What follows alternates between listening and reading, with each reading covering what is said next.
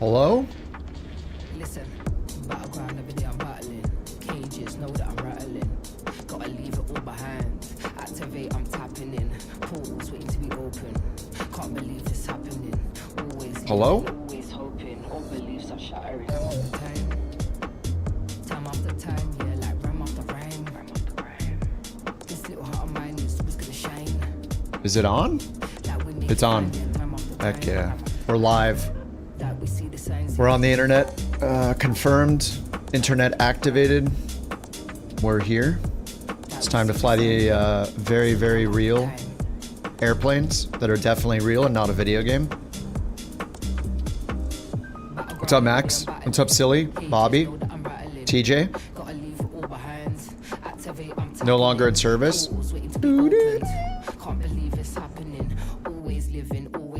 We're trying a new playlist. We'll see how it works out. This is pretty chill so far. It's the Dreamy playlist. I'm in the house. It's happening. What's up, Bobby? I'm always in the house. That's my it's my natural state is to be in the house. I think I just want to fly the CRJ, like only. I don't know. I like it. Said time after time. Truth is they don't know about this mad little lifestyle. Stay out of the way, stay tactile. Find your way like a sat nav, really stuck up the memories, fat power. If you amp up now, we don't back down. Mind the delays, I'm back on track now. Good service, flight plan import. Mind my business, yeah, stat now. On air? A little too complicated. I don't really use it. I mean, we tried to do it as a VA. It's just so much work. I wasn't the only way I could describe it is it felt like work and I wasn't even the one putting in the work for the VA. So like, I really like FS Hub. I like that we can make our own achievements and routes and like there's so many options and they're gonna do the aero economy thing. As soon as that comes out, that's gonna change even more. Like who knows what's gonna happen with that? You know, like if you go to the site and you go up and look at aero economy, like we've been looking at this every now and then, but like every time you do the daily flight, it's giving you a balance already. So that's what the balance is in the banking section. Daily flight challenge award. But look at the left side. Hangar, property, airlines, business, trading, job boards, auctions, suppliers, escrow. Like, dude, what are they making? Seems awesome. Anyway, I'm gonna do the medium flight. I gotta get my daily. I got 4.5 hours to get the daily, so yeah, I changed it back to props because the stools are kind of juvenile. I don't know. It's props for now. I thought again about making it crabs, but it's kind of confusing. I don't know, maybe it wouldn't be confusing if you get crabs on Twitch and you get crabs on FS Hub. FS Hub has a career? Not really. I mean, there are points you get and stuff, but that aero economy thing is not released yet. But you can start earning money for it already, so... Yeah, if you go and opt into aero economy, it's even a different website. Look, it's aeroeconomy.com is the URL. But FS Hub, it says back to FS Hub. So, yeah, it says we're testing aero economy, but we welcome you to fly the daily flight challenges to start earning aero dollars that you can spend or invest once the platform is released. So yeah, for now, like you can, it's smart. Like they're still working on it, but you can start earning aero bucks, aero dollars, just by doing the daily flights on FS Hub, which is, you know, we've done daily flights almost every day. I broke my streak a couple days ago though. Hello, Salty? Salty in the house. What's up, Salty?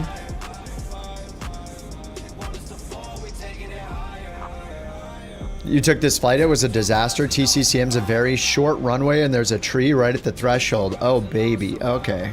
Heck yeah. I'm ready. What did you fly it in, TJ? Oh, man. There's a tree here? Or maybe you landed the opposite direction. Is there a tree? Oh, maybe it's this one. It's got me set for runway 20. We'll see. Auto brake max. Yeah, how long is the runway?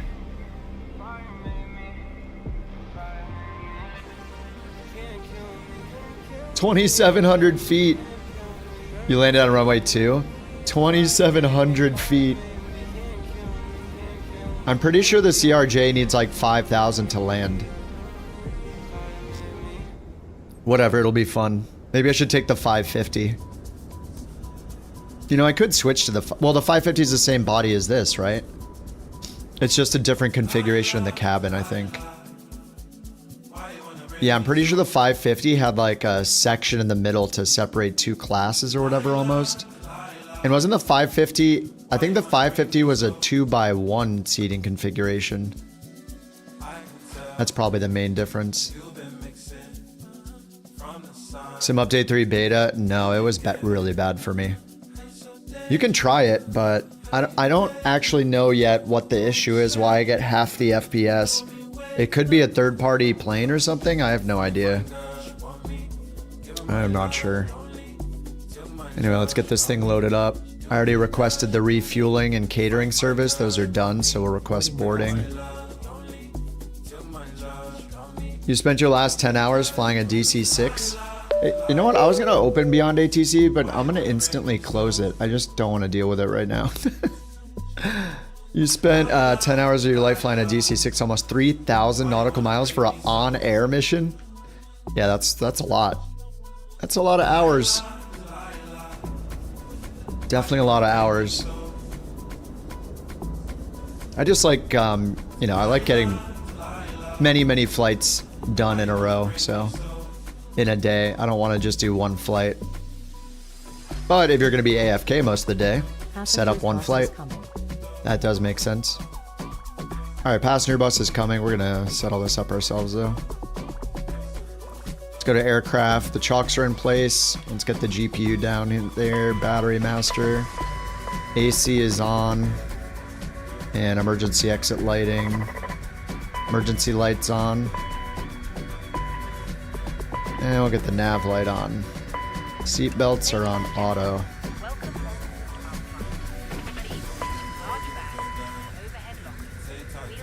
Passengers boarding started.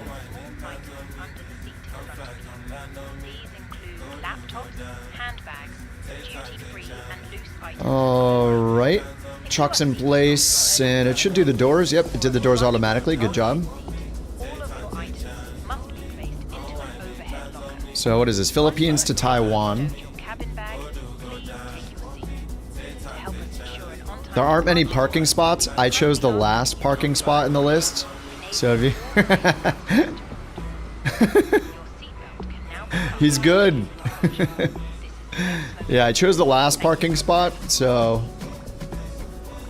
we can always slew if we're in each other's way. Once Sim Update 3 is out, this will never be a problem again, because it'll disappear anybody on top of you, so problem solved. So maybe just a few more weeks of this. Tommy, how's it going? RCCM's challenging. Slam the A400 in the ground at 800 feet per minute. Couldn't stop in time. Yeah, this might be a problem. It seems like landing on runway 20 is better though, according to TJ. So I'll try to avoid runway 2 and do 20 instead. Alright, landing elevation set. Actually, let's start here. Hydraulic panel checked auto. We're not doing auto yet. Yaw damper engaged? Not yet. Landing elevation set. Flight planner. Landing elevation, 39 feet. I'll just click that twice and that should be 40. There we go. Done and done. Alright, FMS check. Let's go down here and initialize position. Copy the GPS position over. That's fine. Flight plan. We go to flight plan, send to FMS. And to not add the destination. Let's import the flight plan again.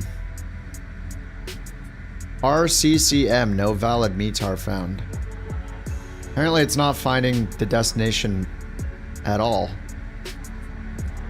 RCCM. Not in database. What? What's this then? What is it talking about? RCCM. RCCM. I even have Navigraph installed. How did you guys get to this airport?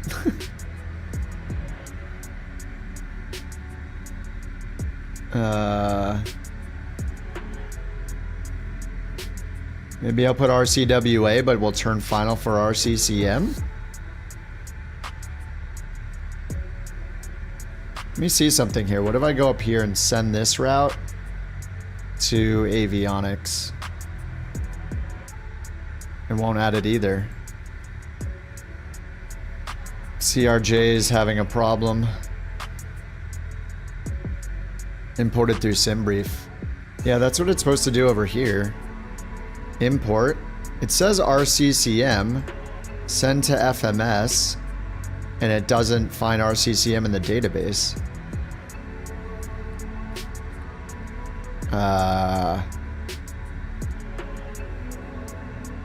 The CRJ's having a moment. What? What am I supposed to do here?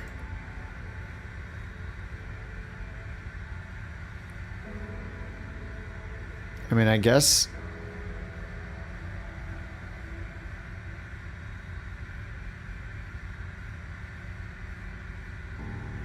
I mean, the last waypoint here is pretty close, so I'll just leave it on Malik, and then I'll put in this airport. Let's put in RCWA. RCWA. Not in what? What's happening here? You were in the 146. Oh, there's so many airports that are just not in the database. What the heck is happening?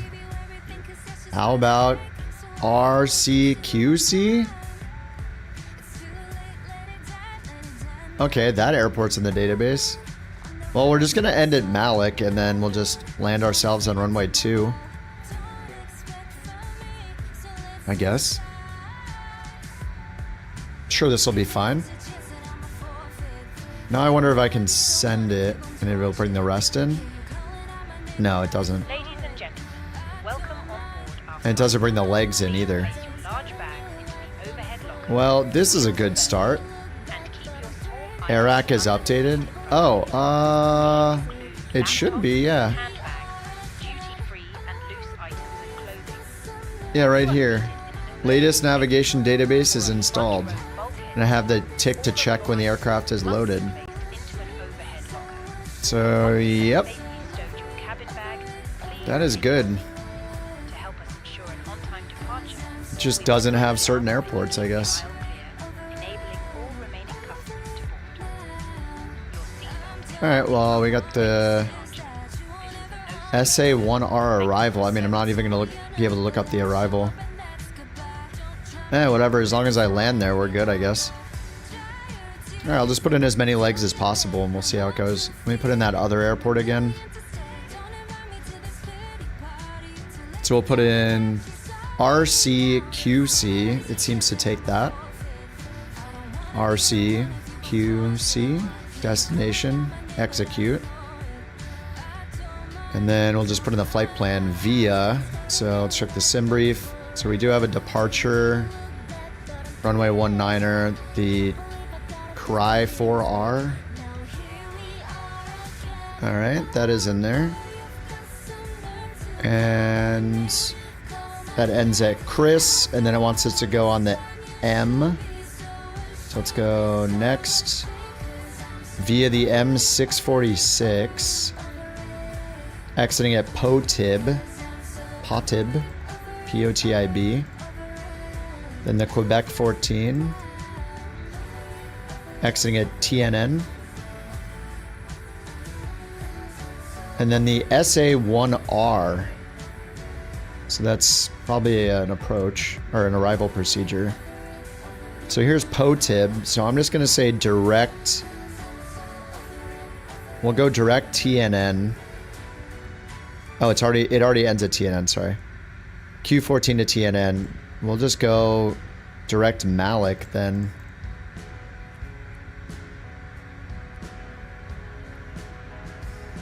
And after Malik, it's going to expect us to go north to this to this airport, but we're landing at this airport. RCCM, it's just not in the database or something. What's up, Chase? What's up, Slevin? ETO stuff? I was programming it earlier. I was making it so if you put in a wrong username, it doesn't take your coin away. It lets you know you made a typo now. Okay, I think that's all set now, so let's go to performance, and I'll just use the performance from over here. So let's go to 0 fuel weight, 88.23, 88, and then 0 fuel, 579.7. 579. What is wrong with this EFP?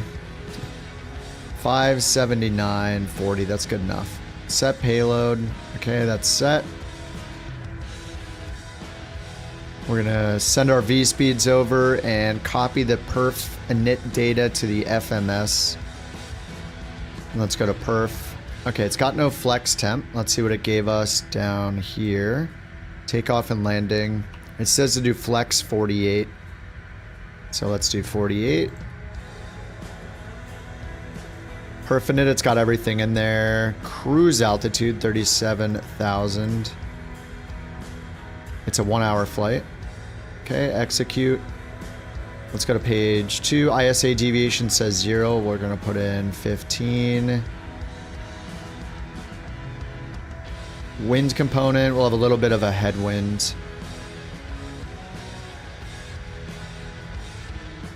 Taxi fuel is 500.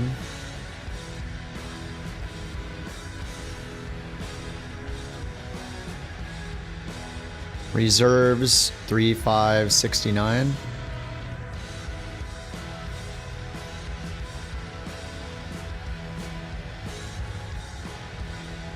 Top of climb wind.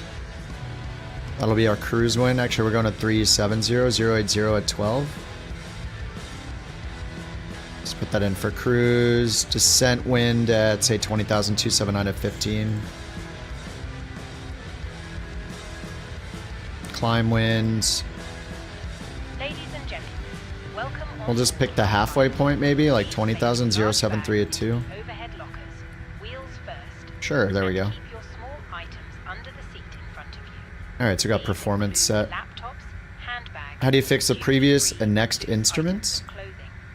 If you are seated in an emergency exit row or What's up, a Maddie? front row bulkhead seat, all of your items must be placed into an overhead locker.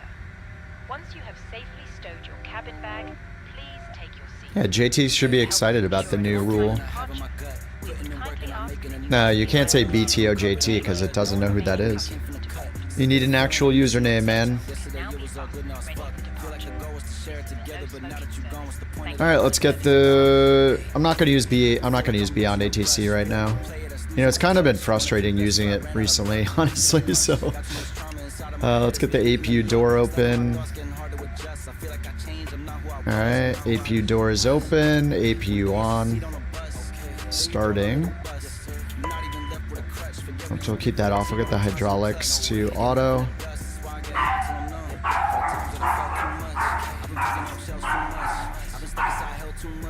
Oh, it begins, I guess. She has embarked once. I start the stream and there she goes. I like the how's the day been? And then she starts barking. Well, it wasn't like that until just now, but maybe she knows her mom's coming home today. Oh yeah, I forgot the alignment. I always forget to go down here and switch the alignment because I'm so used to doing it in the overhead panel.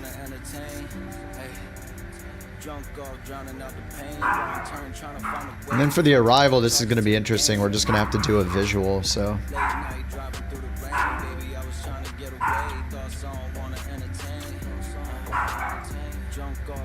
It says runway 20 is recommended. Yeah, we'll just do a straight in. We're just going to have to do it visually.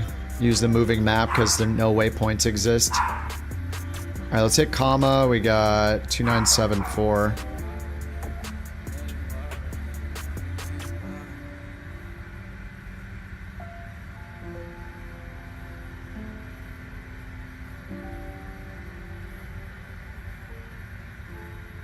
Okay, I think all that's good.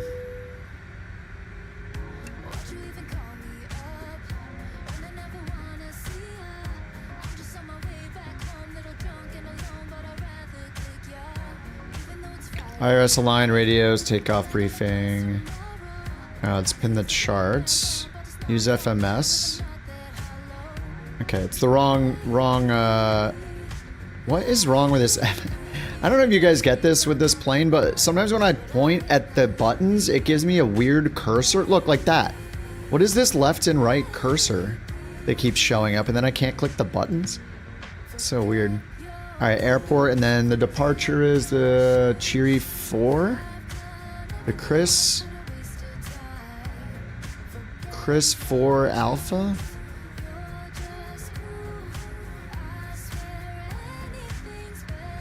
Or 4 Romeo, this one. All right, there we go. All right, we're taking off on runway 19 right next to us. 187 is the initial heading. 187.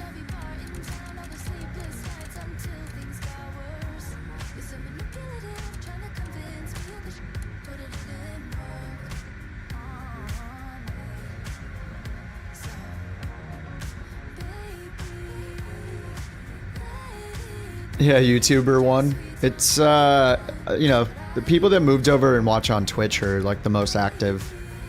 They're the ones who chat and do all the things mostly. You know, makes sense. What's up, Flair? It's a CRJ 700.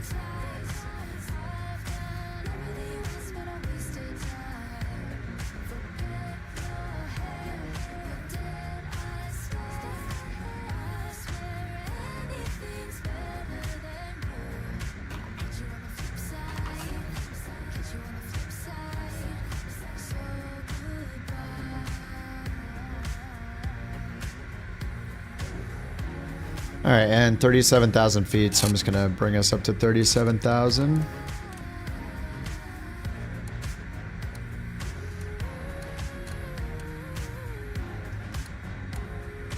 I can't select cert 37,000. What the heck is going on? One click on the altitude knob changes it from 36,500 to 38,000. What? Okay, there's 37. What the heck? God, this plane could be so much better if they fixed all these weird quirks in it. I mean, the plane is still great. I just love having a CRJ. It's just, man, what is with all these weird things that happen in this plane? It's still worth flying, though, I think. Just gotta, like, learn the weird things about it. It's so strange. Alright, APU is on. We'll get the AC on, recirc fan, air conditioning. I'll get the beacon on and we'll just start. We'll just start the engines right now. So left boost pump, right boost pump. Beacon is on. Left engine start. Right engine start at the same time. Because it lets me. Flip those up.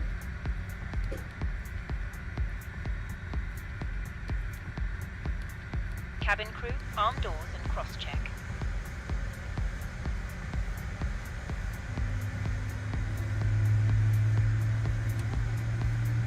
The heck? Oh, that was weird. They were already forward. Okay. Engine 1 starting and engine 2 is dying because I didn't realize it was... Alright, we're starting engine 2 again. Alright. Chalks are still there. Probably get those out of the way. Aircraft. Chalks removed. GPU removed. Chalks removed.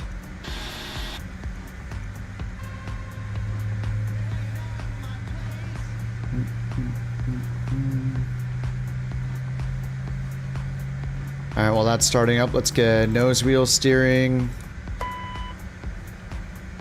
Thrust reversers arms. Windshield heat on.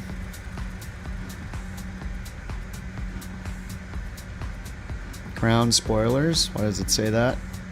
Have them off. Yaw damper, mock trim, stab trim. Okay, engines are started. Let's get the APU off. APU door closed. Oh, this hydraulic was not on. Yaw damper. 1 and 2. Stab trim. Takes 3 clicks for some reason. Stab trim 1 and 2. Mock trim. Alright, cast messages are gone. Flaps 8. Trim needs to be 8.2. There we go. Okay. Taxi lights on. Seatbelts on. APU door closed. Reversers armed. Parking brake is on. Alright, sweet. Charts. I think we're good to go. We'll get the ATC on for fun. Alignment is done. Just pick a random call, random squawk code.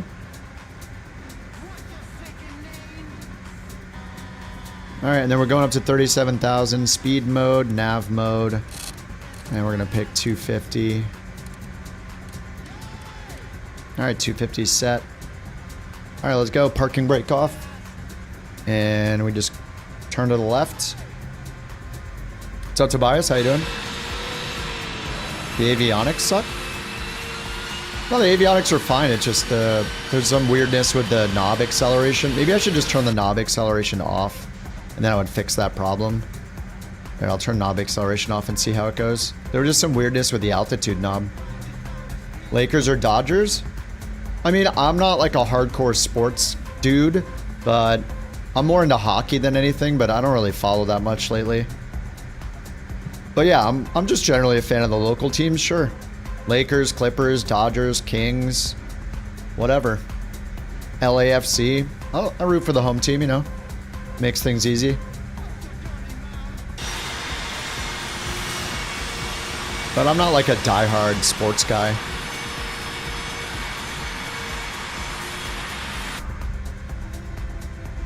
I mean, I've always like watched sports. I played a lot of sports growing up, a lot of hockey. But yeah, it's just what is this music? This is the Dreamy playlist. Cabin crew seats for takeoff.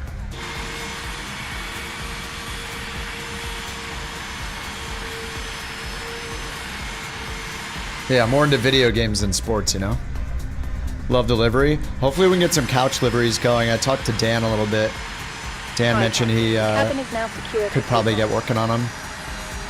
So we get some couch captains liveries. I don't know what we want to do with it. Maybe it should be a couch connection. Kind of like Delta connection. Couch Express. What's a word for express that starts with C? Couch connection is, I think, what we had on some other ones. Which business jet for an absolute beginner? I mean, the default ones you have to pick from are either the CJ4. You have the CJ4, which has no auto throttle and has avionics that look similar to these. It has the Proline 21. The Longitude has a Garmin G5000. So if you like, I would pick based on the avionics. CJ4 has these type of avionics. Looks more like an airliner style, like almost like a Boeing, but they're Collins avionics. The Garmin G5000 is in the Longitude, which is in premium. And the PC-24 has the new Honeywell avionics. So if you flew the PC-12, you could fly the and you like those avionics. It's the same ones in the PC-24. I think third-party wise, there's basically just like the Learjet, right? I don't know that anybody else flies any other ones. Vision Jet? Yeah, I wouldn't call it a business jet though. Vision Jet's like a, I don't know, it's like a, it's more like a, what's it called? Like a turboprop almost, because it's so slow. It's a little luxury private jet more than like a business jet. I don't know.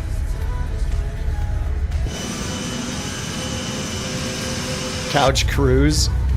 You just cruise over there real fast, real easy. Hope we have enough runway. It gave me a flex. Yeah, it looks like we do. Man, this is slow. Look at this. With the flex temp in there, we're only going 80. There's V1 rotate.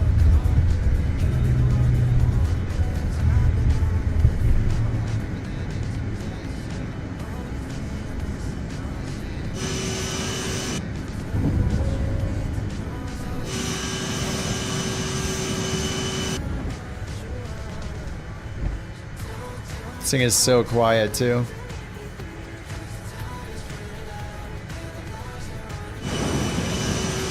Alright, goodbye Philippines. Yeah, couch connection could work. Don't sink. Don't sink. This plane just feels heavy. Alright, we're at 1,000 feet. Alright, back into climb detent. And we need to turn around to the right.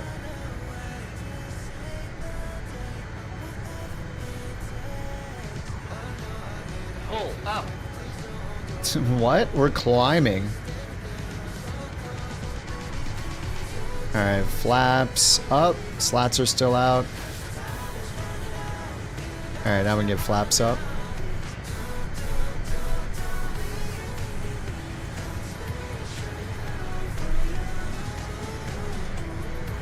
Alright, autopilot on. Thrust reversers off. Nose wheel steering is on. Nose light off, or sorry, taxi light off. Beacon is still on.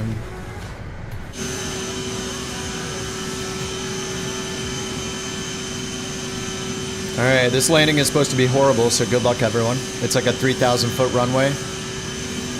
TJ said there's trees near it, so...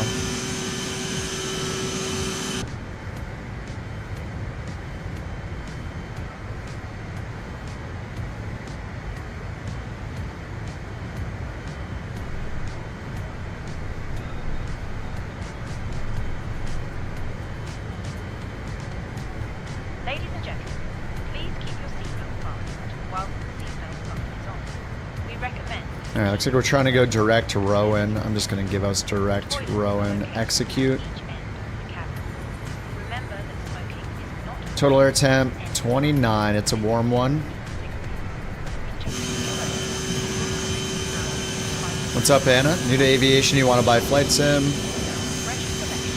Yeah, you should get 24. I don't know, I mean, do you want to buy a game that's 4 years old or a game that just came out? I would buy 2024. 2020 will eventually be deleted, you know? They're not going to support it forever.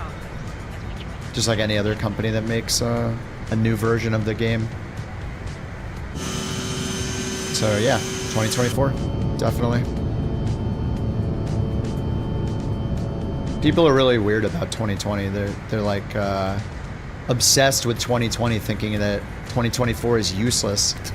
But I have not gone back to 2020 once since 2024 came out. So it's like 2020 holding them hostage for no reason. It's really awkward. It's just weird. Every single day I see people like posting on Reddit, asking in chat rooms, is 2024 playable yet? It's like, yeah, it's literally been playable since day 2. What are you talking about? It's very, very strange. And day 1 it was playable after the servers came back up. Like, people are just so weird. I don't understand. Of course it's playable. People are literally playing it all day, every day. You can watch them on the internet. It's funny. Alright, let's get the seatbelt signs off. We're at 10,000. Alright, we'll see how this runway goes. The TJ gave me a warning that the runway we're landing on is 3,000 feet long. And what's weird is the airport's not even in the database. So that's an interesting one too. Alright, looks like it wants us to be on standard altimeter.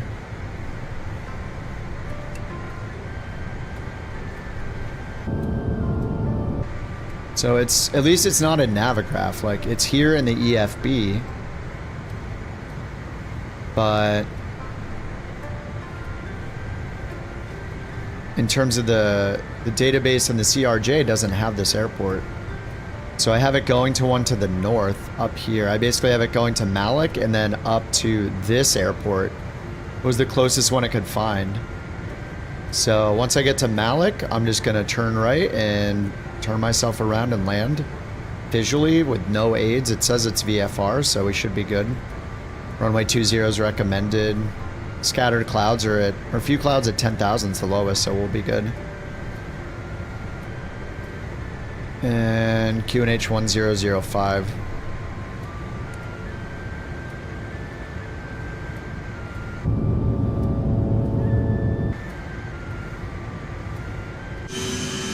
Yeah, we'll be fine.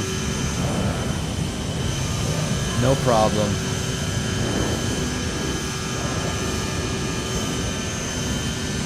So I guess I should put in a, just for a TOD, we'll put in a, at Malik, we'll put in a target speed to be at. Airport's at 53 feet.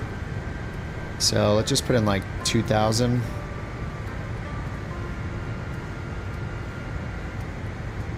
Okay, and then I'll go to MFD menu and turn on VNav. So this is our climb. This is we need to do 1100.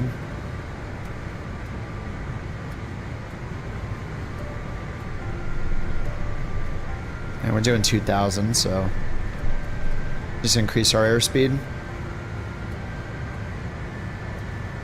I kind of feel like climbing in vertical speed with this thing, even though that's such a bad idea usually. The reason is that this plane, I keep having to pull down the speed as we get higher and higher. So I feel like vertical speed might be a better way to climb. It's so weird just because, like at the low altitudes we're good. Once we get higher up, the climb performance is so crappy in this.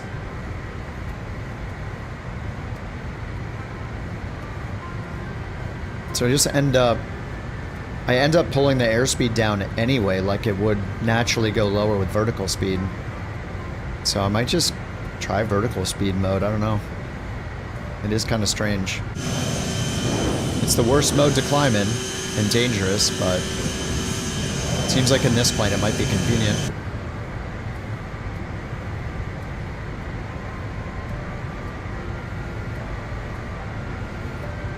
Alright, we're almost at Chris.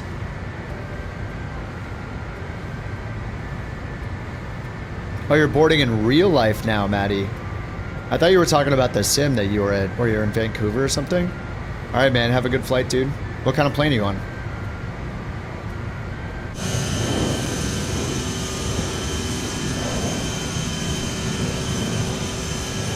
Oh, Max 8, nice. Dude, I haven't been on a Max yet. I'm curious if you think it's a lot more quiet.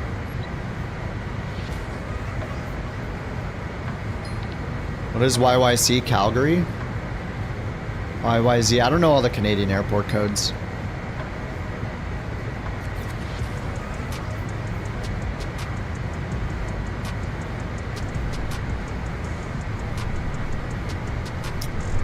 Calgary to Toronto, nice. Alright, dude. Hope you get a good view of the city on the way in. Have a safe flight, dude. Yeah, I kind of want to fly on a Max now.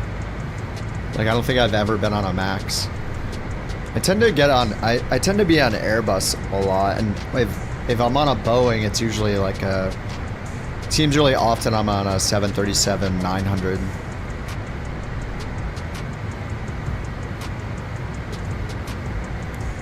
I'm not sure how late I'm going to stream today. The Mountain gets home today after being gone for 2 weeks.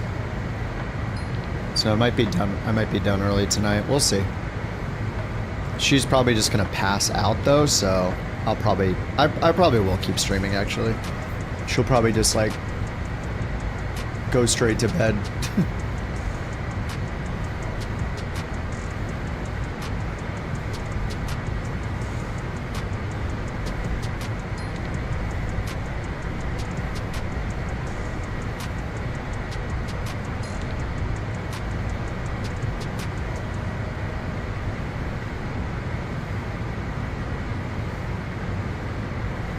$1,500 feet per minute.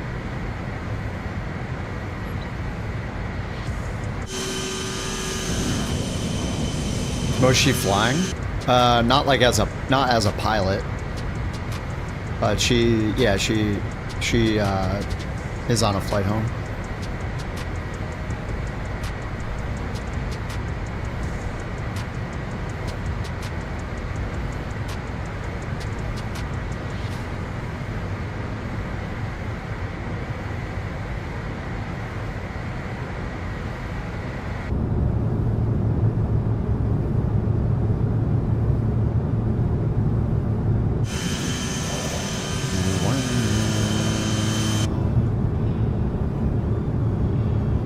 Use speed till 2,500 feet, then to vertical speed. Yeah, it seems like yeah, that makes sense. Or to use speed mode up until 10,000 feet to just abide by the speed restriction, and then switch to vertical speed. You're working on your pilot's license? Nice.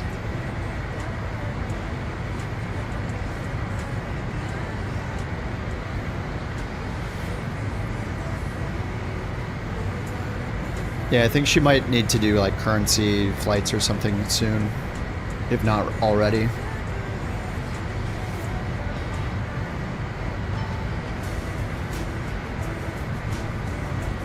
Yeah, the avionics. Yeah, they're very similar. I mean, they're Collins avionics as well, so they're very similar to the other Collins avionics. I haven't flown the CJ3, but in the CJ4, you know, the Proline 21 is very similar.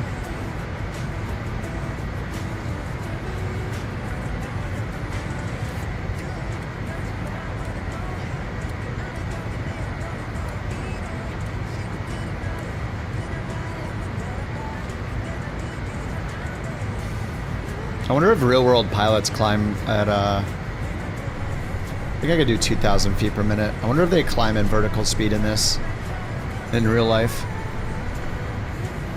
Or if the performance is good enough to climb in speed mode, or they probably move it down much lower. Maybe they move it down to like 230 knots when they get higher and higher, but I don't know. Yeah, vertical speed mode seems like the way to go. Which is really weird because it's almost never ever you never ever climb with vertical speed mode.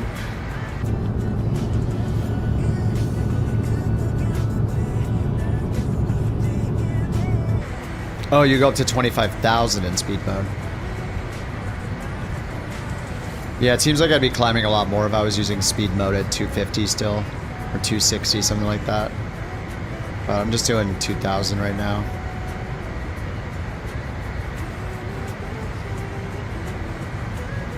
Oh, I always forget the fuel crossflow. Every time.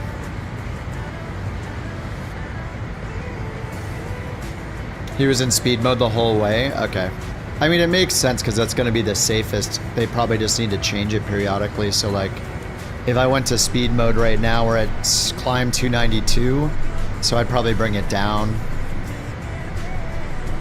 Oh, yeah, VS is very stupid to use in climb, 100%.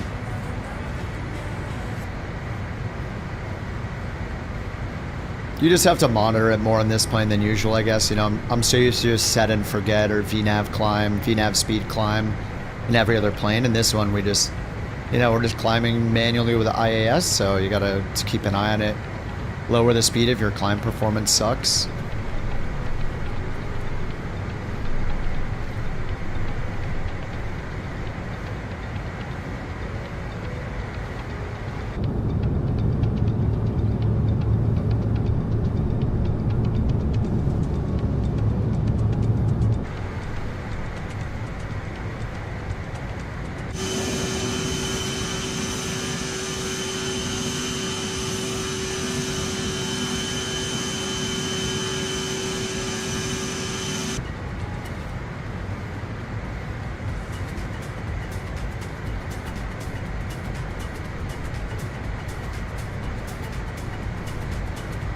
Alright, that's all done already. Landing elevation we've already done. No METAR found, but we have the one in the EFB, so we're good there.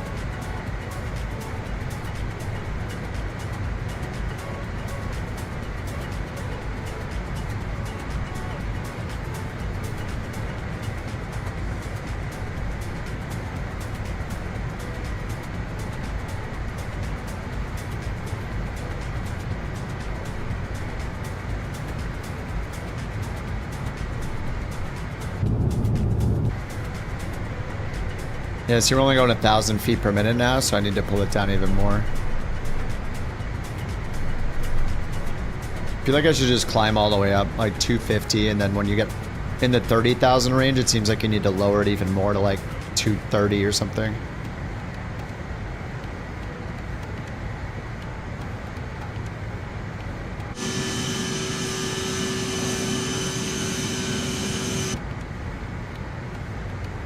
Or maybe I'll just climb in 230 or 240 right off the bat. Like, the CRJ, you just put it in 240. Just leave it there all the way up. I mean, it's going to change over to Mach soon, but Mach 0.66 maybe? 6.7 is around where it's at.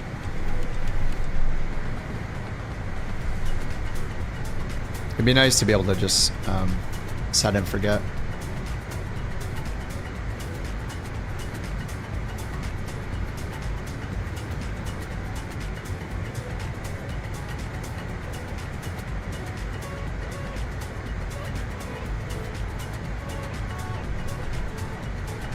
Lock release. Down, lock release. Okay.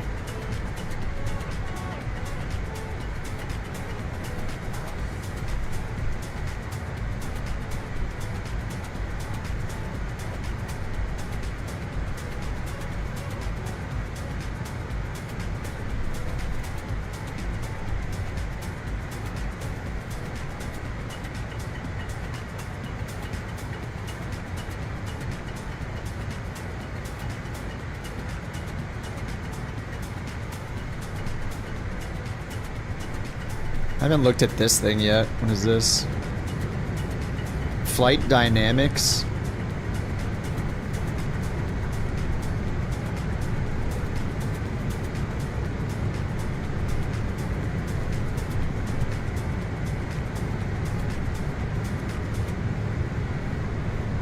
Runway, is that elevation and length? Glide slope?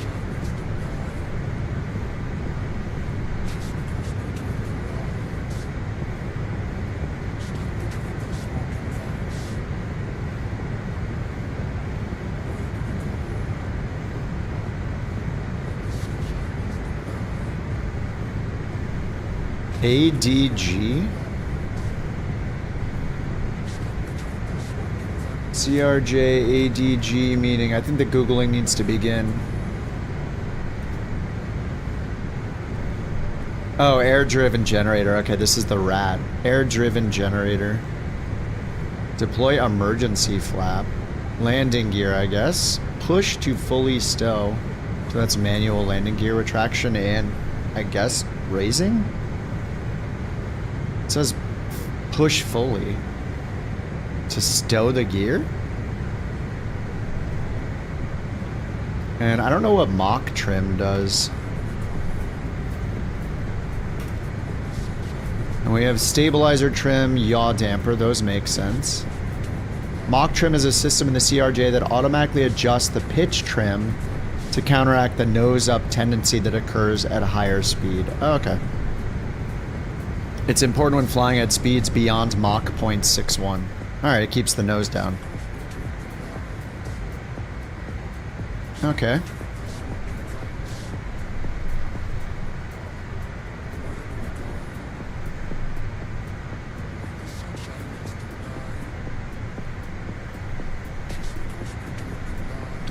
Roll and pitch disconnect.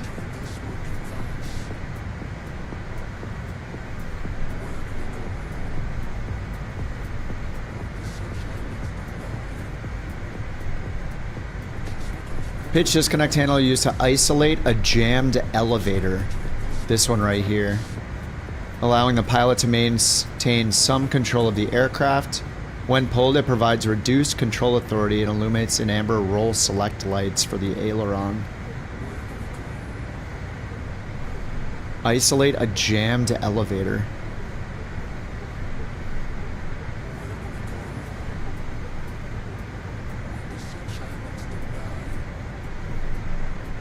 IRS off? What do you mean?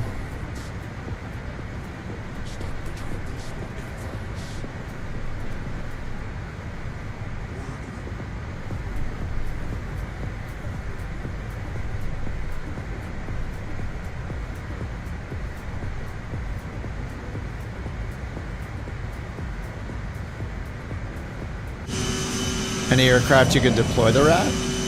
The Phoenix. The rat works in the Phoenix. I've used it a bunch of times when we did the failure days.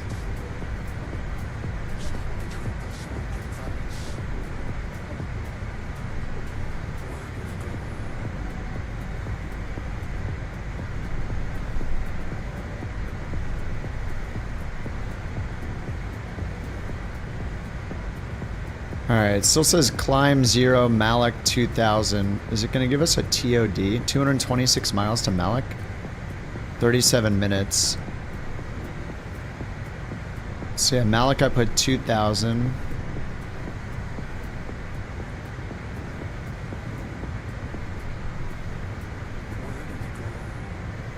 Yeah, I know what the INS and IRS is, but why are you asking will I make it with the INS?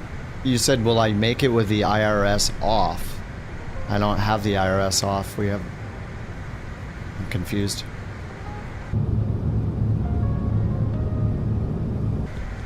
I don't have the IRS turned off. See, we're navigating. We have speed data. We have position data. What?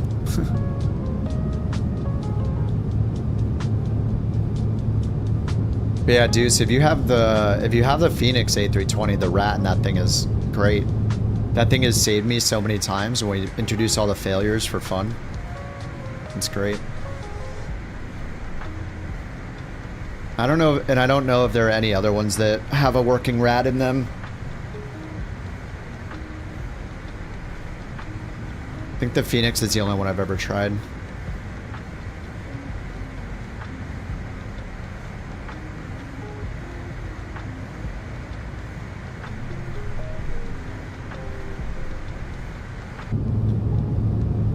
Music is definitely the dreamy variety. Elevator music.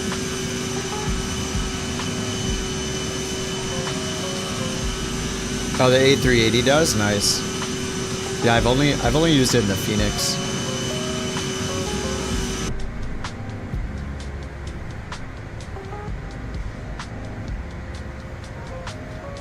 Alright, this is just the nearest available METAR. I wish it said how far the METAR was. Runway 20 still recommended.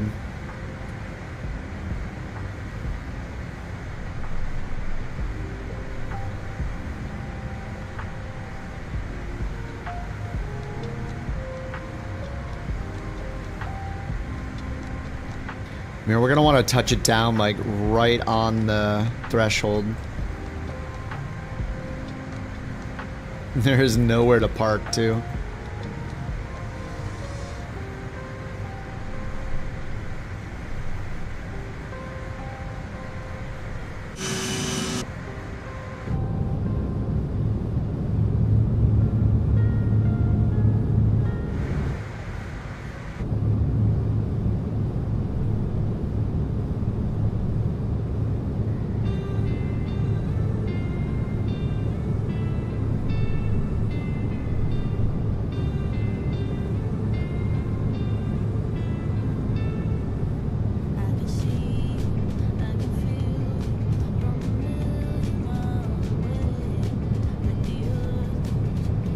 We're moving up on the list. We've already moved up 1, 2, 3, 4 spots since last night. 2,900 flights. We're gonna get up to like, I feel like we're gonna get up to the 5,000-6,000 pretty fast. This is just crazy though. 182,000.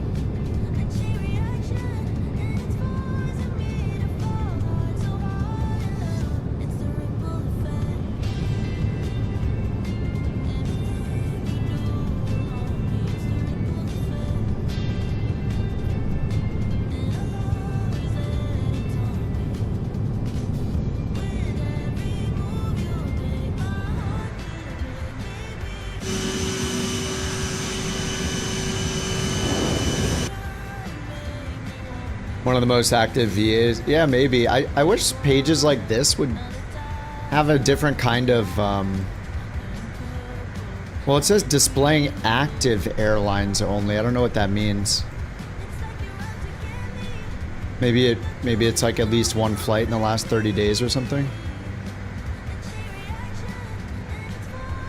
It'd be cool if they made some kind of competitive thing to it. When it's just total flight, it's like, yeah, I don't know.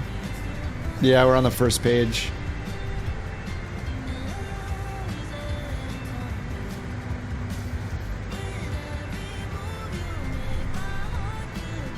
Let's see, the first British AvGeeks is the first one that has more pilots than us. Then Fliggity, and then Two-Tone. That's it. In terms of number of pilots on the first page, we're number 3? We're number 4. Yeah, Two-Tone is number 1, pilots-wise, then British AvGeek, then Fliggity, then us at 159. So yeah, we got a good chance to catching up. The Thai virtual pilots only have 127, but they have so many flights. This is insane. Nexus Air, 34 pilots. Look at these guys with under 100 pilots that are up here. 27 pilots, 10,000 flights in 2.5 years. It's pretty crazy. A lot of active, super active people on there. What's up, Brian? How you doing, man? Happy Sunday to you. Got a coffee status. I got about a third of my coffee left. Important information to share.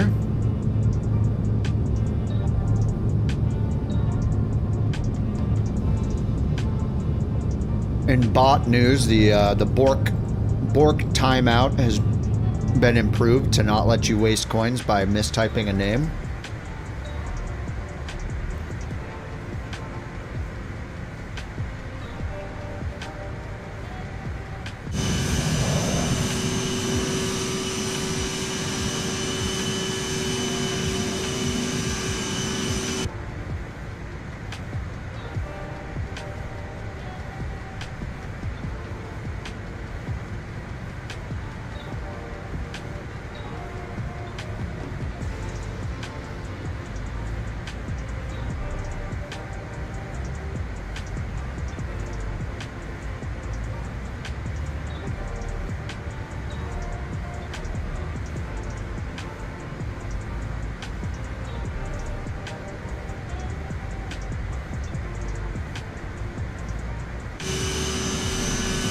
We've been doing New Sky plus SF Hub. You're just running both of them. CRJ engines wouldn't start. Do you have a mixture axis set? This plane, if you have mixture 0 on an axis, the engines will just shut down for some reason. You know there is no mixture lever, no mixture control on this plane. But if you pull your mixture to 0, or it detects mixture is at 0, it'll shut the engines down. May have hit a key combo. Oh yeah. I started going through my keyboard shortcuts and literally deleting anything that I don't use. Like I like having the defaults, but there's too many times when I hit them by accident. So yeah. That makes sense. To unbind a bunch of keyboard things. I need to turn the exposure down. I wish I could make this change like automatically. Like during the day, turn it down. During the night, turn it back to 0. It's just overly bright. There we go, that looks better.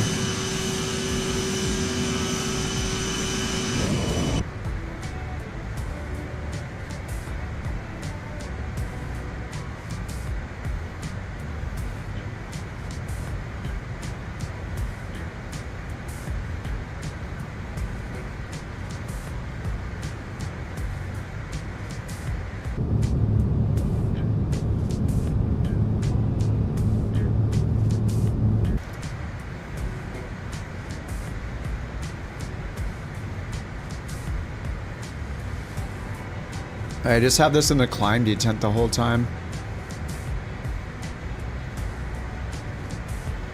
Oh, and there's a cruise climb D10 as well.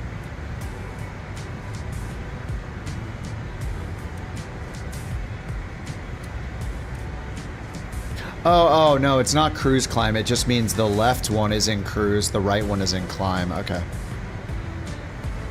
Got it.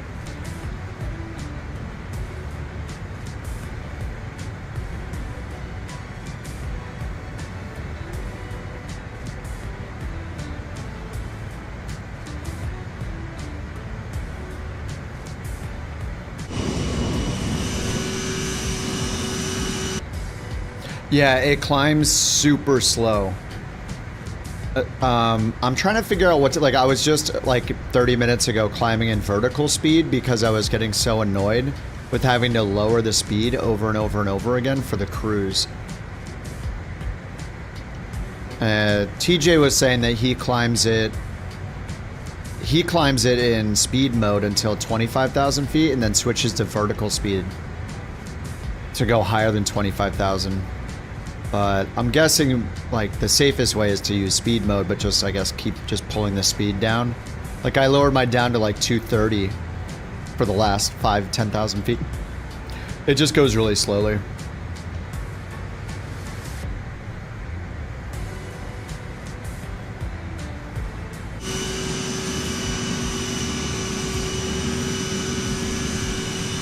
Man, I wish we could get, like, this plane is great and all, but I know that it's not going to have the system depths as something like,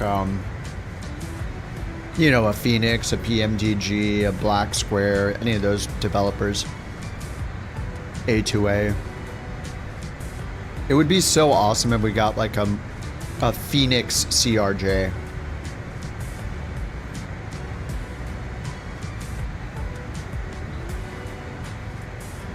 Yeah, important to make positive airspeed. Yeah, I mean, it's going to be safer to climb with speed mode for sure. But out of sheer laziness, I was considering, and I did for a few minutes, climbing in vertical speed mode. Definitely a bad idea. Oh, and yeah, Brian, you fly the longitude climbing at like 5,000 feet per minute all the way up to like 45,000 feet or whatever. Everything is going to feel super slow compared to that. Yeah, Phoenix Regional. I'm so annoyed. Like, I'm not annoyed. I wish they were not making the Neos. Who cares?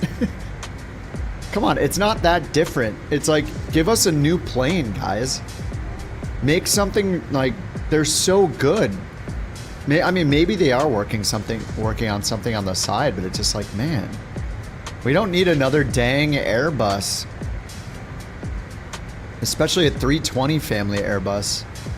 Yeah, PMDG business jet or a PMDG regional. Or just give us regional jets like this. Why do we get only regional jets from the devs that do not make the study level stuff? Because it would just be so awesome to know the realism is right, to learn about failures, to maybe get failures, to... Like, I would love to learn a CRJ.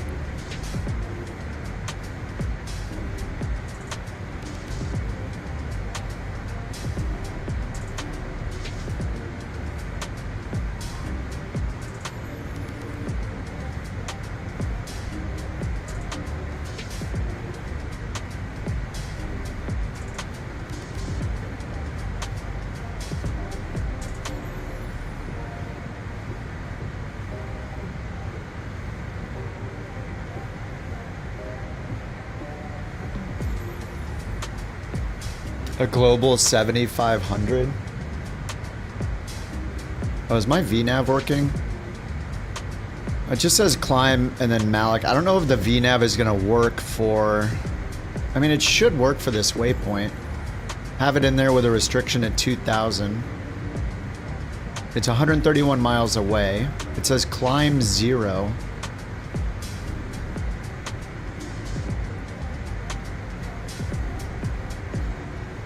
$37,000 set for our cruise altitude.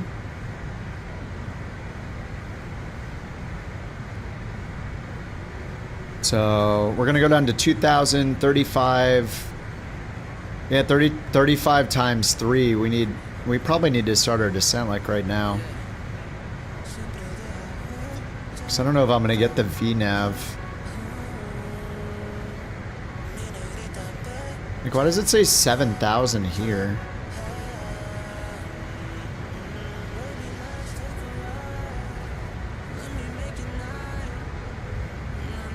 Yeah, why did those say 7,000? Zubat. We're at 3-4. I didn't put these restrictions in. And we don't have an arrival. There, now it says 370. That was weird. Okay, so we still don't have TOD. 37, 37, 2,000.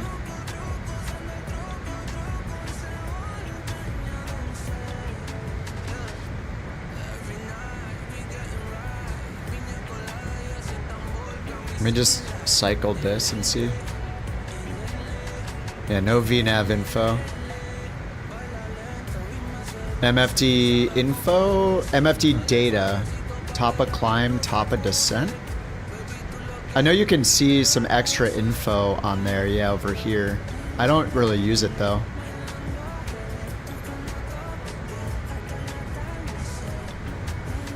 Destination, reserves, extra.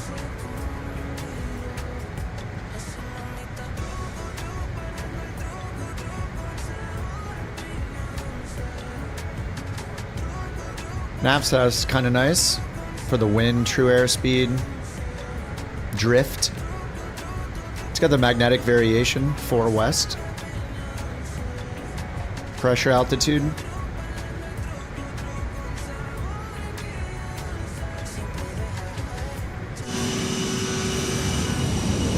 Yeah, I'm not sure if it's going to give me a TOD. Like, there's no TOD on the map, right? I think it's confused because of our fake destination that I put in. Yeah, I'm just going to start the descent now. 37,000 feet. Like, we need over 100 miles. And we're at about 110 miles away. So yeah, let's just vertical speed it down to 2,000.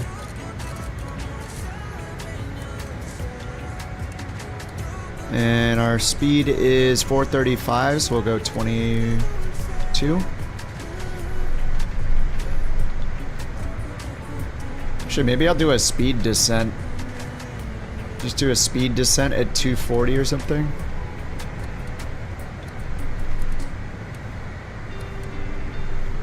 And then pull it back to idle.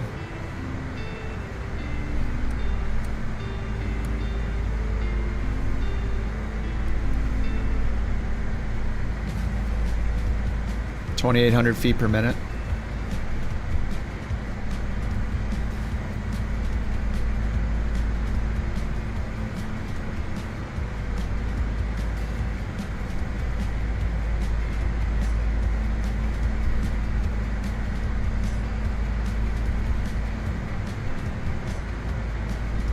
I gotta do a chore while we're descending. Hold on. I'm gonna do vertical speed. I gotta go take care of something for about 3 minutes. Throw something in the wash. Do some laundry, you know, important stuff while on cruise. As real as it gets, this is the hardcore simming that we do. Xbox. It doesn't have Xbox support, really. It's just you can optionally manually put your flights in there, but I don't think you can get any achievements or anything. It's just like a log book where you type your flights in. So you have to enter all the information. Yeah, it's a manual PyRep. It doesn't seem that great to do. I think you don't get achievements and stuff, so it's kind of annoying. I don't know. I'll be right back, guys. Sorry.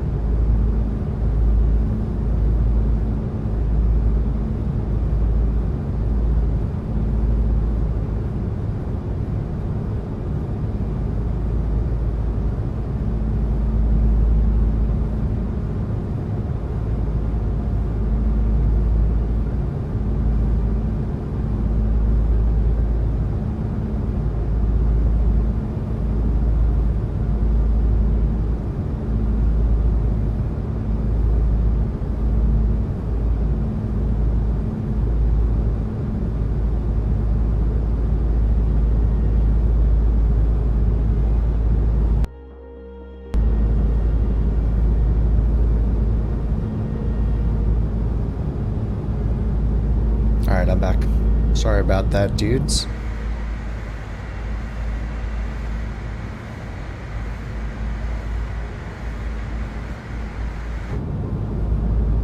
Oh my god. Whoa. Dude, the lighting with ultra settings is insane. The shadows, too.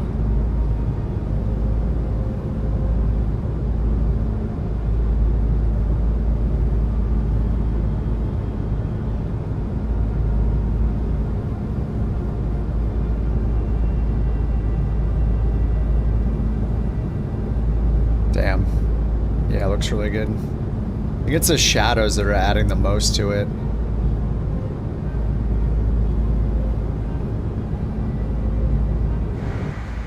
Alright, we are at 25,000 feet. Descent checklist.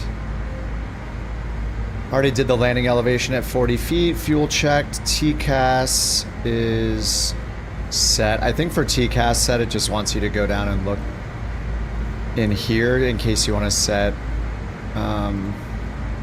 Wait, where is it? I thought you just pressed this.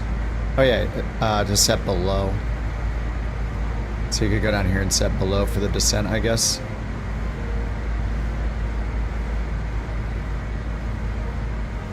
And then radar on off, CAS checked. No CAS messages. Landing data and approach briefing. I mean, we're just going visual. We don't have... We can't even program this airport code. Very impressive. Your grandpa thought Flight Sim stream was real. Yeah, it's really impressive.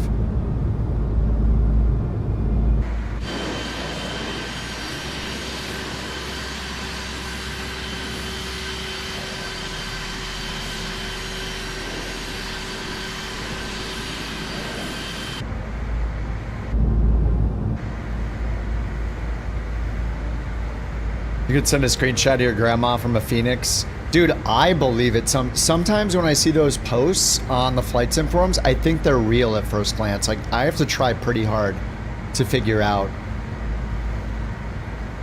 you know, if it's real or not sometimes. Like, it's very impressive.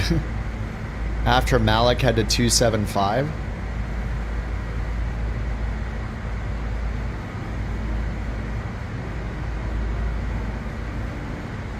Alright, we're at 21,000 feet. I got the little banana arc right there, which is really useful. So I think if I descend a little more, that banana should pull in a bit. Yeah, there we go.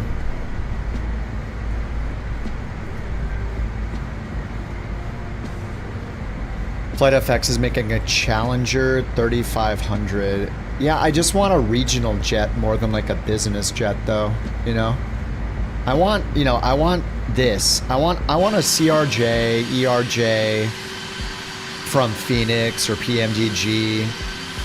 Fewer than 100 people on the plane. Like, I don't know. I want the short hop, quick turnaround regional jets. We just have all the big boys and none of the little boys. We have the 380, the 777s. We have all the medium-sized ones, the 737s. We got the A350 now. Like nobody's making the little regional jets. They're just awesome.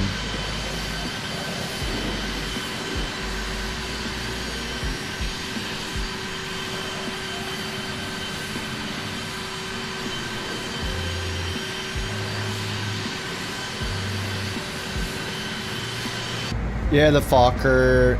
Yeah, all of those are so old school though. Like regional, like modern regional jets are all like Embraers, right? So why is it we only have like the CRJ?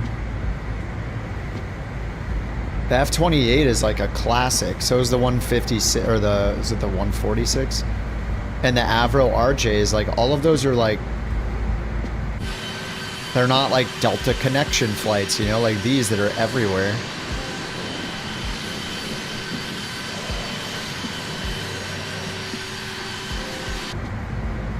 Like if you're not on an A320 and you're on something smaller than that for a regional flight, you're on something like this.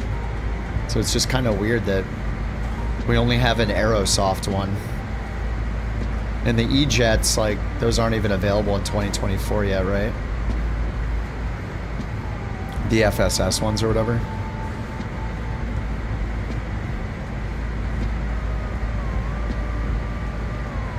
Alright, here's our left turn.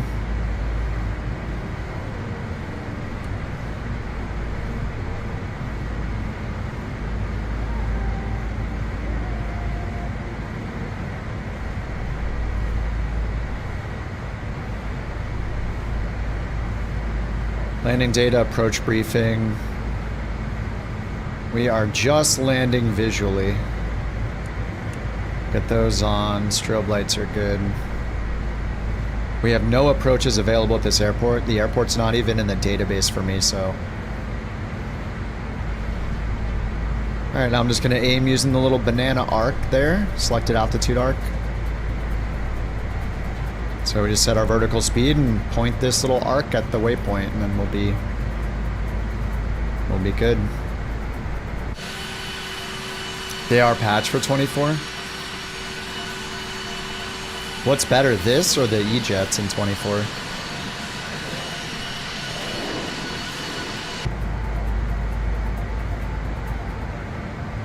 Fokker 100 looks like a CRJ.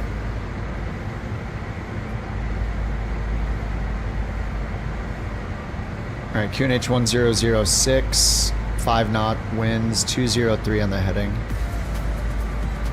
Alright, 1006. Down here. Alright, 1006, right? Yeah, 1006. There we go, that's set. Slow our descent. Speed breakout. Please don't cut the engines. Okay, I unbound my mixture so it's not cutting the engines. Alright, we're gonna get under 250 knots.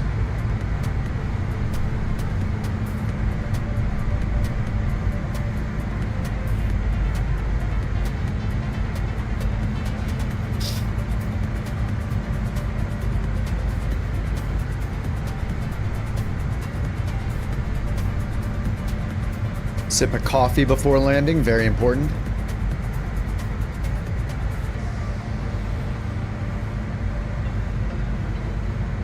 Alright, 11,000 feet.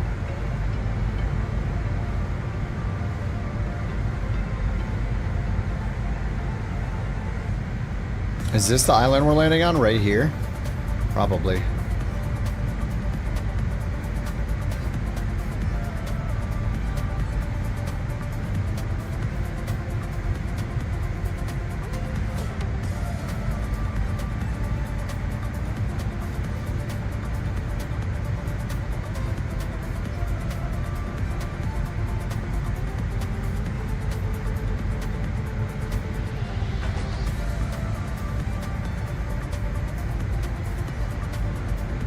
Oh, there's one. Oh, that's L final. It made that. Okay. That's not a real RNAV waypoint. We could fly over RC89 Mike if that's a waypoint, though. RC89M. Not found. Oh my god, I thought the sim was crashing. Oh my god, dude. That sound glitch right there scared the crap out of me. Oh. The hell? Armrests down and window blinds open. You now need to be seated with your seatbelt fastened, ready for landing. Please help us by handing in any rubbish, newspapers, magazines that you do not want to keep. The toilet Alright, let's get the landing lights on. Thank you.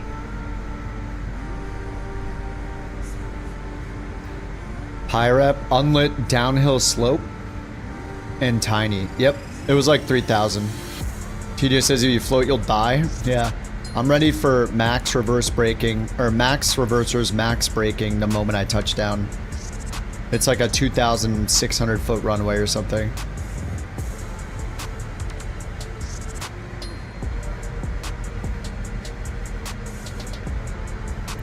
VRF 135.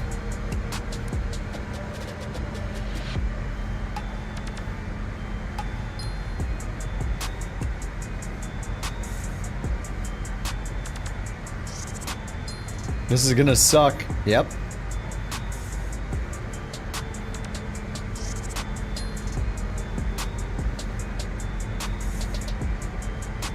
Oh, seems the heading bug ahead.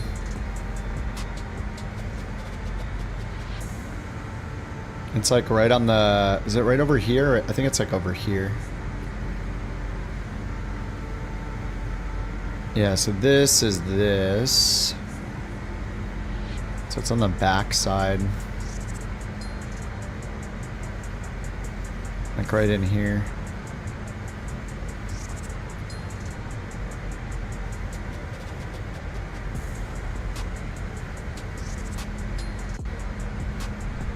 Audio glitches again. Yeah, I never got any of these audio glitches when I was running the... I mean, maybe it's just a coincidence. But back to the NVIDIA card, back to the audio glitches.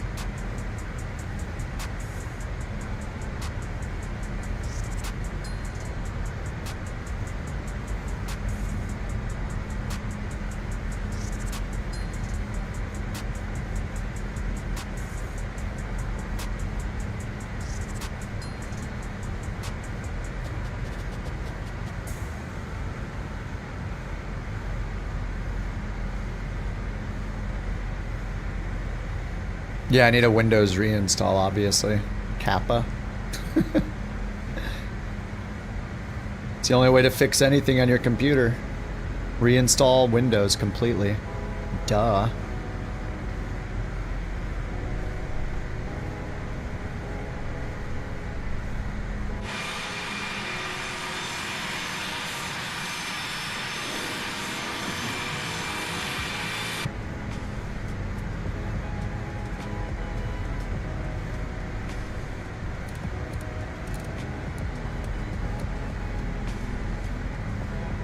Alright, TJ recommended I had 275 heading leaving Malik.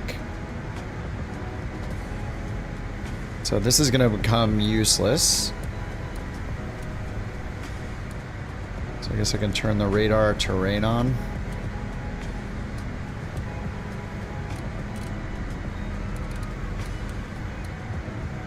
This is a traffic map, but I'm not sure if it'll show the terrain.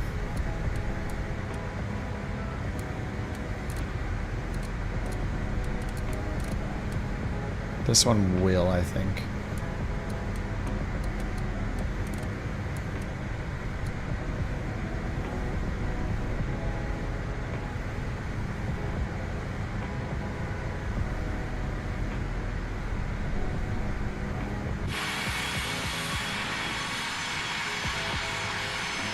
I think I'm gonna like swing around this way.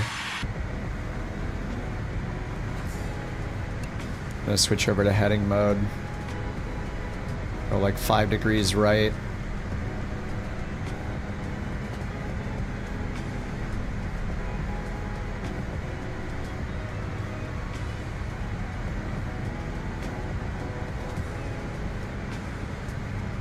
Hey, as long as you touch the wheels down on the ground, even if it's 2,000 feet per minute, it's gonna count it as a completed flight in FS Hub.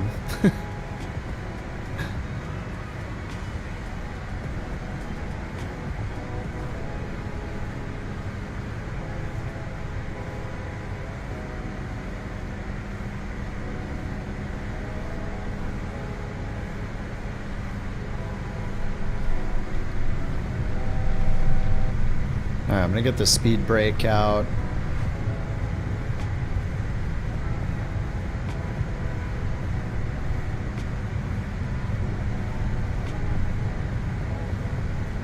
Is it over here? It looks like it's over here, but I thought it was more over here.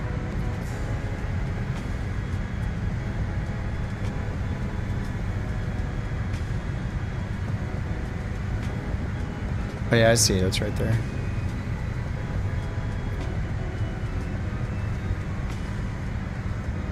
Alright, let's get the autopilot off. Flaps 1.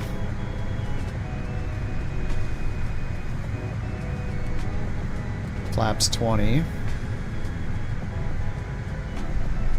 And gear down.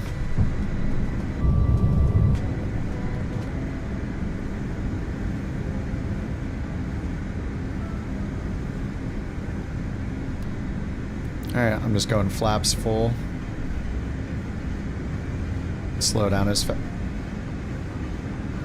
much as I can right away.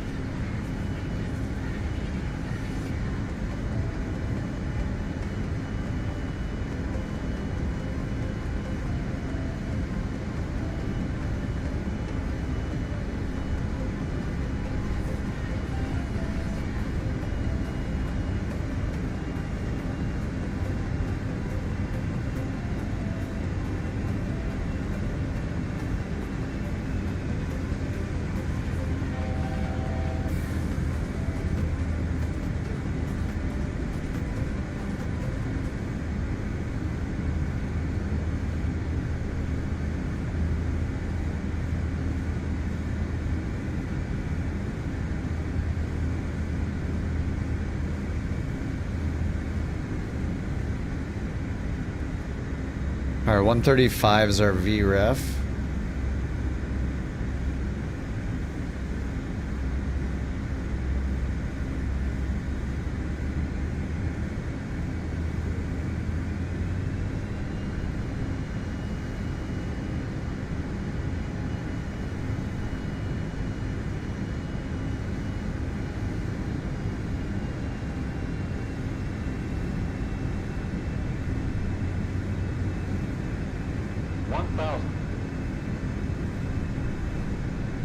Overshot it a little bit.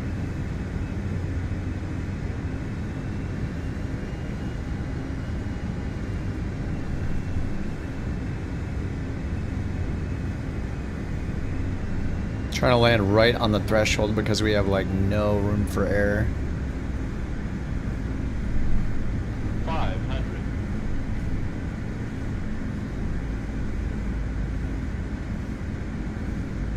400. Sink rate. 300.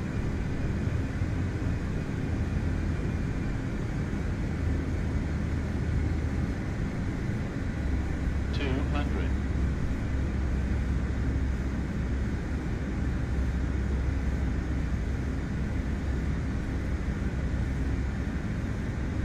100. 50, 40, 30, 20, 10. Oh! Ooh, that was a lot harder than I thought it would be. That's fine, that's fine. I'm alive. Whoa, that stopped real fast. Oh, I'm not landing on runway 2. Runway 2 has the trees, and it also has a tailwind. Runway 2? No way.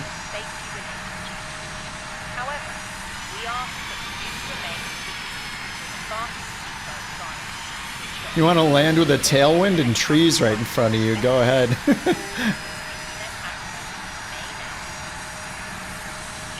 That was 100% milked. It's okay. 500 feet per minute, I'll take that. I'll take 500 feet per minute. That's fine with me. No problem. Overhead lockers as items may have moved during flight. Smoking is not permitted until you reach a designated smoking area. On behalf of the captain and the crew, Uh-oh, Luke. Oh, Luke's going around. Yeah, Luke's in an Airbus. Oh, somebody landed a 330? Migraine just landed in a 330. Oh my god. He stopped in like 1,500 feet. Ladies and gentlemen, when Yeah, look at the tailwind if you land on 2. to the handrails while walking down the stairs. Please ensure that you 2 is not the right move. and for your own safety, do not walk underneath the wing.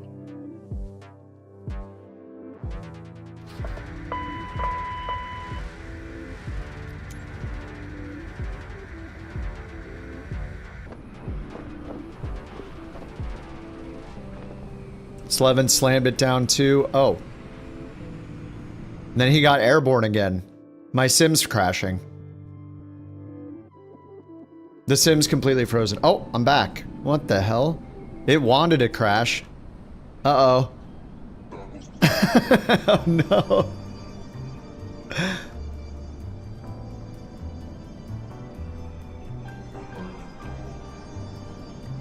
They're good. He's reversing. He's got the reversers on. Saved. He's reversing it out. He's good. Well, the daily counted, so there we go. 1,600 feet per minute.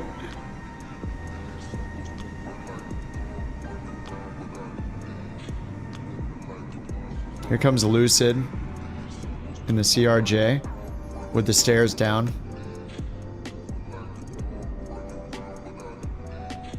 Nice. That looked smoother than mine.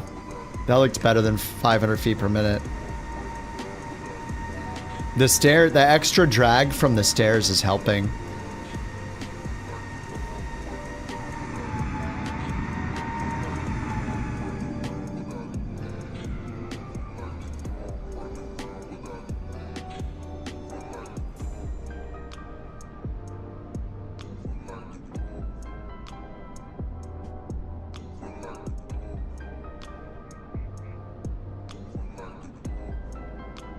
Hey, Tony, 8 months as a couch captain. That's impressive. You got the couch flying skills down. Just don't forget to upgrade from snacks to actual flying lessons. Keep rocking it. Tony, thanks for 8 months, dude. Appreciate that, man.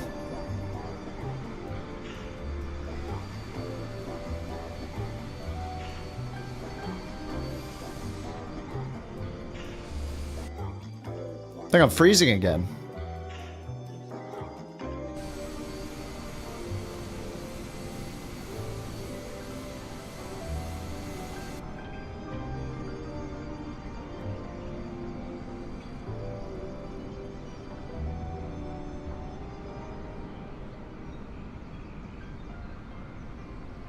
Let me get Flight Sim off of Core 0 and see if that helps.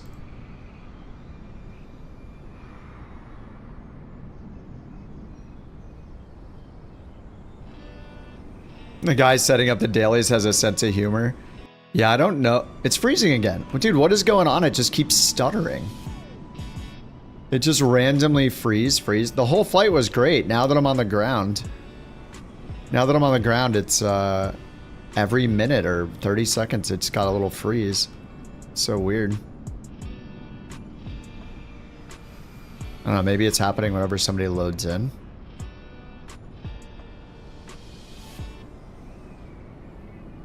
You stalled it in, nice. Dude, it looks smooth from here.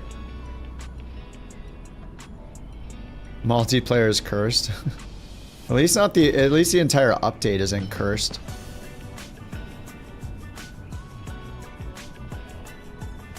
I mean, we could try New Sky, but problem is we won't see any, you know, I guess we'd have to get AIG.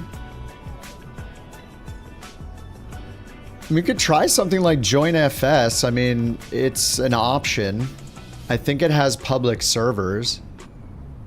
And we could see each other, but you don't see names over people, which is kind of crappy. I'd have to look at a moving map to figure out who's who.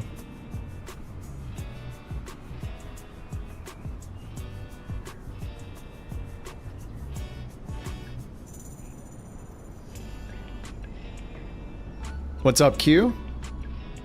Yeah, I think Bite Me had the best landing. I mean, at least he didn't almost hit the water like me and Lucid did.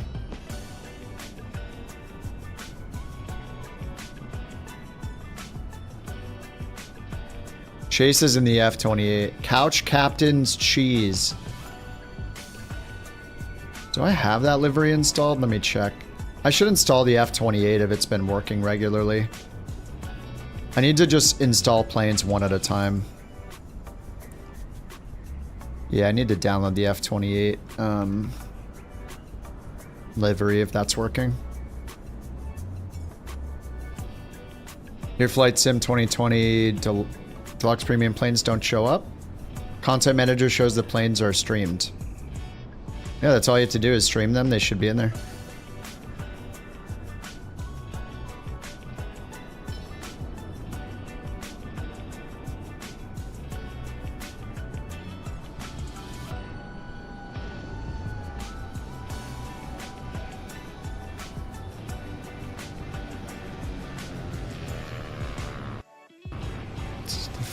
my god. Good time for a little stutter there.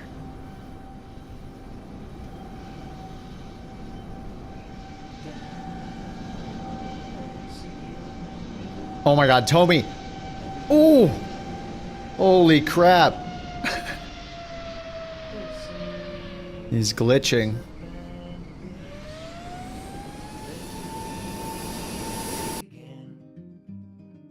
What is going on with these freezes, man?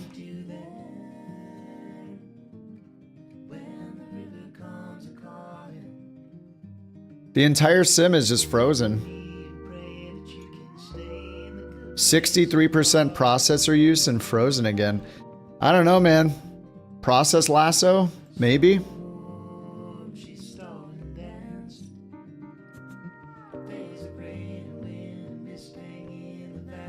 Flight simulator is at 100% GPU usage. Try quitting lasso.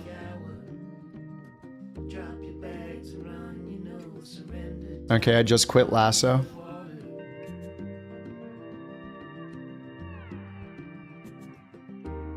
Oh no, it's not you, tell me, it's the sim. You're just playing the game? No, I'm not overheating. My CPU is at 67 degrees, my GPU is at 66 degrees. It's really weird because this happened to me yesterday. Remember, it froze like this once completely, and then I quit out, and then I started, and it didn't do it again.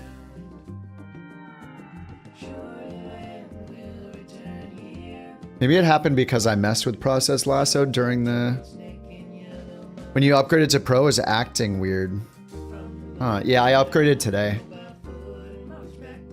You had some freezes that... Yeah, did it. Yeah, that froze, That froze. You don't think it's Process Lasso? Yeah. I'd be surprised if it was Process Lasso. I mean, it's just completely frozen. Alright, I'm just gonna force quit the sim.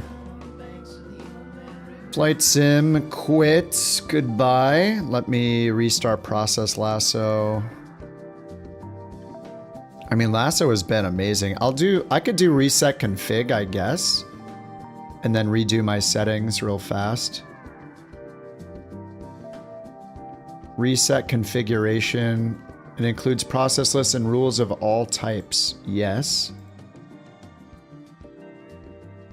Okay.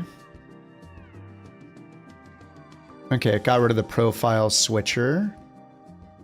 Config profile, gaming, options, CPU, affinities. No, it still has the rules in there. Okay. The rules are still in there. Somehow. It just got rid of the profile rules. Flight simulator 2024.exe. We'll use the gaming profile. Add rule. First rule. Alright, restart the sim. See how it goes. Oh, we finished that flight anyway, so daily completed. Yeah, disable the profile switching. Well, you think just switching the profile will fix it?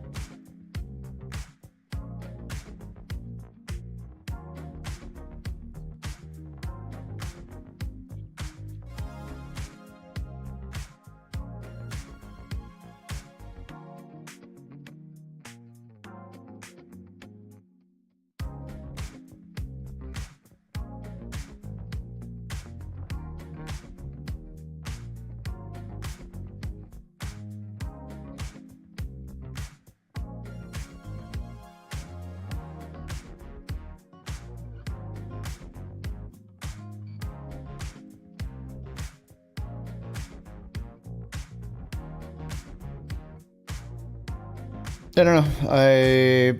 I did the reset config and set the rules again, so we'll see how it goes.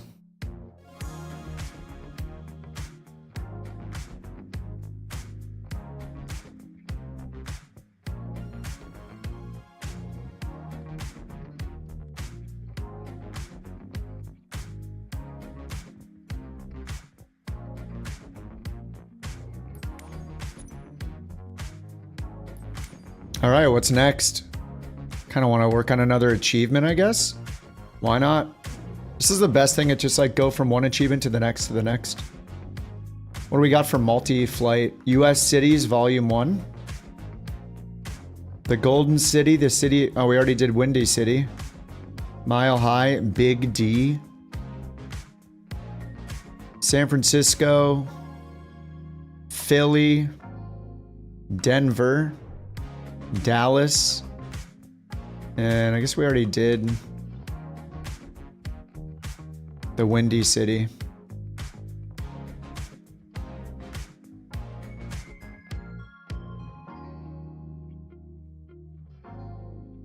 Knockout U.S. Cities Volume 1.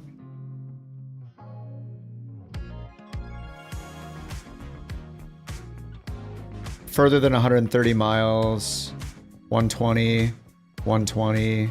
120. Okay, if we do at least 130 miles on each leg, we'll be good.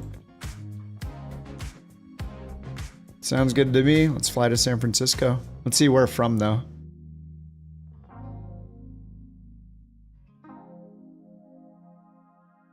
All right, search route. Destination, KSFO.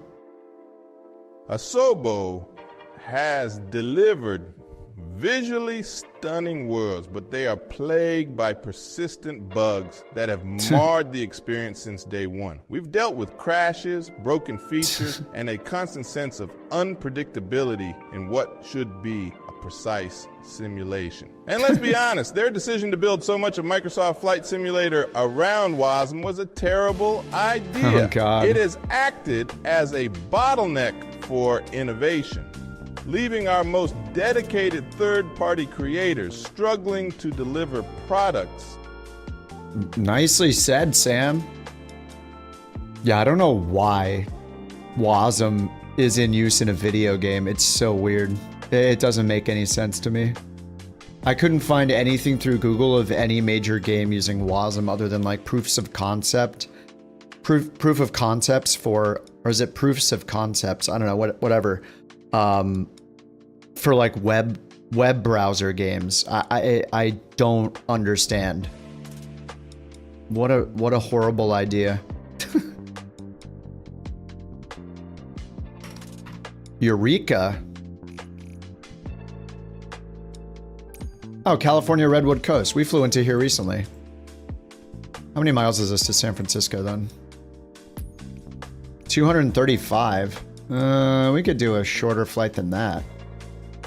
Let me pick a shorter flight. How about less than an hour? We only need to go 130 miles for each of these achievements. We got low IFR at Crescent City.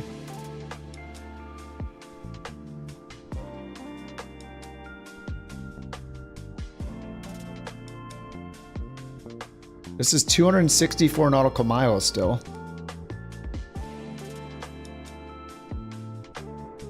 Hold on.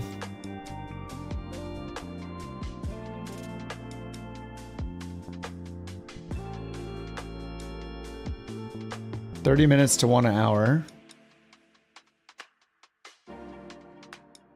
Find an origin. Destination San Francisco. Search.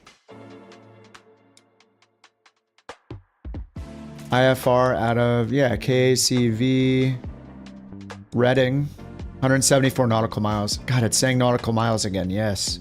KRDD out of Reading. Reading to San Francisco. Let's see. Crud to KRDD. 192 miles, yeah, that's good. Got a bunch of ramps. I'll take the very last one. Live, off, all players. Start the flight.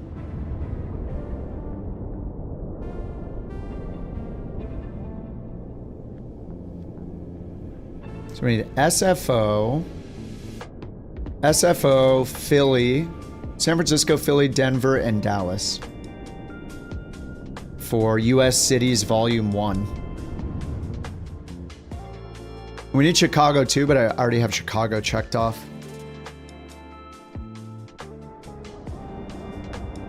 WASM's crazy flexible but super broken. I just don't understand what WASM has to do with a video game.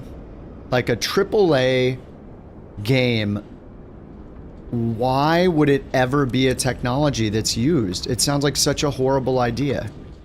Doesn't make any sense.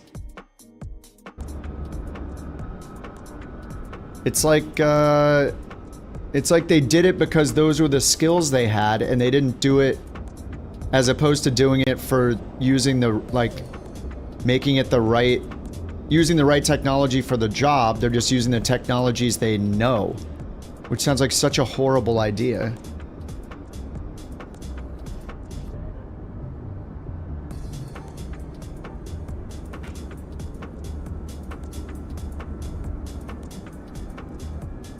It's like, all I know is JavaScript, so let's build the game using JavaScript. And then one person was probably like, shouldn't we build the game using technologies that are usually used to build games? And then they're like, we'll figure it out. I'm like, okay. Good luck.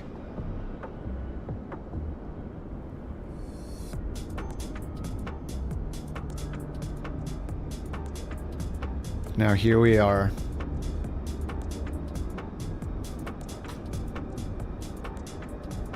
WASM's a misnomer. It's designed to be a safe, secure way to allow other code to run and process in a sandboxed way.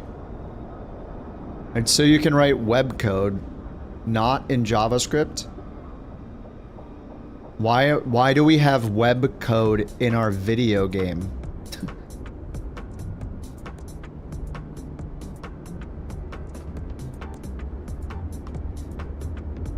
Why do we even know what WASM is while playing this game? How many times have you played any other game in your entire life and said it's crashing because of WASM? It's for security? So is that the only way video games ever have mods and security is through WASM? I think that they did something new that they thought was a good idea because they own the technology. Easy to find devs. Right, yeah. That's what I'm saying, is they picked it because of, like, convenience, not because it's the right thing to use. And now we're in this world where planes crash over and over again because of the technology they chose. I mean, I've had, what, 2 in this already?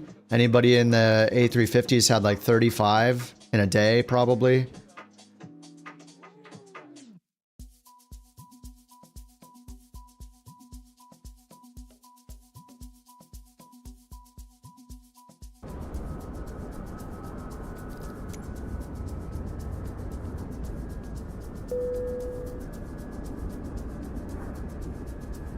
Why does this never work the first time you hit request refueling? Refueling truck is on its way. Not a program. I don't understand programming. Is the entire game built in WASM? No. It just has to do with like the avionics, I think, and the EFBs, but...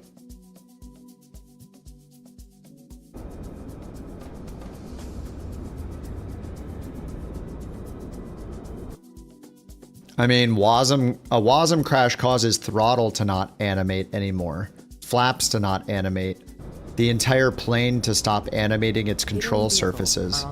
It's super weird. They did a shit job implementing WASM. Host browsers use WASM and it doesn't crash. See, that's the problem though. The phrase browsers use WASM. That is the concerning thing. We made a flight sim in JavaScript. Okay. We made a flight sim in WASM. What? It's just... It's like they shoved a technology into the game that they should have used something else. Fuel truck is in position.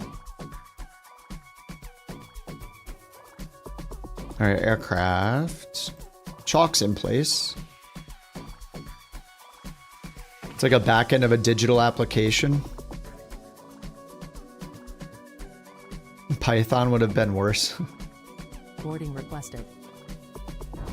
I can just only assume that they just like chose it out of convenience. They chose the tool they knew how to use and tried, and their goal is to make that technology work with their goals. Like instead of picking the correct technology for the product, you know, like certainly not going to defend the end result.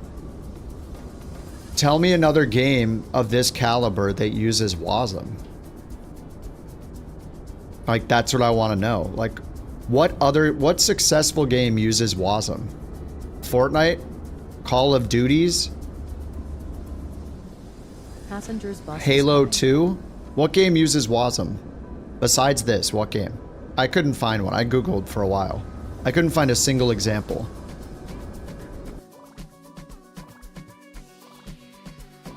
So just that alone to me says they made a bad choice, because why would you use something literally no successful game uses? You're the exception? Like, it doesn't make any sense. You need to pick the right tool for the job, not pick the tool that people happen to know. And it seems like they did the latter.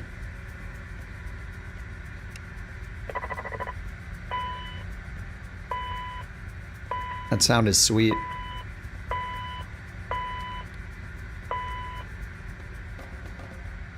All right, calm down, calm down. Passengers boarding started. I think all those beeps are it opening the doors and stuff.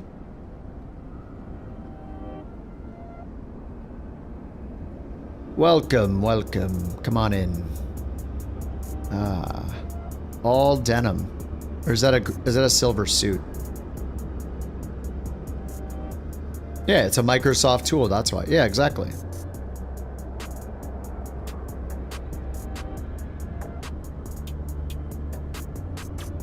I'm gonna make a AAA game. Should we use the things people use to make AAA games, or just wing it and use stuff that we happen to have in-house? Marketplace uses WASM? Oh, that's why I feel so crappy all the time. Yeah, it just seems like just was a really bad idea. Have I put the camera into the heat plumes? No. It's pretty crazy. No. All right, positioning it. Let's see. We'll have a destination airport this time, I think. Import OFP. The Truckin' 2 departure. Oh, that's alternate. The Shaw 4 and the Bodega 4. All right, let's get the flight plan sent to the FMS. Let's bring it up over here. Sim brief. Departure arrival. Runway 16. The Shaw 4. Departure arrival. 28 right. Bodega 4. I'm going to import the route and we'll take a look at the charts. There's Bodega 4.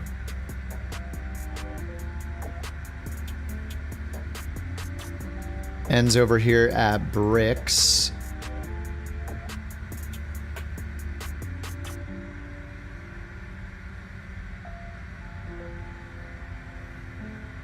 So it flies right over the airport? Yeah, it ends at Bricks right over the airport and then flies outbound on a 140 heading. And we're supposed to have 28 right. So let's take a look at SFO. Let's just go SFO approach 28 right. Okay, Archie's way out here. Dumba's down there. Eddie's down there. Sidby's down there. So we're coming down this way. Yeah, off this direction. So I guess Sidby or Eddie would be good. Eddie has Sidby in it, so I'll choose Eddie. Just so we have an extra waypoint. Alright, execute. I'll leave the discontinuity in it this time to see what the plane does when we hit it. Okay, but we have some here. So vectors, RDD. I'll leave that disco. Marlowe Lozit will delete this discontinuity. And then we'll leave this one, vectors before Eddie, at the end of this star. CRJ. It is, if you really want a regional jet like I do, I think it's good enough. I have had a couple WASM crashes in it. There are some weird things with like, I'm trying to think the most annoying things with it. What if I run into, oh, the mixture axis. If you have a mixture axis, unbind it. Because this plane will shut the engines down if you pull the mixture to 0 for some reason. There's obviously no mixture axis in a jet. But if you pull it to 0, it'll shut the engines down. I've done that twice by accident. But besides that, it's good. The GSX integration works well. I actually like the EFB. The EFB is snappy. I actually like the charts EFB. Because look, now that I'm here, and it takes a little bit to get used to, but like, once you import your flight plan, I go to charts, use the FMS flight plan, then we have our origin destination. Like, it's very fast to go in here, pin, go to the SID, here's the Shasta 4, pin it. Now I'm gonna go back, hit my destination. We're doing the, what's the arrival? I already forgot. The Bodega 4. So I'm going to pin Bodega if I can find it. Star, Bodega 4 pinned. Airport chart pinned. Approach. We're supposed to get 28 right. So I'll find ILS 28 right, pin it. And then you click the pin at the bottom and it's got them all in one list, which is so nice. PMDG's EFB is pretty good, but PMDG makes it so you have to click each category. Like, they don't just have a single list like this. It's just really nice. I wish it would remember night or dark and like fit the chart by default or something, but I kind of like the EFB. And then what's cool is in here, so for the flight plan, once I go down here and I'm on the flight plan page, you just go back over here, send to FMS. Now I'm going to go to aircraft, or sorry, to performance. I wish it imported the SimBrief stuff correctly. It seems to always get it wrong, but it's easy to go in and just go, all right, 55.4 for the 0 fuel weight. Block fuel 70. All right, there's 70. We'll go up 1. You could type them in fully if you want. This is a weird thing with the FMS. When you hit set payload in simulator, watch what this green CG will change. So it moved over here. Now watch, I'm going to click it a second time, and it moves again. Then you click it a third time, and then it's not moving anymore. So you have to like click this button multiple times. I don't know why. But then you get your trim right down here. You can just set your V speed. So I'm going to hit set all. So that'll set all the V speeds. Or you can do it manually down here with the V speeds knobs. That just takes a while. Takeoff and landing. This is a nice feature you can turn on the FB options. It pulls in the performance data, which normally you would get by going to performance section of SimBrief, doing this, and then running it. So it's automatically doing this for you and pulling in the performance data. So it's giving me a flex temp for the takeoff. It's giving me my recommended flaps, giving me my headwind and crosswind component. It's really nice. So I'm just going to use this now to set the performance. Actually, I think I set it to automatically do it. So if I go to perf, okay, it's not in there. Let me see if I do this though. If I go to load sheet, copy perf and init data, and it doesn't have the flex temp in. Okay, so let me do the flex temp, 48. So we'll set 48 and then go to perf init, 48. There we go. Perf init, yeah, there. It brought all of this in automatically, including the cruise altitude. So yeah, the EFB I think is pretty good. Like, it's not like the best looking EFB, but it's really easy to use. So yeah, I mean, in general, I'm a fan of the CRJ. After flying this a bit, I want a Phoenix CRJ. I want a PMDG CRJ. I want one that I can really learn the ins and outs of, because I know this doesn't have failures. It doesn't have, like, it's not going to be like a study level, and I love short hauls. This is like my favorite thing to do, is just little short hops. So it's exciting having this in 24 Marketplace again. Actually, it's not in the Marketplace, right? It just showed up from 2020 Marketplace. But anyway, yeah, I'm having a really good time flying it, but I've had a few crashes, a few WASM crashes, I think 2. But yeah, it's got its quirks. It's got some weird stuff here with the EFB, like open doesn't mean open, it means it is open. It doesn't mean open the door. It doesn't mean close the door. It means it is closed, so it just takes a second to get used to it. You set the default state down here. That took me a minute to find because I thought it was just another state. But yeah, I mean, once you get used to it, it's great. And then I would go into options and go through each of these pages. Like, these settings are really good. Load SIDS and stars with a flight plan. Load performance data with a flight plan. Automatically set transition altitude. I haven't tried the coupled VNAV because the plane doesn't have VNAV, right? But I guess you can use a VNAV feature if you really want to. These are all the MFD options, so every time you start it up, you don't have to like hide the nav aids and intersections and stuff. It's a nice convenient thing. You can update the Navigraph info, like, yeah, it's good. It has its own sound options. If you don't use a third-party sound thing, like I can turn these on. Flight deck ambience, you can hear your co-pilot coughing and farting and stuff. Okay, maybe not the farting, but definitely the coughing. But I think it's overall, like, this isn't a Phoenix level plane. It is kind of expensive, but it does have 4 variants. You get they used to be split in 2020. Now they're all together. So you get the 550, 700, 900, and 1000. The 1000 looks hilarious. It's like an ultra long boy. And I think that the handling feels really good. I would say that's probably the best thing about the plane. Hand flying this thing, I need to put in kind of a lot of control inputs, and it's like in a good way. It's almost like it's watching like a TikTok or pilot video where they're doing this and like just flying all over the place. Like it's fun and it feels heavy in a good way. Yeah, I like it a lot. It's really nice. And it just makes me want a Phoenix version of this kind of plane. And then the avionics, it's got Collins avionics. If you've ever used the PC-21, or sorry, the Proline 21 on like the CRJ or the King Air C90, or what else has the Proline 21? Then you'll be familiar with it. So yes, I would say if you want a regional jet, I think it's worth buying it. All right, AC is in use. Let me get the APU started.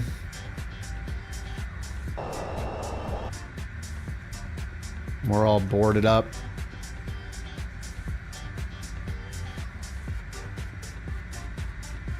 All right, let me get the landing elevation. San Francisco is at like 9 feet. All right, landing elevation is set then. Hello, Captain. We are ready for pushback.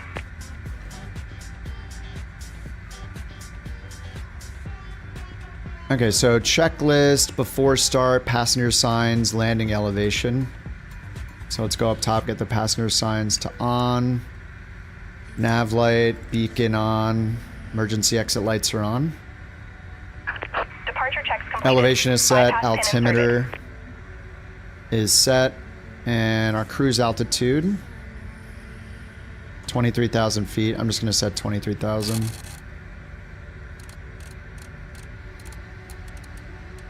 We're going to use nav mode, speed mode at 240 knots. IRS aligned, yep. Radio nav, takeoff briefing. All right, clear to start, APU on. Doors closed and locked. APU is available. Get the AC, recirc, and air conditioning on. They're locking the gear. Let's get the boost pumps on. Okay, hydraulic pumps, auto. So auto, auto, auto, and on. Okay, we're taking off on runway 16. 16 is over here. So we need to go the opposite way to the right. So nose right. Release parking brakes, please. All right, parking brake released. Commencing push. All engines clear. Start at will. Start 1. Start 2 at the same time just to trigger people. There we go. If you guys get the plane for the first time, the engine starters, you need to press and hold them for like 2 or 3 seconds until start illuminates. Trouble in the climb. Yeah, the climb detent. It does climb very slowly, yep. I was climbing with vertical speed on the last flight a little bit because I was just so tired of constantly changing the airspeed, but you have to monitor it and keep lowering the airspeed as you get higher and higher. Like even down to like 220, 230 knots indicated. It just doesn't do a good job getting high up in the air. Oh, these were... What the heck? Did I not pull these to cutoff? Alright, well the engines are started already. That's interesting. Alright, we'll get the APU off. Generators are all in automatic. You don't have to touch those. APU door closed. It's freezing. It's crashed. There we go. GG. Alright, maybe don't buy the plane. What the hell? Come on, dude. 2 crashes today already? Ah. Oh my god. Never mind, don't buy the plane yet. Holy crap. Ooh. Yeah, the E-Jets, yeah, custom FMS. Yeah, I'll definitely try them. I don't care about VNAV. I mean, the CRJ doesn't have VNAV. Who cares? Do the extra work. I mean, it's fine. I don't need the VNAV. It's really nice to have it, but you can fly without VNAV. You have advisory VNAV, that's half the battle. That's like 90% of the battle, just because you have to control the rate of descent yourself. Even in like the Starship. Like, I am so happy to have advisory VNAV. 530 and 430s, like the GNS 530 and 430 have the VNAV calculator. That thing is kind of a pain to use, right? It's helpful, but you just do one waypoint at a time. The advisory VNAV that's in the CRJ and that's in the Starship, dude, it does all the work for you. All you have to do is just match your vertical speed. It's so easy. Yeah, advisory VNAV is incredible.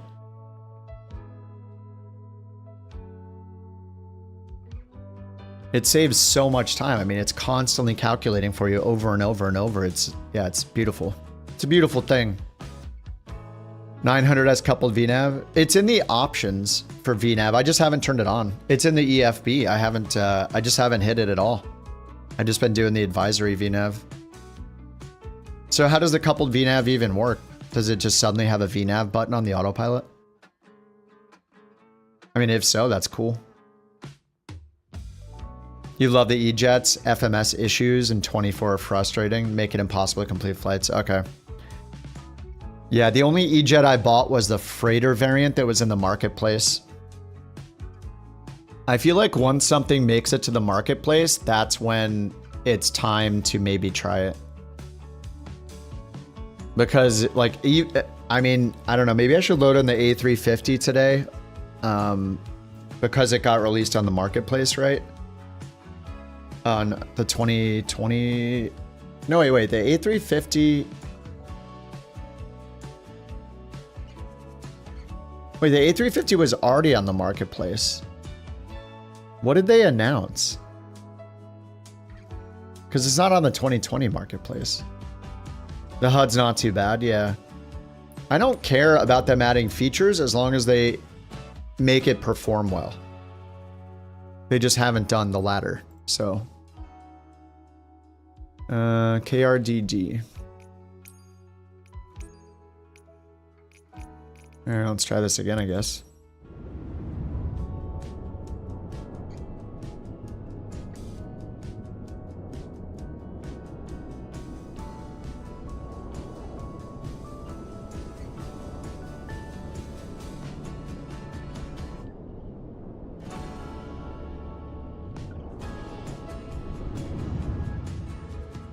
You were getting 60 FPS in the 350? That's good. The last time I did it, I was getting like 45 or something. After the process lasso stuff.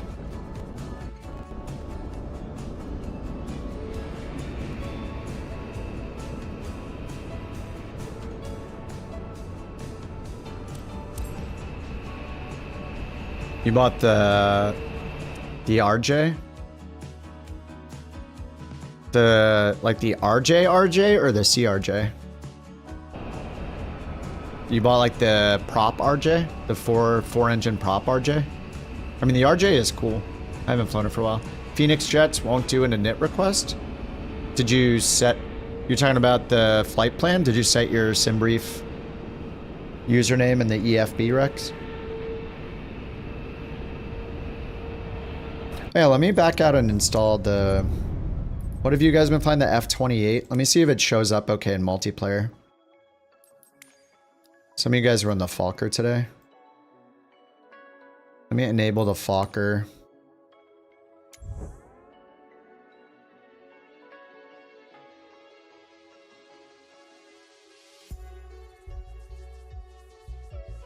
Oh, I do have the Couch Captain's Fokker installed.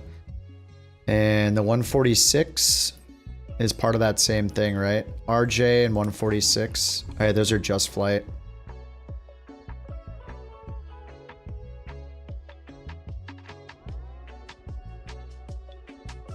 And I usually need to turn on like the F-35, F-22, and the Tomcats.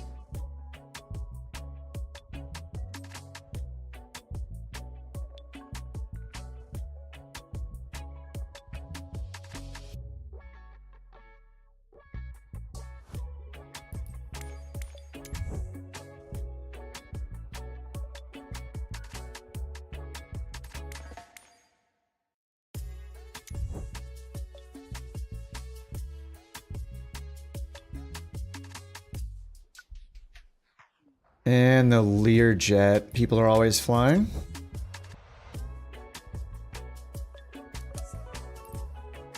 Pushback tug? GSX. It's like 30 bucks. It does all the ground handling stuff. If you fly airliners, like people pretty much always have GSX going.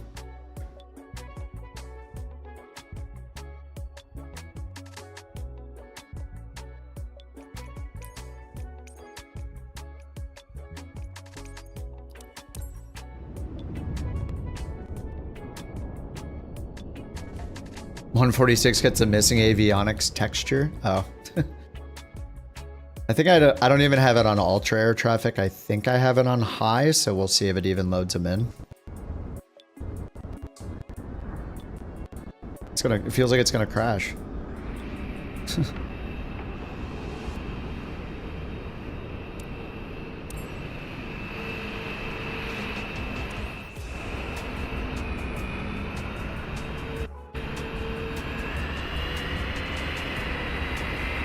CRJ7, CRJ7, what is Crispin? Fly-by-wire, which I have installed. Max, no idea. Max.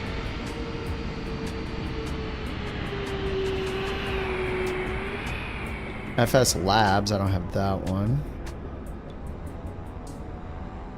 Yeah, Chase is in the F-28. Let me see if it'll load this stuff without crashing the sim.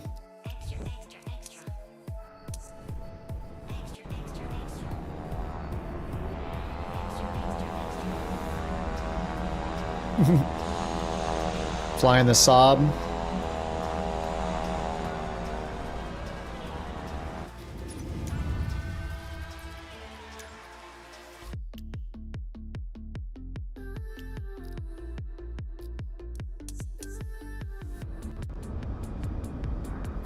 Let's see. See if it just crashes instantly.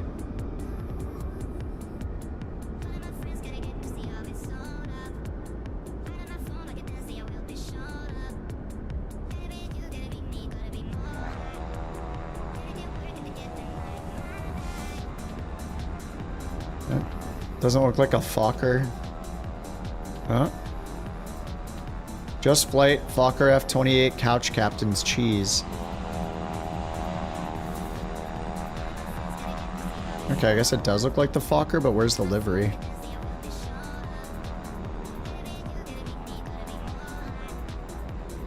It says F-28.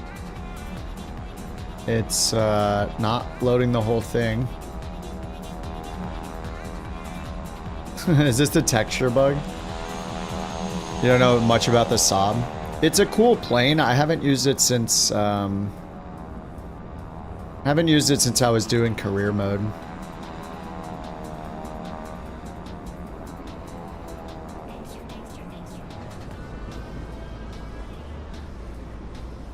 I don't know why the Fokker livery is not loading. All right, well, let me get this thing going again. Let's just go here to ready for taxi.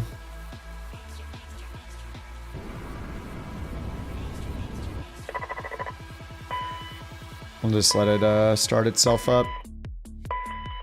Flight plan, import.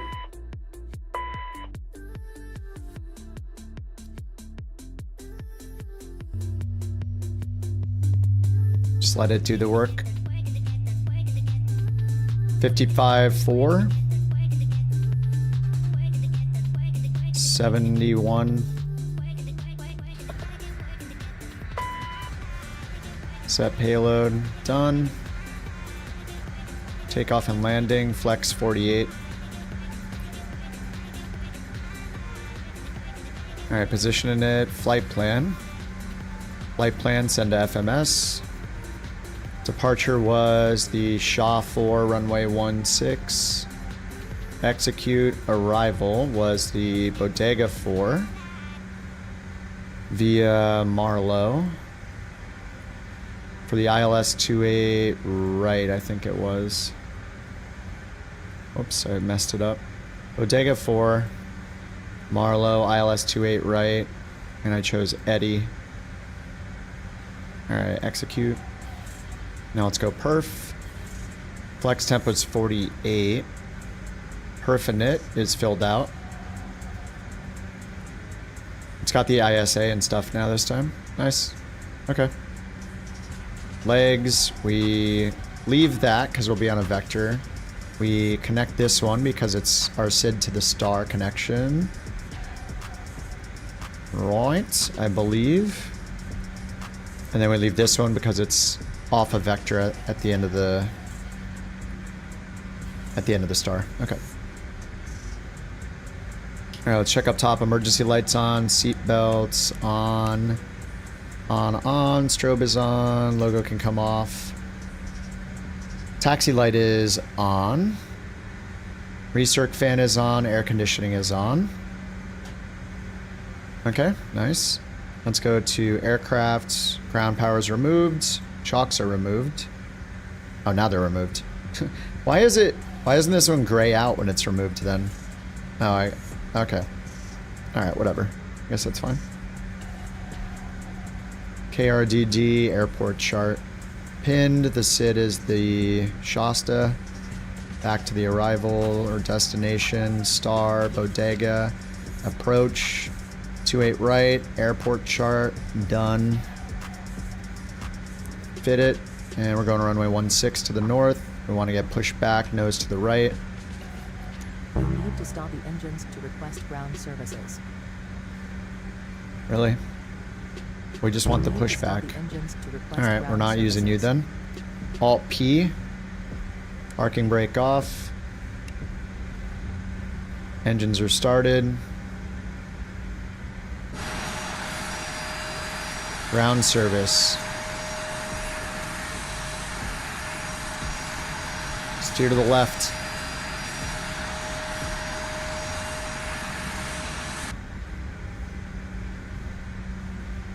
Okay, flaps 8.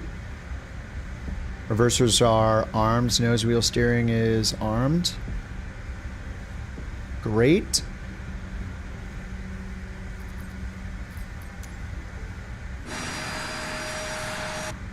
Okay, we need the trim. We'll go to performance down here. Said flaps 8. Yep, we're good. Set all the V speeds. 7.8 on the trim. Done. Flaps are good. Yaw damper needs to be on. Done. Alright, takeoff config okay. Reversers armed, seat belts, no smoking. We're good. Alright, Alt P. Parking brake. Taxi lights on. Parking brake again. Alright, let's get out of here. That was pretty quick to do. Oh, it doesn't show couch livery for you either? Okay. It probably just needs to be updated for 24. 14 feet per minute touchdown. Nice. If only could get on centerline. Hey man, you just play by the rules that... Oh, you're using New Sky, aren't you? If it's not going to score you on the centerline, who cares? We adapt to our situation, and if you're only using FS Hub, that situation is that we don't care about the centerline. Oh, cabin announcements. Save. Low cost carrier, sure. We're low cost, but everybody sits in a couch. Best of both worlds.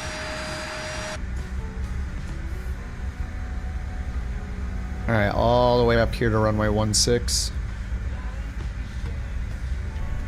Set our outside camera.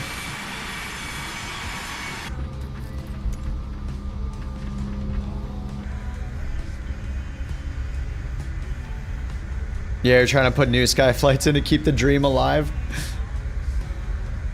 I'm pretty excited about the aero economy thing. I don't know how long that's been in development with the FS Hub team, but it could be awesome.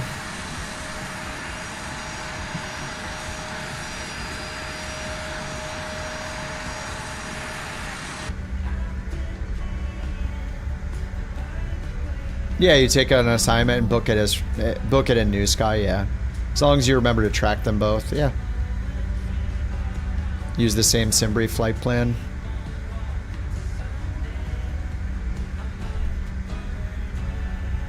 Alright, let's get the altitude up to 23,000.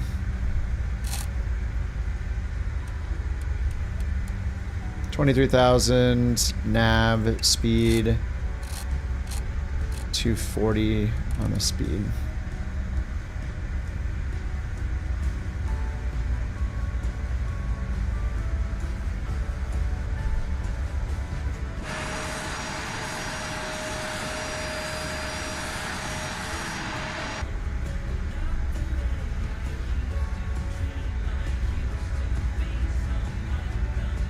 Alright, nose wheel steering, spoilers armed, and I'll try to remember this time. Manual on the fuel pump, or the fuel transfer.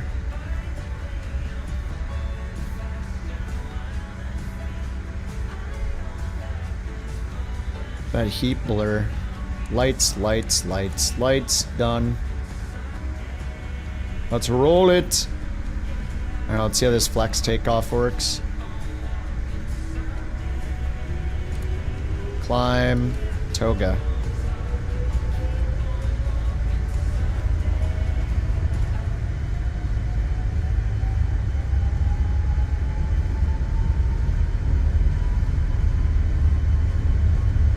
All right, off to San Francisco.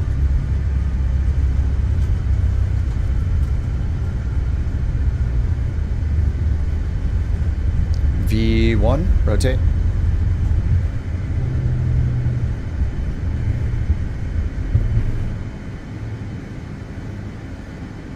Positive rate, gear up.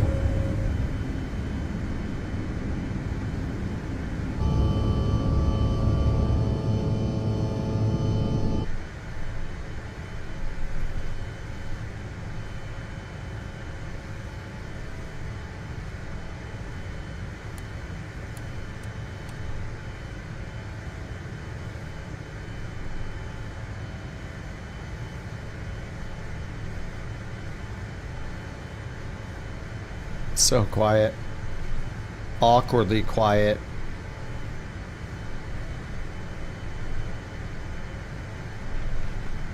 Alright, 1,000 feet, climb D10.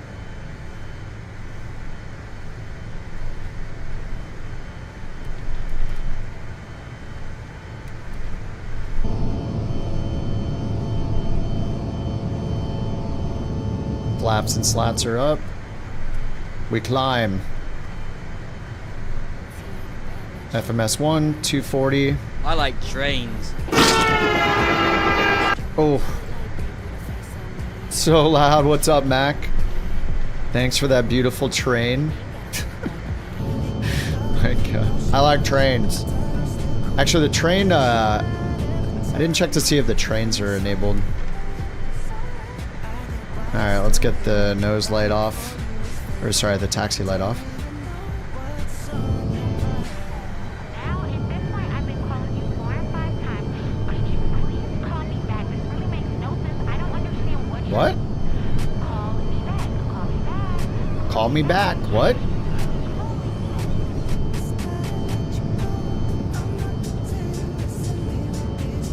Alright, goodbye Reading.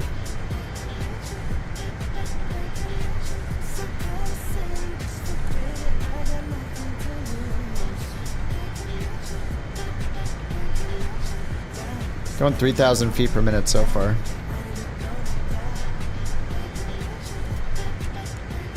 The reverser's disarmed. Alright, let's go direct to Reading, I guess. It's right in front of us anyway. No, it's right behind us. We'll go direct to Marlow. There we go. Direct to Marlow. Nav, speed.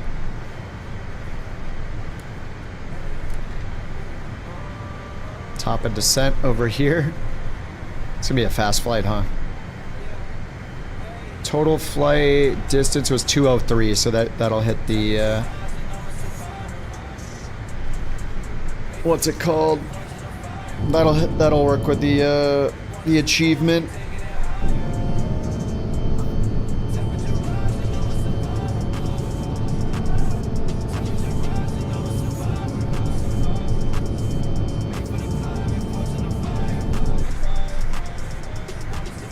$9,000 feet.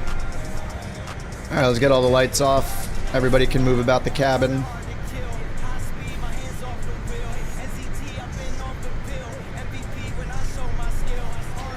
I mean, I have the cabin announcements on. I think maybe you only hear them in the back.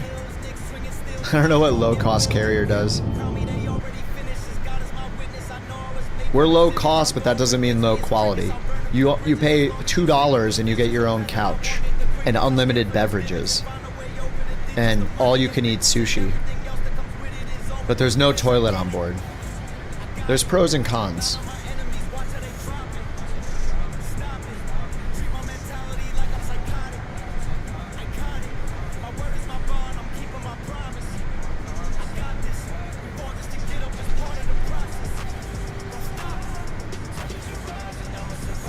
I'm at 3,000 feet per minute still.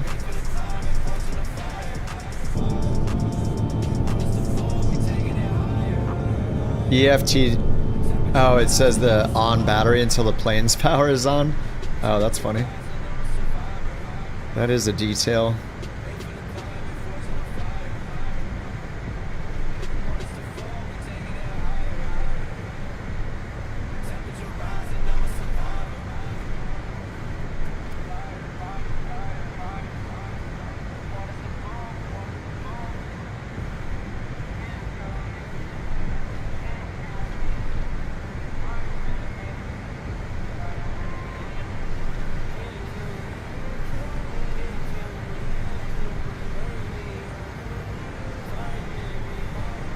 I mean, as long as we're going like over 1,000 feet per minute, I guess I'm happy. We're already at 14,000 feet, and we're only going up to 23, so this will be a pretty fast climb.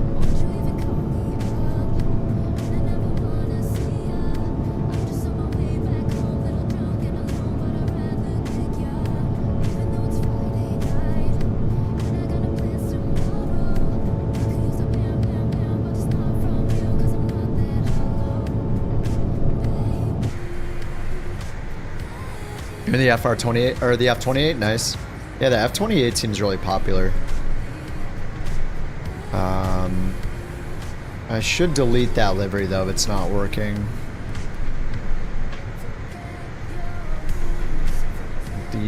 Our couch captain's one.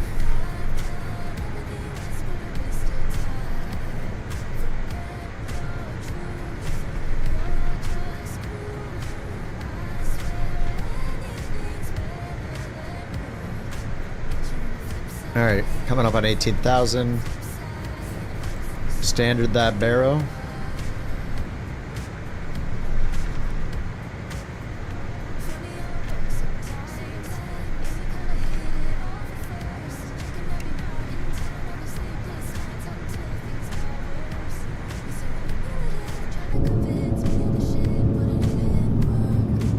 Yeah, revisit the F-28. Yeah, it was just really intimidating.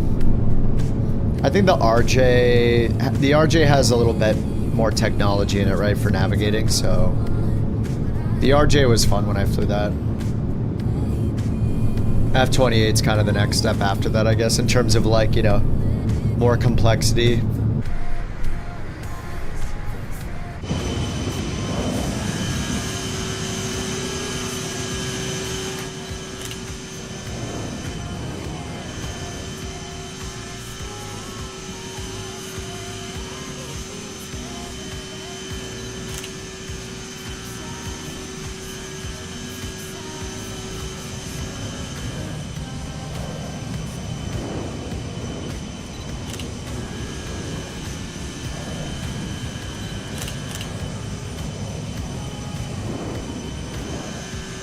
So what was the heat blur you guys said? Oh, this. Is this what you're talking about, Brian?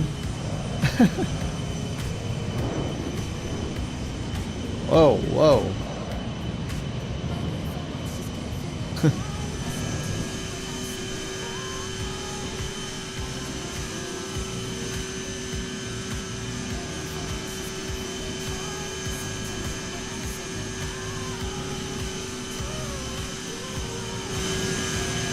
Go between them both?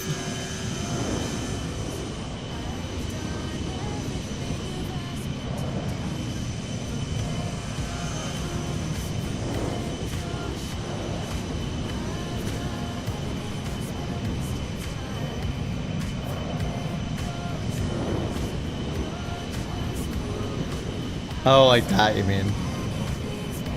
Oh, I see. I had a seat on both sides. Yeah.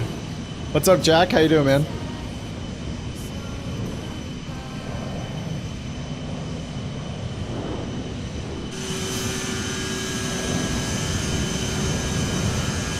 Jack, did your performance get any better after you fixed the RAM and stuff? Out of my APU hole. Get it out of there.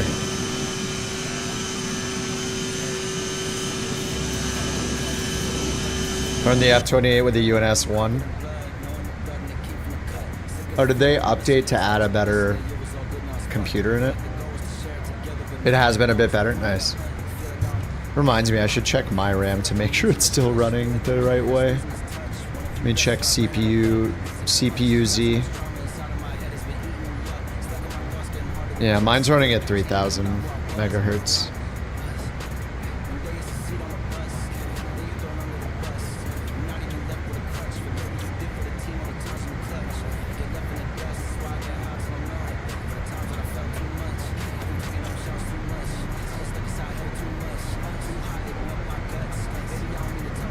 What did you do to the RAM?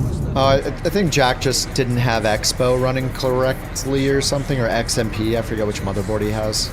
It wasn't running at the like overclock rate or whatever. Like if you don't, you know, it runs at a much slower speed if you don't turn on Expo or XMP or whatever in your BIOS settings. You blame NVIDIA for my issues? I know, dude. I feel the same way. The AMD card is so solid, man. I mean, the 5090 is very, very nice. I'm glad it's really nice that I can put on like ultra everything. The sim looks fantastic, but at the same time, yeah, I've been getting a lot more weird audio glitches and crashes. And all I can think is it's NVIDIA, you know, like it's their drivers and stuff. I don't know. The XTX is just such a stable card. Yeah, the drivers are incredible, man. I used the latest drivers since I bought the XTX. I mean, I only had it 6 months before I threw the NVIDIA in. But man, dude, I'm a huge fan. If AMD releases a new card with a lot of VRAM, like 24, 32, something to compete with the 40 and 50 90s, I'm totally in. They just need a new card. They need something to compete with these. But yeah, I would switch right back. I had a fantastic time using the 7900.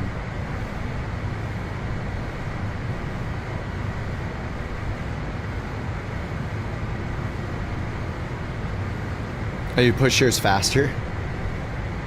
Yeah, I'm fine with just using presets. I get enough out of it using like PBO for my CPU. I'm fine using the templates. You know, I just turn on an Expo, and then I turn on PBO at the best rating I could get the PBO at, which I'm at 80 level 3. My 7800 X3D was also 80 level 3, and now the 9950 X3D, I'm running at 80 level 3 again. But the chip itself only runs at a little under 70 degrees. So I'm at 67 degrees on the CPU right now and 66 on the 5090. It's running cool. AMD said they're done chasing the high-end market. That sucks. PBO? Yeah, if you want to get into like benchmarking, like I basically, when I got the chip, I would use the PBO presets. And all you do is, it can take a while if you want to test all of them, but I went to like the 80, at least on my Gigabyte motherboard, it's split by 70, 80, and 90 degree targets and levels 1 through 5 in each, so a total of 15 profiles.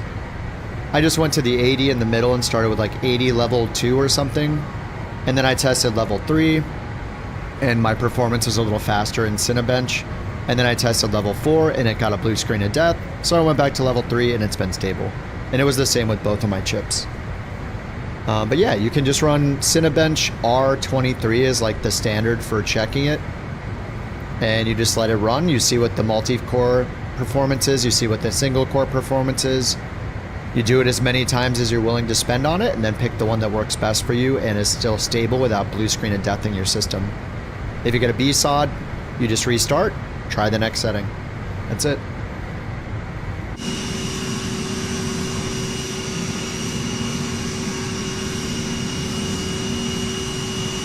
Yeah, performance is better since you get it actually using both chips.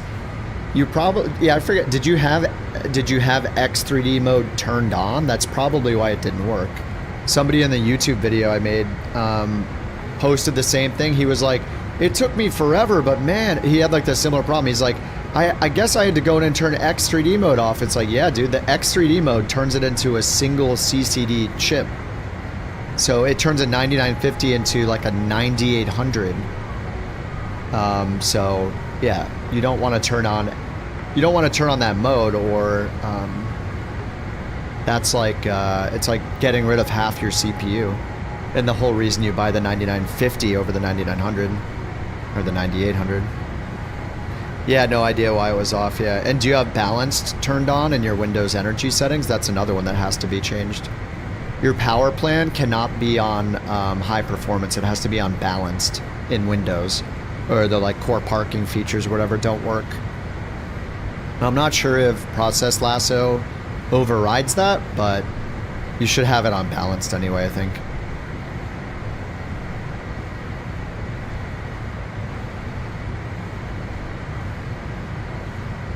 Hey, I guess I'm not going to get the VNav unless we get rid of the discontinuities.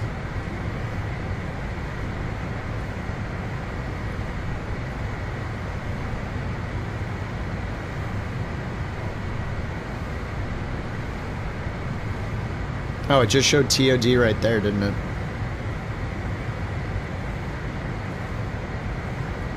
Yeah, it did. It just hit TOD. But it's not showing my VNav anymore. 280, 230. Am I direct Marlow? It looks a little weird, right? Let me hit direct Marlow again. There we go. Now will it recalculate?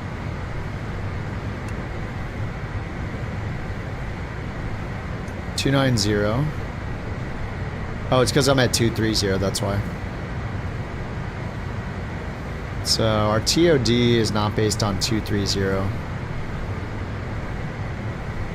Yeah, we're just not high enough.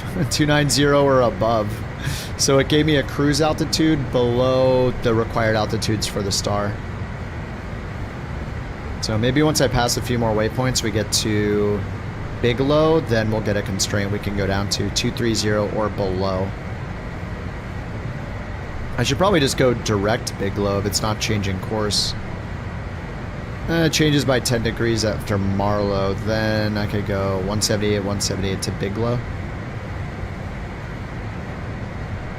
Yeah, I need to descend to it first. I think it's just because these constraints are above me. So I guess I could do flight level 230 here.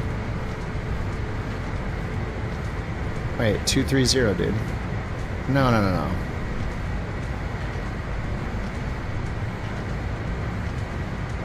/230. I didn't put in 280, but okay. /230. Now I should get it right. Yeah, there we go. 6,000. Oh, it's not 23,000. You have to type 23,000. Oops. There we go. Climb 3,000? What? No.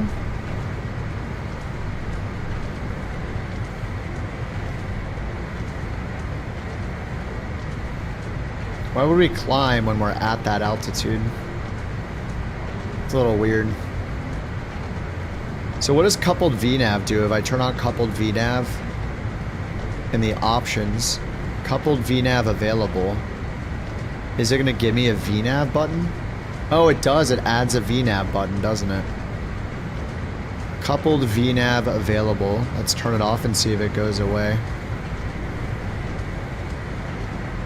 Yeah, the button goes away. Alright, let's try the VNav.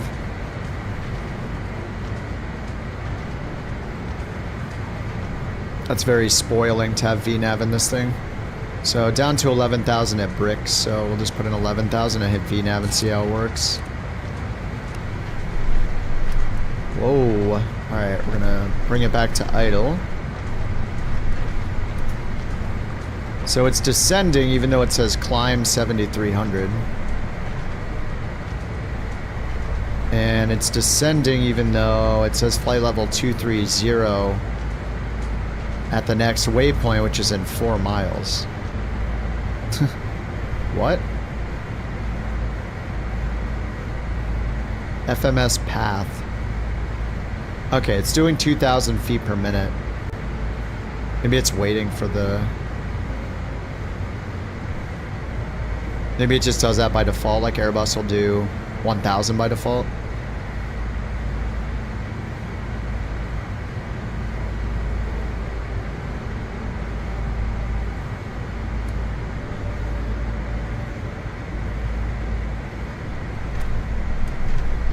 Okay, there we go.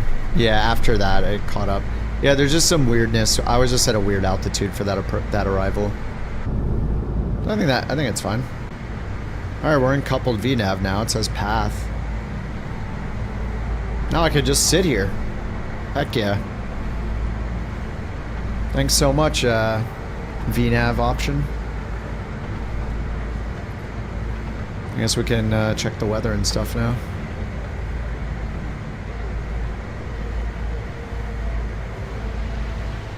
Alright, so we're gonna go all the way down to 11,000 at bricks.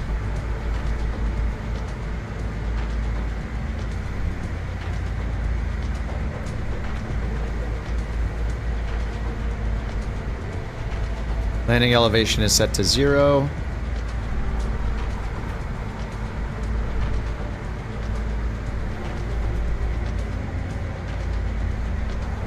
San Francisco weather, VFR, 19 knot winds. We are supposed to land on 28 right. 19 knot headwind.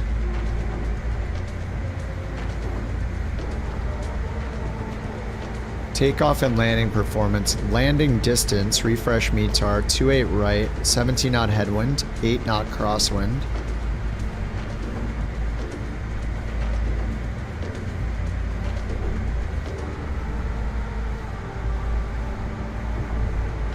I don't understand why it always says we can stop in like 3,000. Wait, what? 2,800 feet, I guess, with max braking? Alright. CRJ? Yeah, I've had a couple crashes today. I had a WASM crash with it last night and had to land it with no animation or no screens working, but I was still able to land it. The engine still worked. So that was fine. But yeah, I mean, I've had a couple CTDs today too. I don't know if it's the plane or what. It's always hard to figure out. So I don't know though, like I think in general I'm willing to put up with it because I love having a CRJ again. Especially one that's been updated recently, so I've been having a really good time flying this the last few days. I like it a lot. You never brake until much slower, use aerodynamic braking in the reversers. Yeah, I don't think you even need to hit the brakes. Yeah, and the spoilers deploy themselves automatically on landing. Yeah, I mean, the crashes are always frustrating. Overall, though, like, flying this plane feels nice. There's some weird stuff I run into here and there, but, like, it's not enough to make me stop flying it. When I run into a problem and a crash in the A350, I'm just like, get me the hell out of here. This thing is garbage. When I've been running into it in this, I'm like, whatever. I want to fly it more. Back we go, because I'm excited about the plane. The hand flying in this feels really good to me. I don't know. I don't know how realistic it is, but it feels very heavy. And I love that. I actually think I should change back to using linear on the controls for this one. It just feels heavy, and yeah, I like how it feels hand flying it. Better than most planes. I think the iFly Max feels really good hand flying, and this plane also feels really good hand flying. And I've mostly flown in the 700. I should probably try the 900. I think the 900 is the most popular. 7 and 900 are the most popular, I'm pretty sure. So let me go to my stick. Skip that song. Hardware settings and just reset it to linear.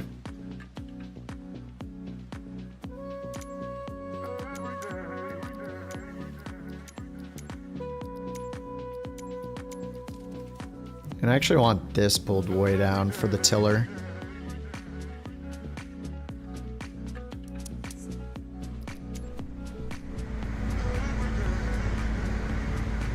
All right, let's get local altimeter setting for San Francisco weather, 299.7. I wish this thing, like, I love seeing the yoke when I'm hand flying it, but I don't, I hate how it blocks these. I mean, it's just a physical thing in the plane, I guess.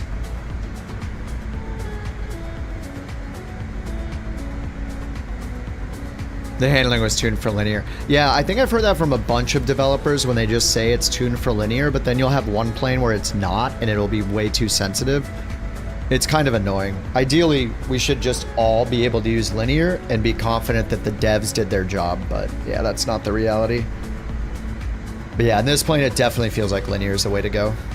I usually have mine pulled down to like 40% negative because I want it to be way smoother in smaller planes. But yeah, it does feels nice and linear. Descent 7,000. Nice, dude. This this coupled VNav is so spoiling. Yep, plane by plane curves would be great. Yep, I agree.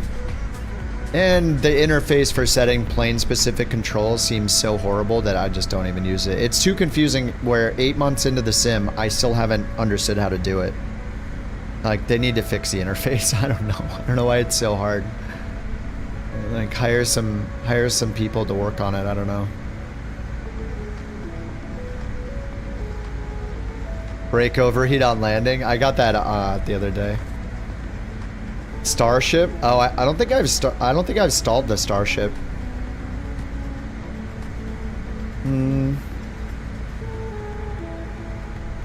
At least not in flight. Like, I stalled it, you know, touching down.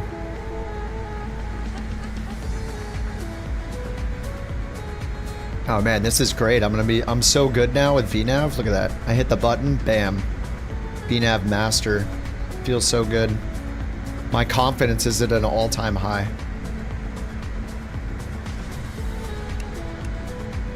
Seatbelt signs on. I don't know why we're not hearing the announcements. I turned the announcements on. In here, they're just... I think you just only hear them back here, and I'm not back there. It'd be nice if they change it so you could hear it at a low volume from inside the cockpit. But I guess I can just turn on the universal announcer or whatever.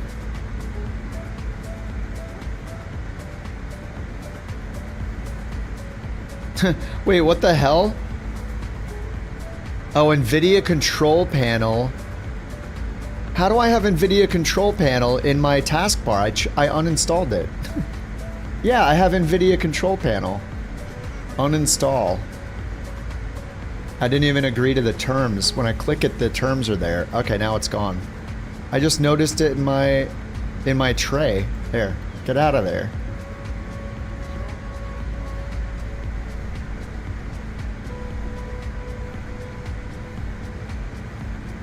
Get it out of there.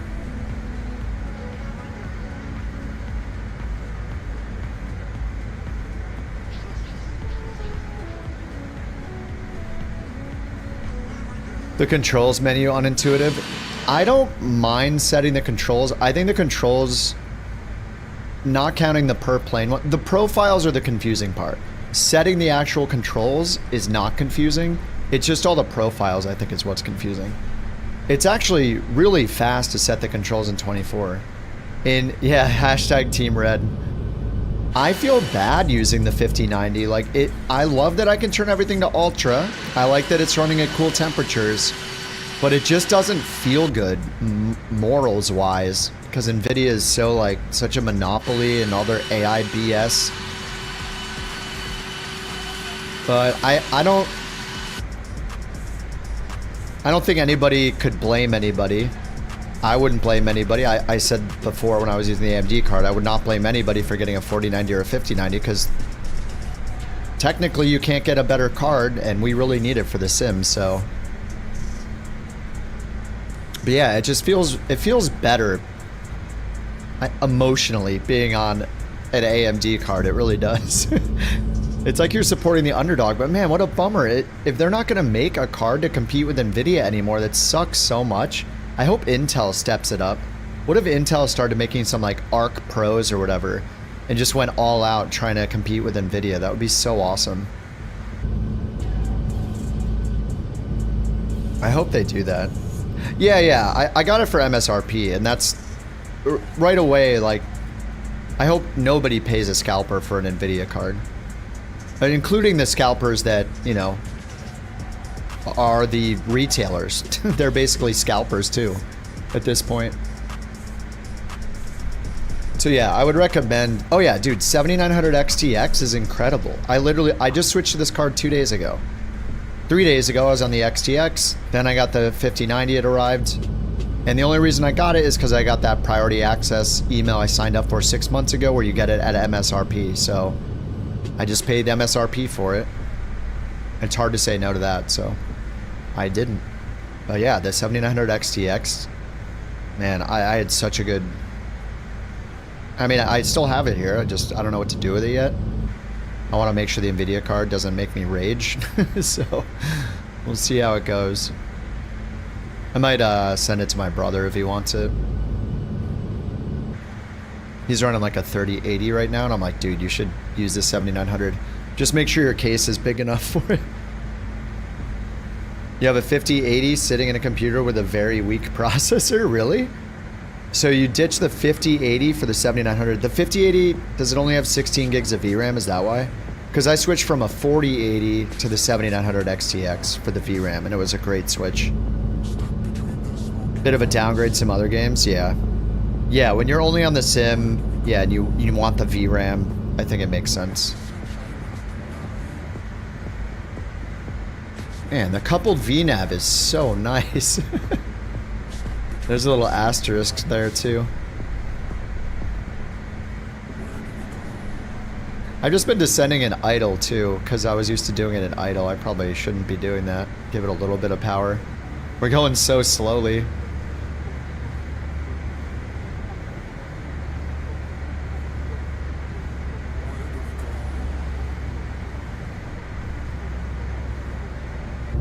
Glad you're using the coupled VNAV. It's just a matter of time, I guess. I love the VNAV. It feels good to do it manual. Whoa. Oh my god, those stutters, man. Are you guys getting stutters like that? It's 100% the NVIDIA card, isn't it? Like, what? It's doing it again. This is 100% NVIDIA. You know what? Hold on, let me try something. Let me turn off this stupid NVIDIA reflex crap that's on by default. It just stuttered. Again. God, what is happening? Your buddy has the XT. What, 97? Oh, 7900 XT? It was faster than your 5090. You were getting this last night in LA. Are you on NVIDIA Salty, or I forget? Are you on 79? Are you on 7900? Two-Tone has the stutters too. What's Two-Tone on for his GPU? You're on NVIDIA 4070. Yeah, it's gotta be an NVIDIA thing.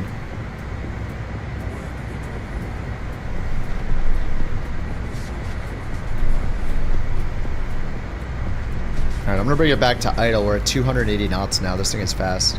He's on a 5090. Okay. Same drivers, plane and card. Yeah, I'm doing the drivers you said to, the second to newest, or the drivers I got installed, so. And you haven't been getting stutters. You're not using lasso. It could be process lasso, yeah.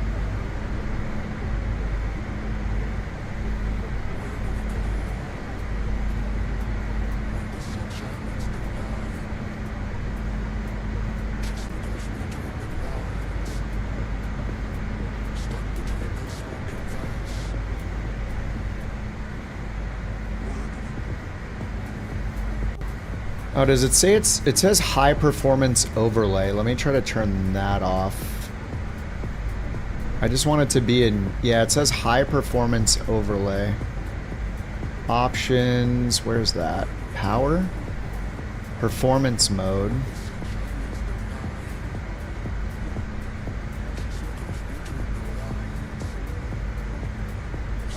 I just want it to only do the part where it moves the stuff to the CCD 0. That's it. Active power profile there. I'm gonna hit balance instead of balanced high performance overlay. Alright, I'll see if that helps it out. Haven't seen any stutters since switching. They're super scary. Yeah, every time I'm like, oh.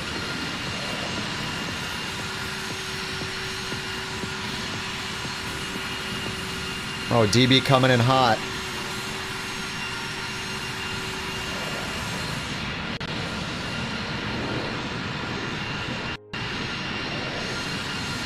More stutters.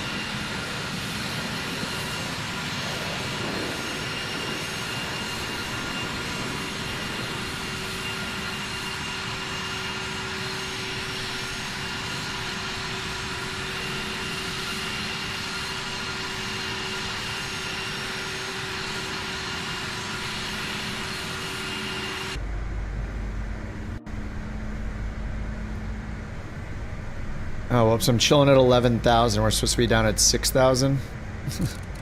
Good job. I'm like looking down at the airport like, wow, that's really far down there. Alright, I'm gonna hit coupled VNAV and see what it does. Because we're pretty high.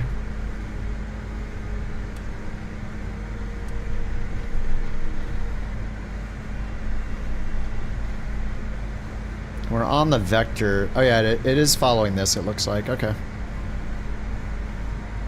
So we're gonna go direct eddy when we're ready. There's 10,000 feet.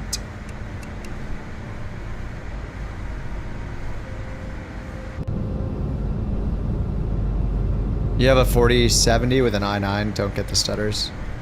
Separate audio card, not using lasso. Yeah, I use an audio interface, so. Over USB. Were you the one saying the other day that you're using a sound blaster?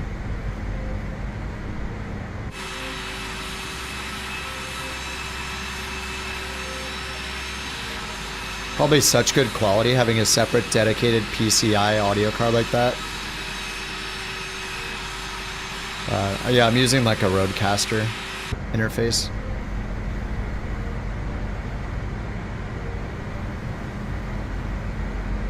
Alright, we're almost down to 6,000. I think I'm just gonna go direct SID-B at this point. Yeah, let's do direct SID-B. Altitude cap. Let's bring the altitude down.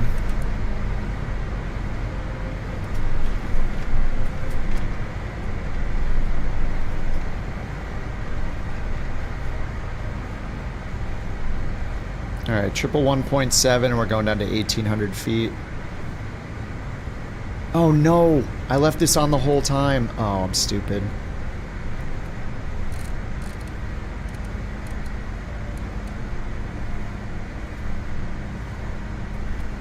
Where's it going?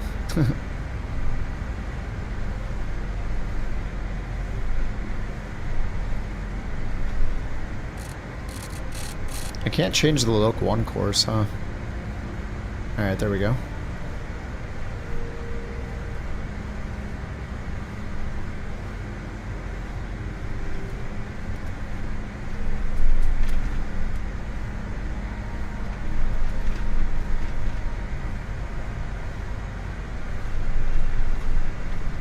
Alright, we need 1117 on the Loc.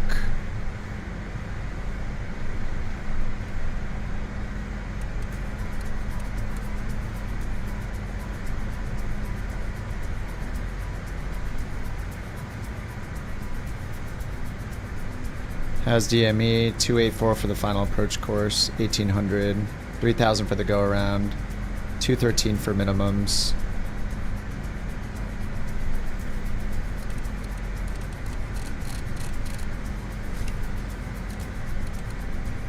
$220 for minimum set. Where are we going here? Let's try direct SIDB again.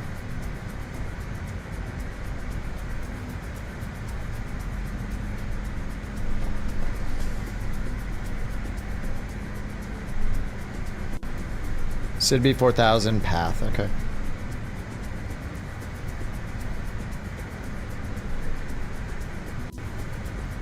Yeah, the stutters are terrifying. Alright, 284.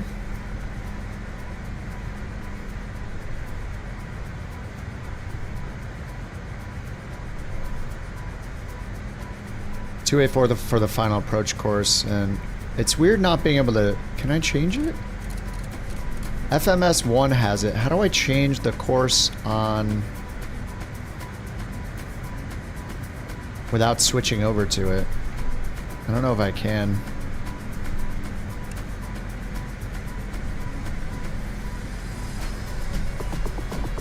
I need to set the course to 284. Can I define it here? I don't think so.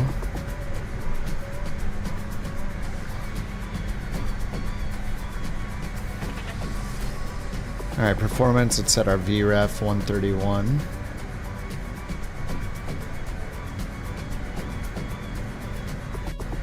And let's try approach, I guess.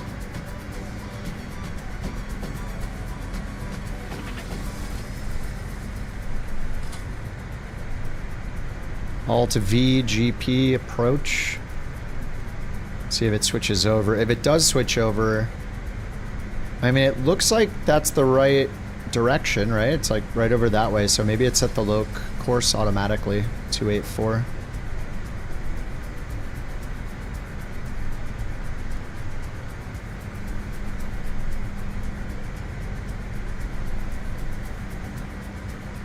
Still on FMS 1. I'm frozen. It's frozen again. I don't know, dude. Is it process lasso? Look, it's showing the entire first die maxed out at 100%.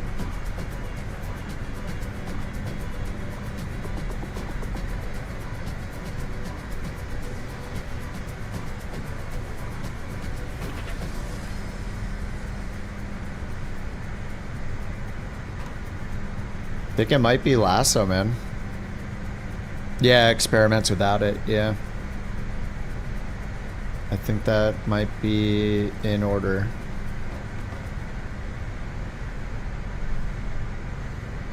Oh my god, I just told it to use... It unfroze. I just went to lasso and I told it to use all cores. Ooh. That's not a good sign. I need to delete that video. I just told lasso to use all cores and it started working again. Maybe I should just tell it to use all with lasso still, and maybe try like performance mode and those other things, but just not do the split cores thing. Yeah, that's not great. Not great at all.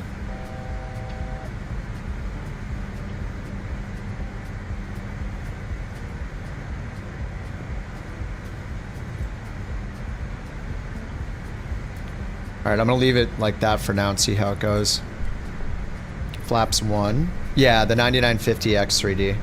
Does crossing CTDs have a penalty? The main issue is that Flight Sim, by default, doesn't seem to use the Vcache cores as much as it could. So when you flip it over and put it all on Vcache cores, the performance is insane. Latest chipset drivers fix the need for lasso. I should have the latest chipset drivers, so... But just like 3 or 4 days ago, 5 days ago, I started using lasso and I couldn't believe how good it was by comparison. So I'll try lasso and tell it to use all cores, but I just won't, I won't split them 100% then. You know, maybe I'll even experiment with letting it use... splitting half of the CCD1 cores. The sim feels so slow all of a sudden though, like moving my camera around, dude, just by doing, oh my god, yeah. I'm already feeling the effects of taking process lasso off though, like I can feel it instantly. 1,000. It feels instantly sluggish.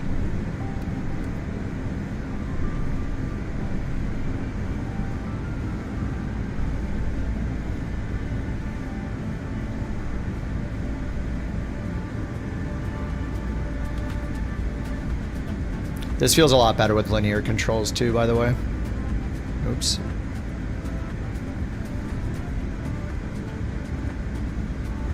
Sync rate. Sync rate. 500.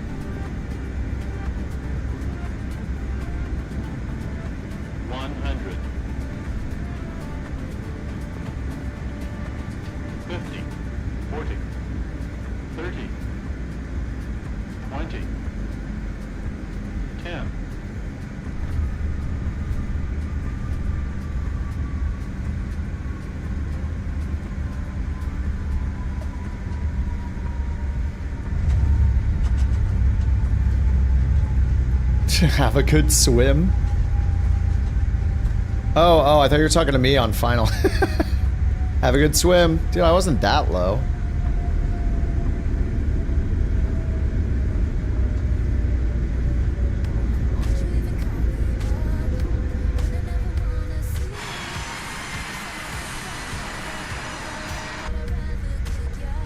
I don't know if you guys can tell on the stream, but the frame rate is so much lower with lasso not on that one, not all on this on CCD 0 with the sim split again. Maybe I should make it so the sim will only use half of the CCD 1 cores and see how that works, or just a few of them. I don't know. Maybe that'll crash it. I have no idea.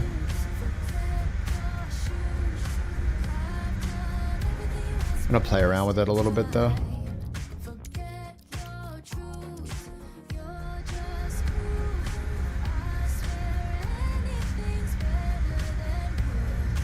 Oh yeah, we're down to 30 FPS instead of like 70.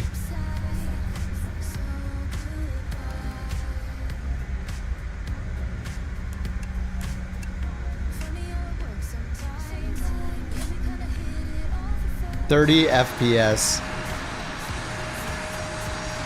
Can you disable CCD1 in the BIOS? Well, I mean, the problem seems to be when Microsoft Flight Sim is only using CCD0, so...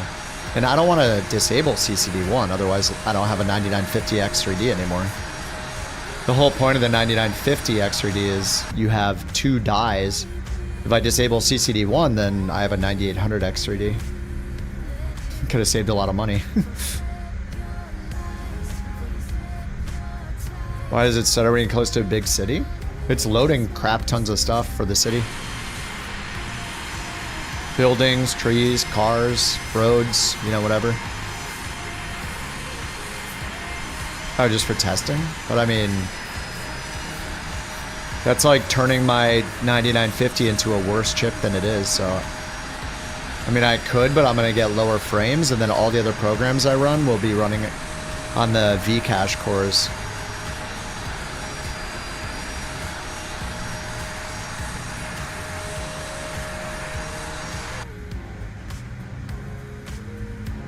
That's insane, I'm at 35 FPS. Download it all? I mean, you can't download the entire world's data. You would need a supercomputer. You would need a basement full of hard drives, you know, it's too much data. You need like petabytes or more. You can't download it all. It's like asking to download Netflix. Can I just download all of Netflix? Nope. You cannot. What the? There we go.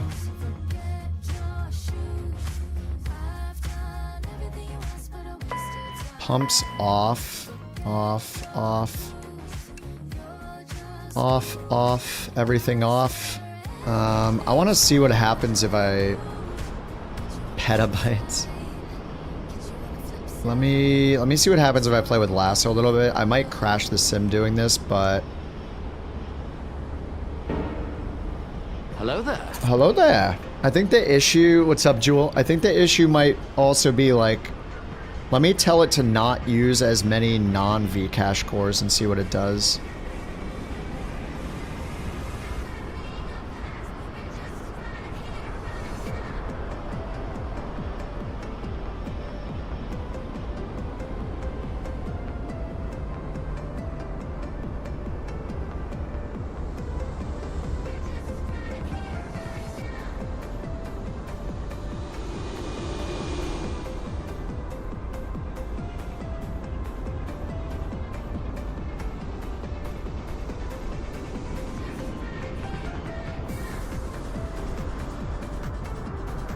I'm also going to turn off the manage processes for all users thing. Like, I don't want it touching anything that I'm not using myself. I don't want it to touch the background processes and crap. Like, let's see here. CPU affinities.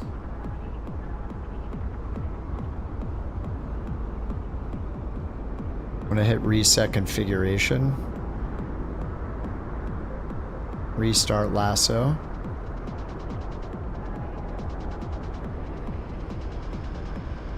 Okay, now I'm literally just gonna look at Flight Sim.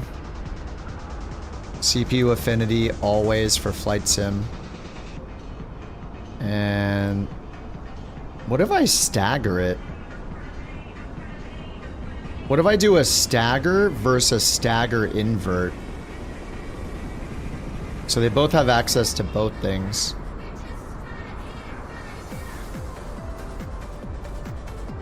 Oh yeah, Microsoft Flight Sim is using a lot on the non-X3D side. Alright, now let me try to do...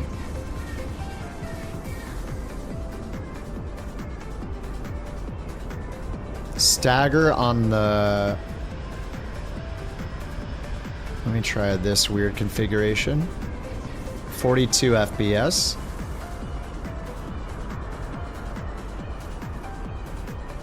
Yeah, it seems to be using a lot on the non-Vcache side, which is the main issue. I needed to use more Vcache somehow.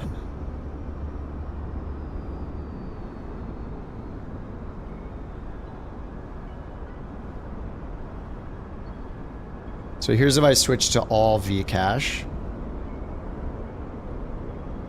Went up to 47. You know, this is... I think I have the what is it? The Flight Beam San Francisco. I'm pretty sure is loaded in. This is notoriously bad on performance, I'm pretty sure. It might just be a coincidence, like, that I'm just in a spot where my settings are real bad. Like if I bring some of this down.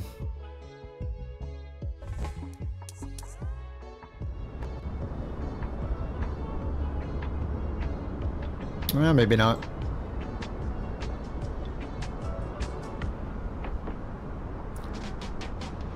Yeah, stagger splits the threads, yeah.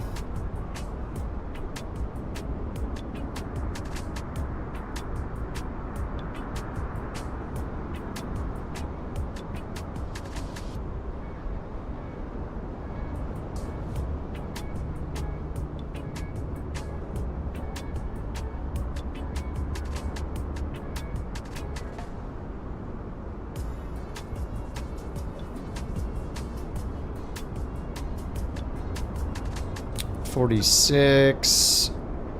It does seem to be that the sim completely freezing. I mean, on final, I was completely frozen until I went in and removed that rule and let flight sim access the non-CCD, the right CCD, the non-Vcache side, CCD1.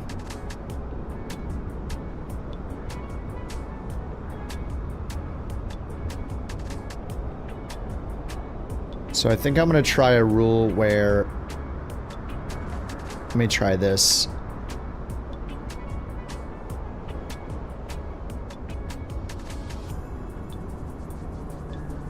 So let me make flight sim access everything and all processes not use the Vcache at all.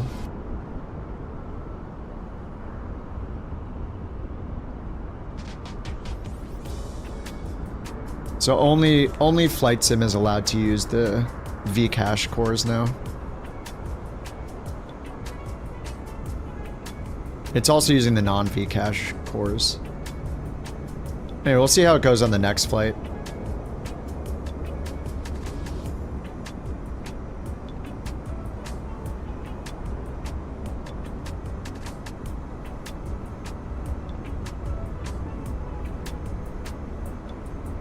It's just not using, it's not even using half of any of the cores. It's using like a quarter of the Vcache.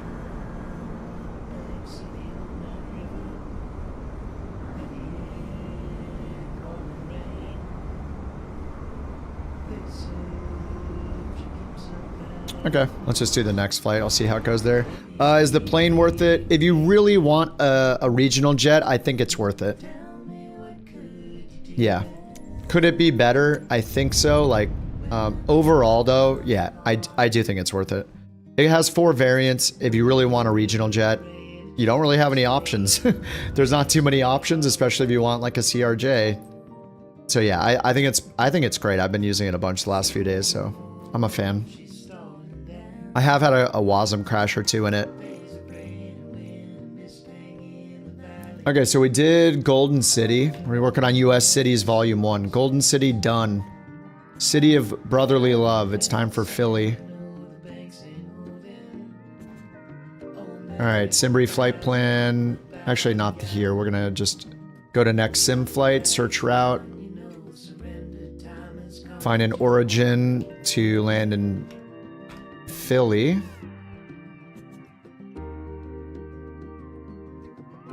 CRJ 700. Any bad weather we can find? No. All the weather looks fine.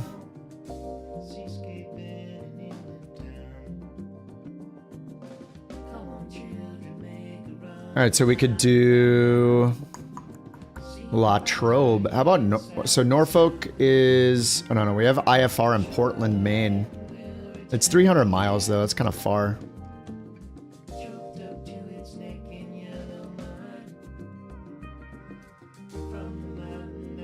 What do I like about it? The hand flying feels really good. It feels like very heavy to handle in a good way. It's like satisfying to hand fly. I feel the same way about the iFly Max.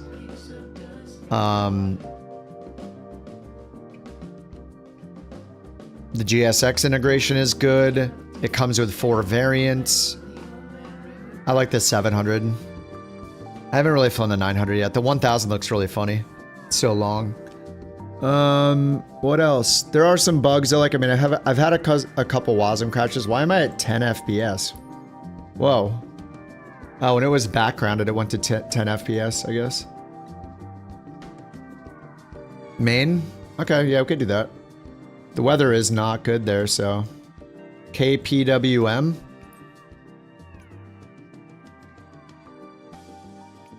Alright, Portland, Maine to Philly. Gate, ramp, small. I'll try the last gate in the list, see if it works with GSX in this plane. It's just a bit gray. We'll be the judge of that. Alright, so next flight, or next sim flight, let me do the sim brief.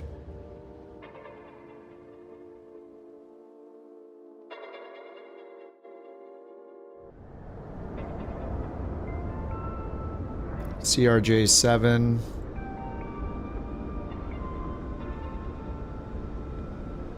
Couch 323, CRJ 7, generate.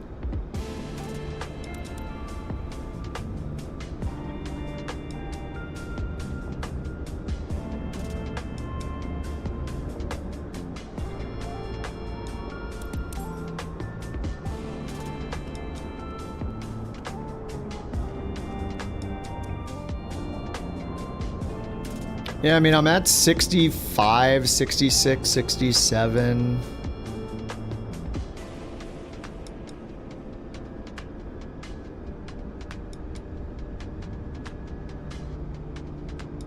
I wish I could just tell flight sim to use the other cores more.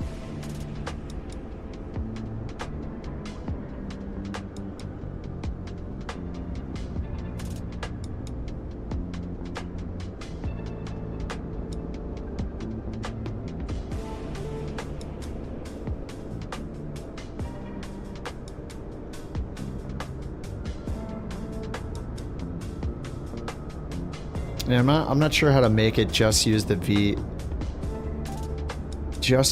cache stuff. Maybe I should exclude it from using CCC or the core 0. Kind of fun messing with this stuff.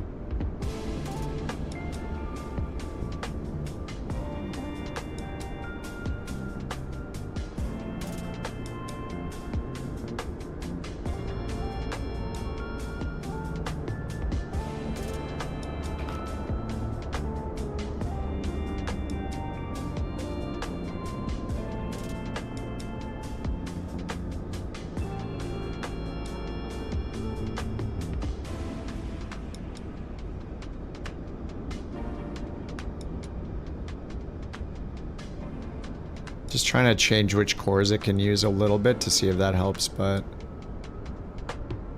I am getting limited by the GPU a little bit here too.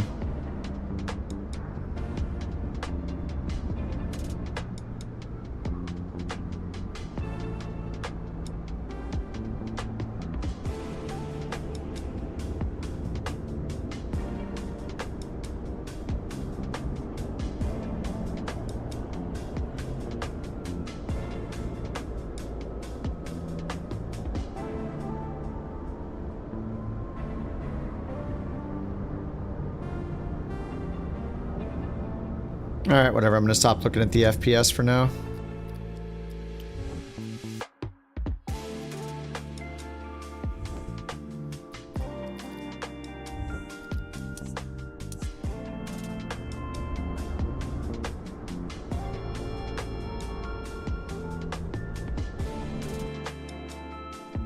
Oh, the laundry and the dryer. You're right, I have to do that. Thank you.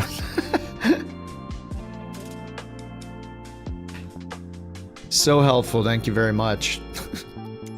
Alright, GSX reload sim brief. Good. Request refueling. Always have to request refueling twice for some reason. Refueling truck is on its way. Alright. Chalks. And request boarding. Requested. Battery. GPU. Emergency exit lights and nav light. Brr, brr. And nav down here.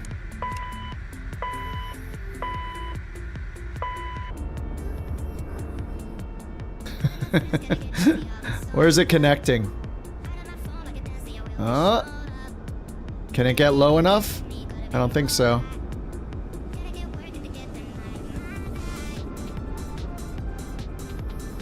From KKIP to KKOG? Or KOTG? We've done KOTG before. Alright, I guess that's close enough for the... Fuel truck is in position. Oh no, it's opening this now. Alright, block fuel please. Whoa, it's already done? That was fast. Oh, is that the Lear?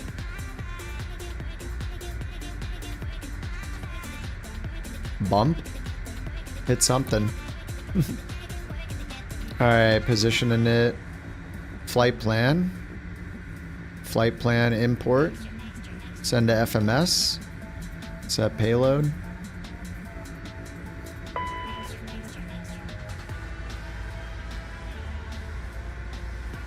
$38,000 feet. I'll just set that.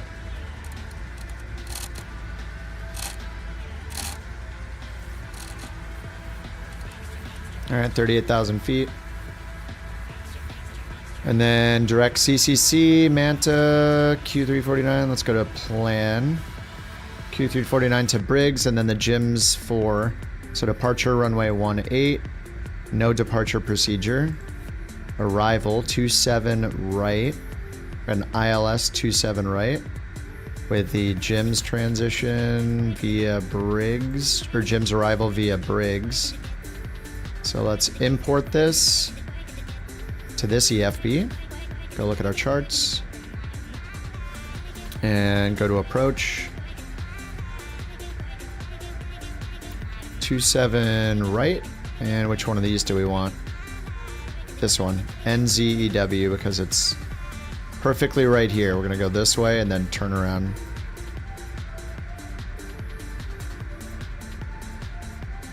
Alright, execute.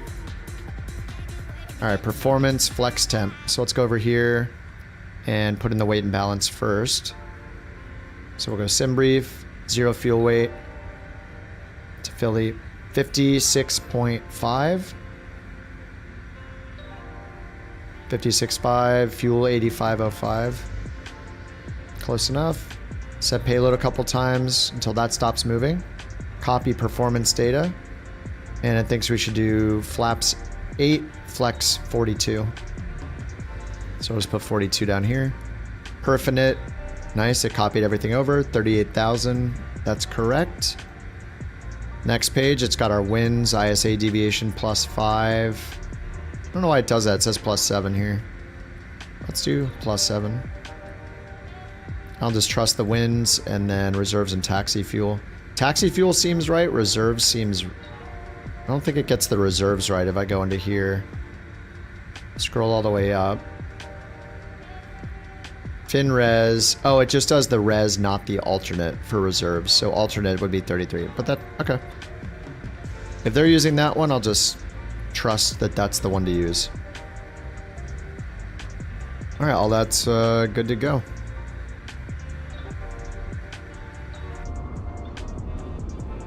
Wonder if the passengers actually boarded or not. Let's see. Yeah, it says 56 passengers have boarded. Alright, so can I go aircraft, toggle jetway?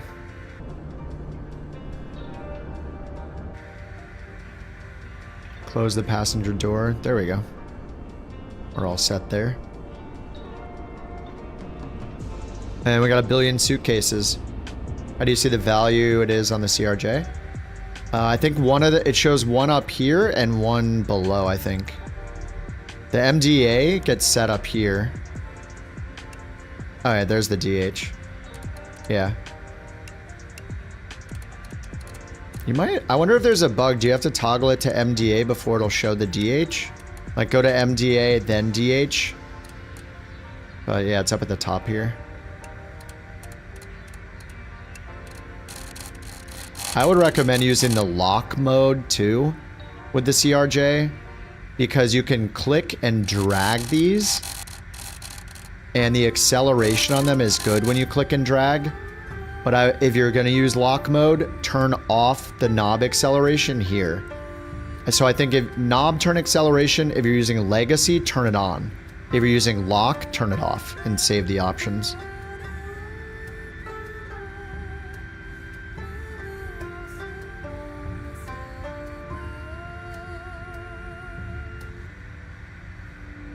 You have to push the button and set it, and then you hide it and push it once it's set. Wait, why do you hide it? It'll come up automatically? Like when you need it?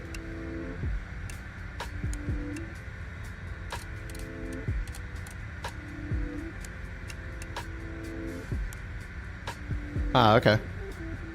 Cool. Good to know, good to know. Thanks, Jack.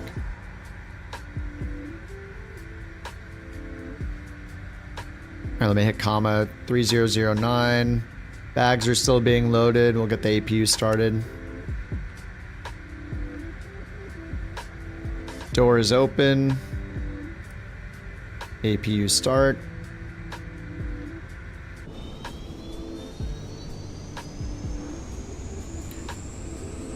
I am gonna put the laundry in the driver and grab a shake. Be right back.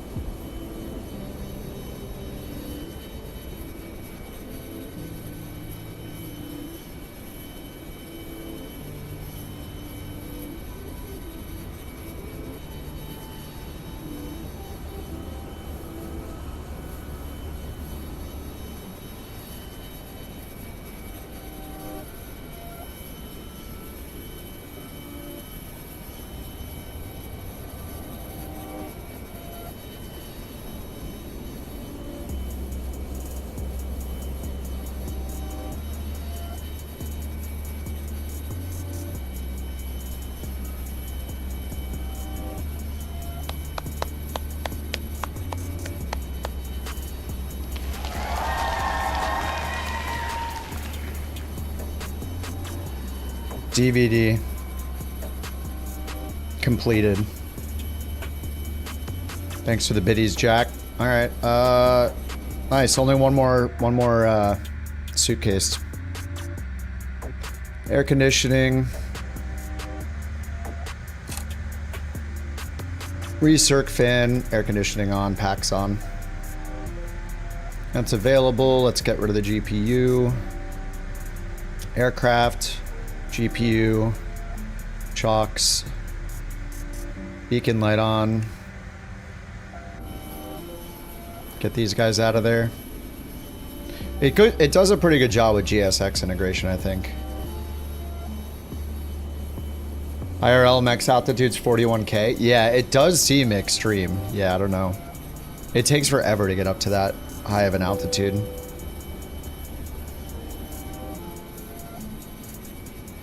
Alright, prepare for pushback.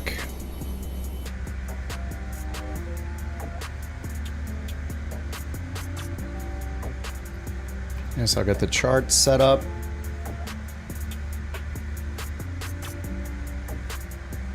Hello, Captain. We are ready for pushback. Alright, we're going to runway 18.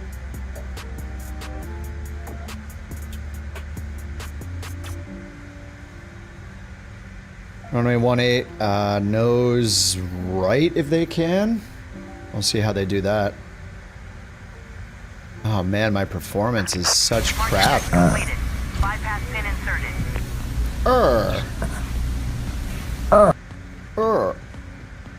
What's up, Gore? Thanks for spending those crabs on the Bork. I think we need to figure out some more uses for Bork coins. I'm open to ideas. Locking gear.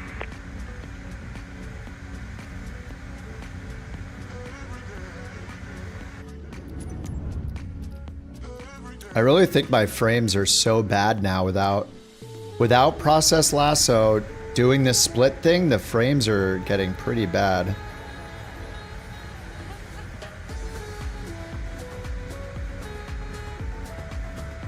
$10 BorkCoin suggest a VA hub. The issue with that is that I don't know how I would track the requests because it's not built in, you know, it's not built into, like there's not a queue or something. I'd have to like figure out how to queue them up somewhere in a file or I'm not sure. All right, parking brakes.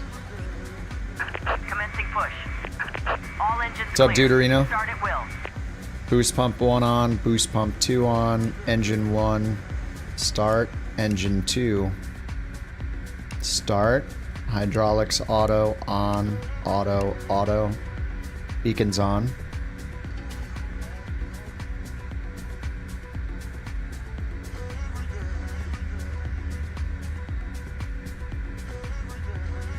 $25, $25.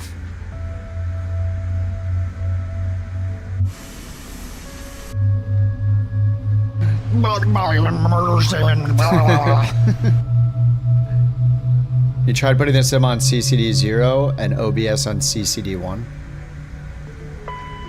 Yeah, I have. So this, if I put the sim only on CCD 0, it's been causing freezes.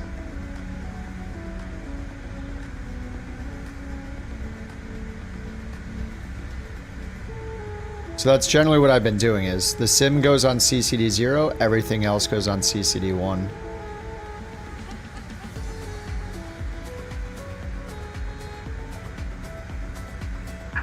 Please set parking brakes.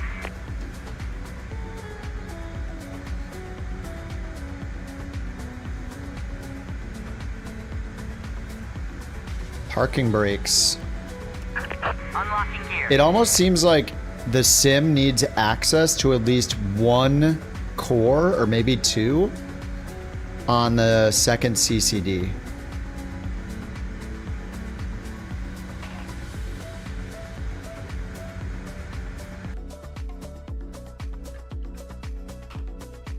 Nope, it's frozen right now. Okay, it's frozen right now in Process Lasso because I just switched it.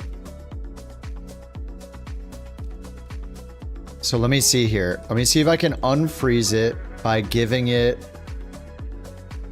Let me change the CPU priority back to normal.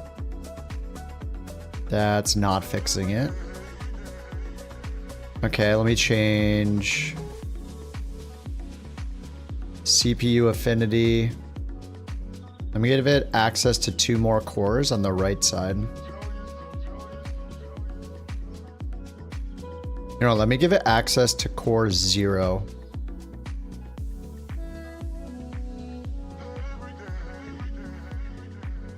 So it's totally frozen right now. So if I can unfreeze it,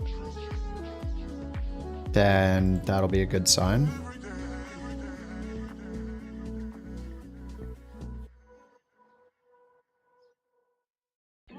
Still frozen. So flight sim 24. Affinity.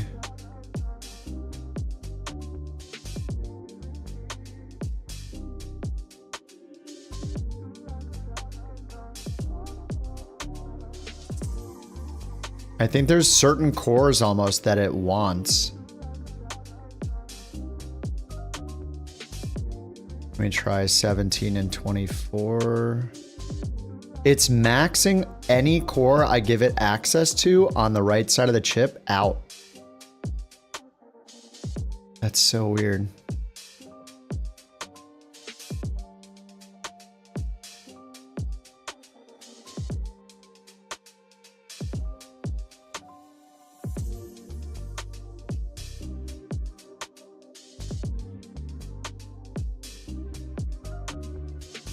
I'm just removing cores one at a time right now to see if I take away certain cores, if it just starts working.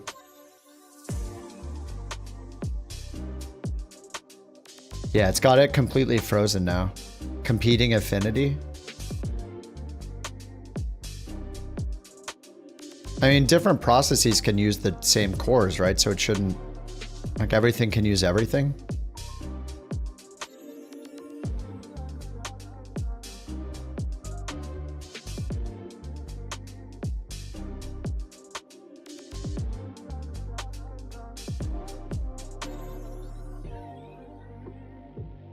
I think it's going to have this problem until I remove it from all of the CCD0 cores. It's like locked up CCD0 is what it seems like is happening. CPU affinity. I'm going to give access to everything. Yep, and then it unfreezes. So as soon as I give it access to all the cores, it unfreezes it. Yeah, the only way to fix it was giving it access to every core. Yeah, that's what just fixed it for me.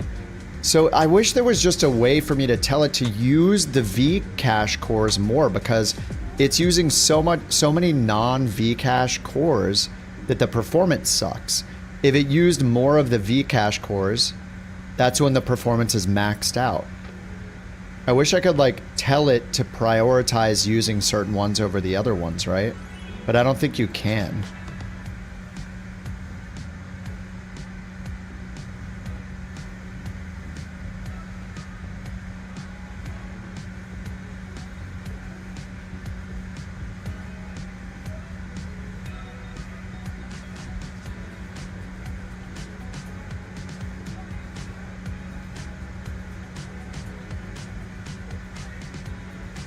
So strange, yeah, just freezing it.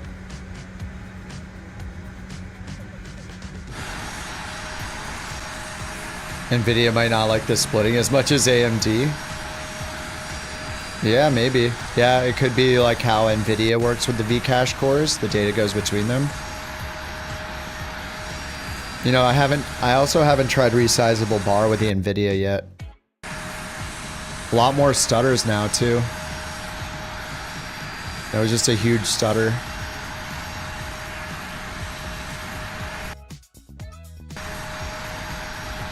Yeah, it's almost maxing them out. Yeah, it hates it when it just hates it when it doesn't have access to all the cores. That's it.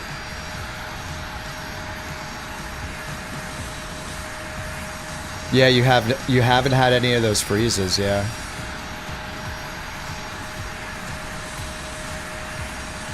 That's interesting. That's interesting, man.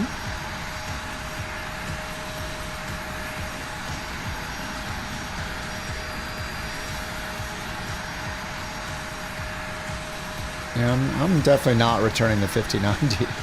Nice try, though.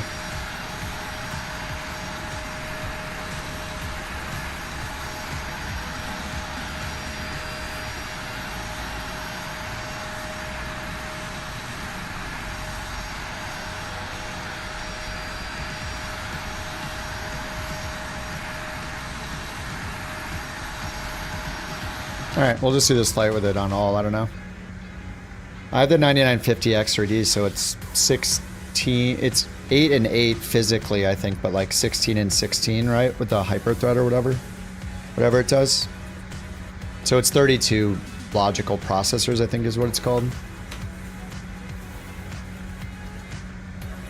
So yeah, 16 cores, 32 logical processors, and a huge cache. What's going on with it today? So the sim will freeze completely until I tell Flight Sim it can use all cores. When Flight Sim can use all cores, it unfreezes without me, like it'll instantly just unfreeze.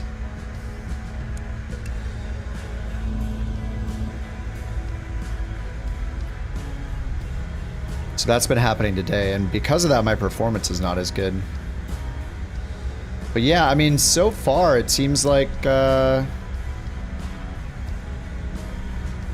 oops, nose wheel steering. It seems like the AMD card did handle it better, but I only did it for like a day because then I got the other one. And I had this work pretty good yesterday. Like all day it was working fine.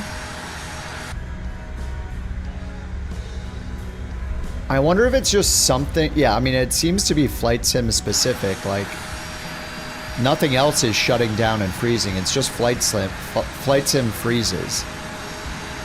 And yeah, the frames are definitely worse.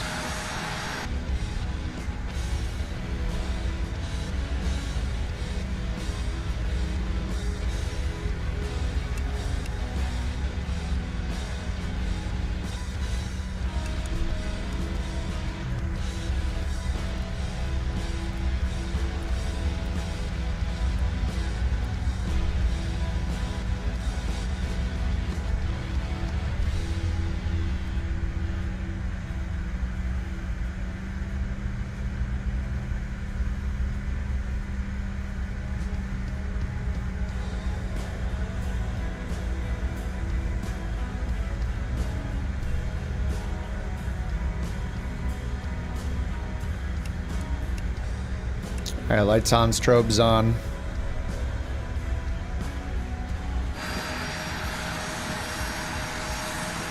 What is that gonna do, John?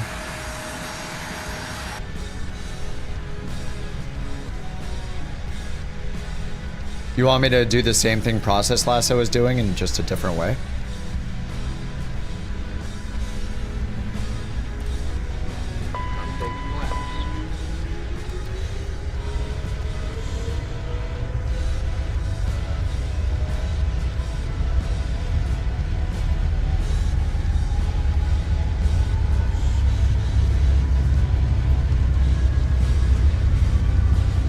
And does that take effect immediately, just like Lasso does? Whoa, that downslope is pretty nuts.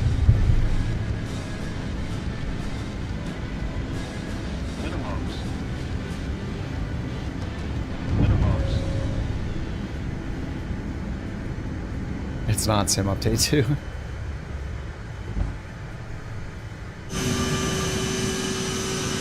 We've had Sim Update 2 for a while now. Pull up.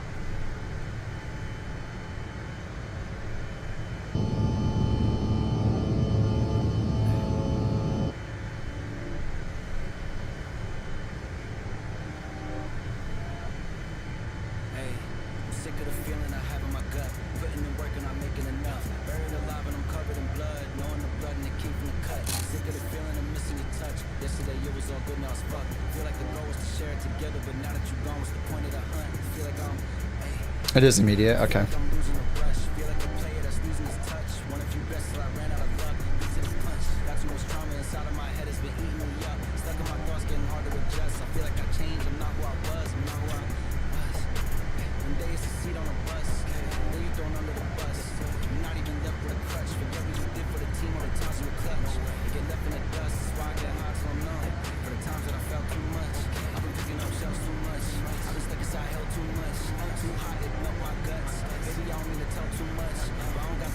Yeah, it's different than Lasso, yeah.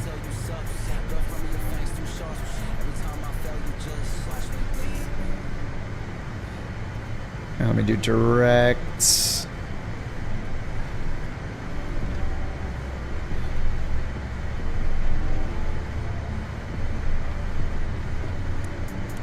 Alright, we'll turn these off. Taxi light off. These lights off.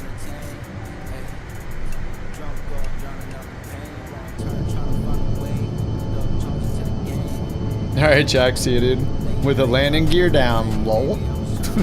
See you, man.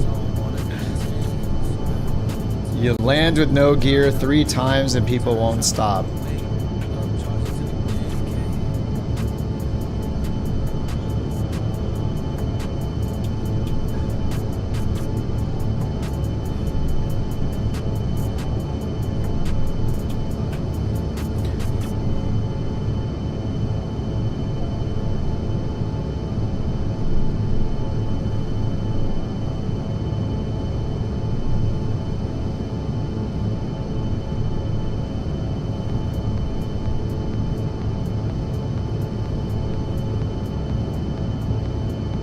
Alright, let me just make sure I undo everything on process lasso first. Stop the governor, exit process lasso. Path to the flight sim executable. Okay, I can get that from task manager, right? Task manager, flight sim, 2024, properties.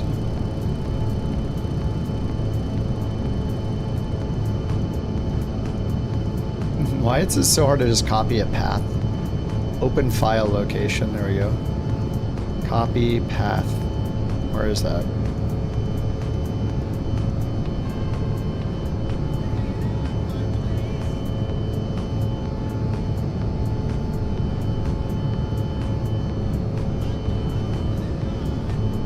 So 0xFFFF, if I want to restore it to all cores, do I put 4 more Fs? And are you sure that I put FFFF and not FFFF0000? Is it just FFFF?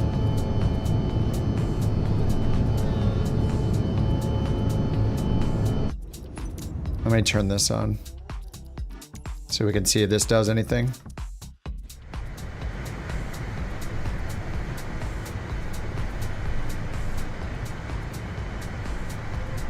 Mask of cores? Yeah, what I'm asking is if I wanted to use all the cores, what's the command? Is it 8 Fs?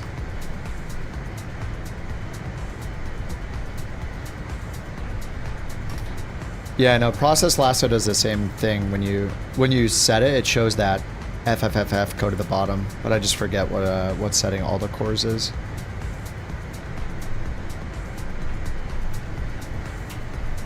Sure? What do you mean sure? Does that mean yes? Or restart? Yeah, I don't want to restart.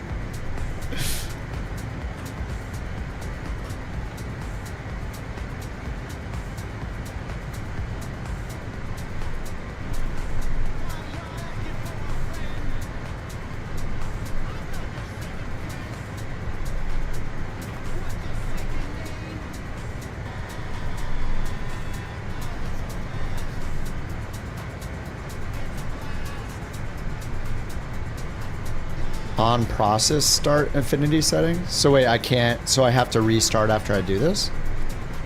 I know, I'm hitting enter right now. Let's see if it explodes. There's an error. It says a positional parameter cannot be found, blah, blah, blah. Maybe the path is wrong.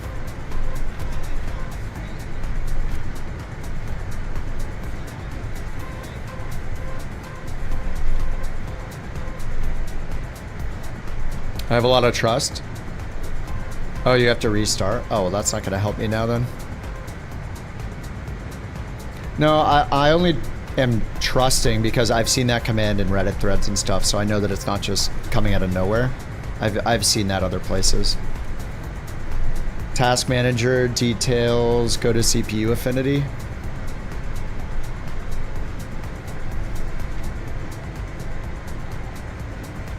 Yeah, set affinity. All processors. Yeah, that's true. That is in there. I could just untick 15 to...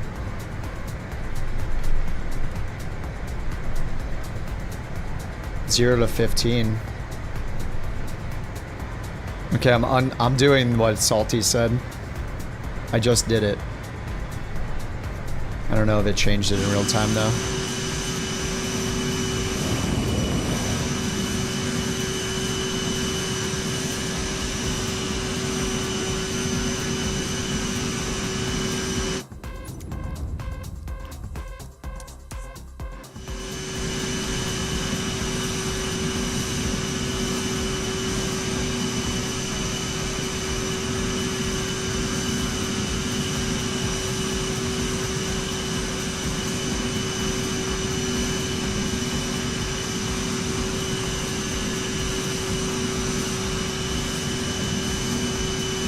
Yeah, so it's at 65, 66. If I go back to all processors and hit OK.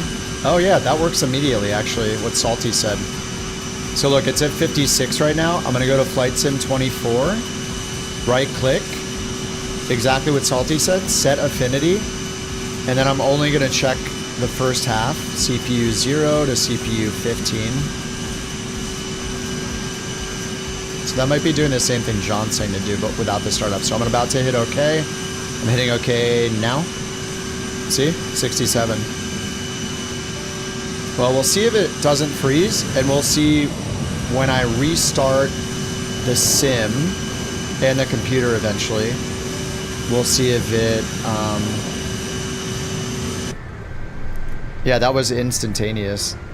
We'll see if it freezes first, because then if it doesn't freeze, then maybe Process Lasso's doing too much. You know, like maybe it's just overkill to use Process Lasso, as exciting as it's been using it.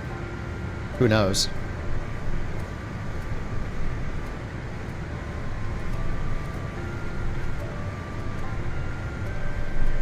But I just want to see if we get the same result that Process Lasso does. Process Lasso, you know, I could go in and set the affinity for other things too, manually. Yeah, pro balance. Yeah, it could. Process Lasso might just be overkill and doing its own thing, managing it in the background with its governor, whatever. If we can use the built-in Windows features, like Salty's saying, to do it, and, you know, John's saying the same thing just through a terminal command, then I think that makes sense, right? Why would you use a whole separate program? I did take the laundry out. Thanks, Bobby. I switched it. What was the other program? There's one called D-Affinity, which D-Affinity probably just does exactly what we're doing. Yeah, just the letter D and then Affinity, not without the E. And I did download D-Affinity as well. It's just a much simpler interface. I wonder if D-Affinity just goes in and changes what we're changing right now through Task Manager. Yeah, it would be cool if it does it on... It does do it on an automated basis, but you have to pay for the paid version of D-Affinity, which is fine, but... Yes, yeah, pro balance or a competing rule, I agree. It's probably like just overkill. And if we can get similar results just going to Task Manager, like, hell yeah. So we'll see how it goes the rest of the day, basically. I mean, this is kind of nice, though, because I could go into, say... I could go and see what's using most of my CPU, right?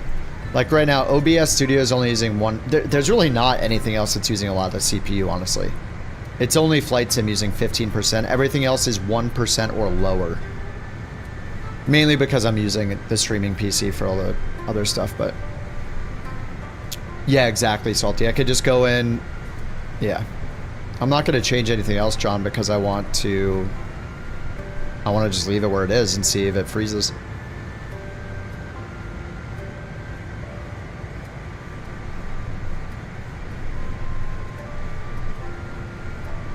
But man, this would be... man, this video would have been so much easier. What if I could make a second video that's a follow-up that's like, so it's been a few days and I've had a lot of freezes with NVIDIA cards. All you really have to do is go to Task Manager, right-click, and set some cores and see if it improves it. If it freezes it, go back to all cores. That's it, right? And that's that might be what D-Affinity does, is just give you an easier interface to do that. Because you're just choosing... All D-Affinity is 2 columns. Choose the process, choose the cores, hit OK. PC in a quarter? It's not an airflow problem at all. I have really good temperatures. My CPU is 67 right now. My GPU is 63. My cooling is very efficient.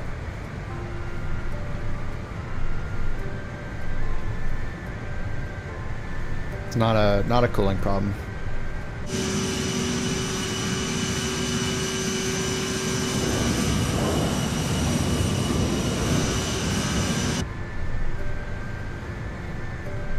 I mean, this is looking promising so far. We'll just see how long it lasts.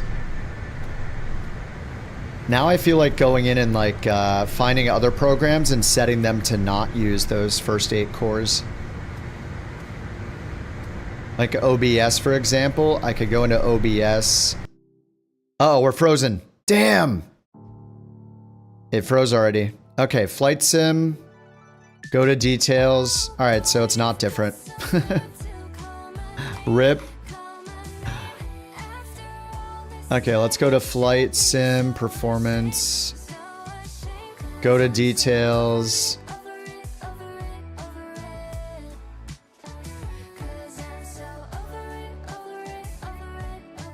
Oh, you know what's weird? I can't go to the details anymore. Oh, the whole sim's freezing. The whole computer's freezing. RIP. Let me see if Process Lasso will actually save it. Task Manager is not responding. Let me open Process Lasso and see if it'll open. Nope. It's the whole computer. Yeah. This is what happened yesterday. I can't check if the governor stopped because Task Manager's dead. What is the name of it? Actually, I can't see any processes, but I did stop the governor and then stop Process Lasso. I didn't check Task Manager though. All right, RIP. There goes the computer.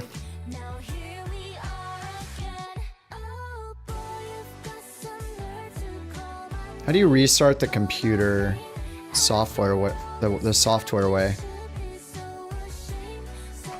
It's not all. Oh yeah, Alt Control Delete in the corner. Restart. There we go. It's not a bad component. Dude, we know what the issue is. There's no need to guess because we know exactly what the issue is. We've known what the issue is. It's that when you set Microsoft Flight Sim to only use the Vcache cores, it ends up freezing the sim. That's it. That's what's happening. Verified ×3. There's nothing else happening. Now it is possible that the NVIDIA card doesn't like it as much as the AMD card does. That is possible.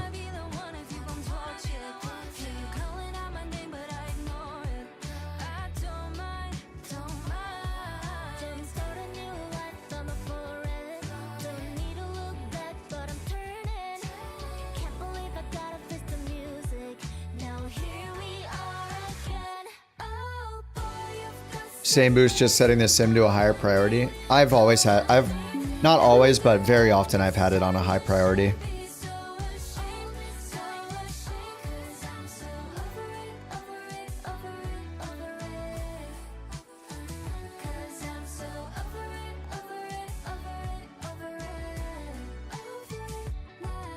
Well, now that I've rebooted though, I'm curious. I want to make sure Process Lasso. See, the Process Lasso core engine is loaded. I'm going to end those things. I'm ending those Process Lasso tasks.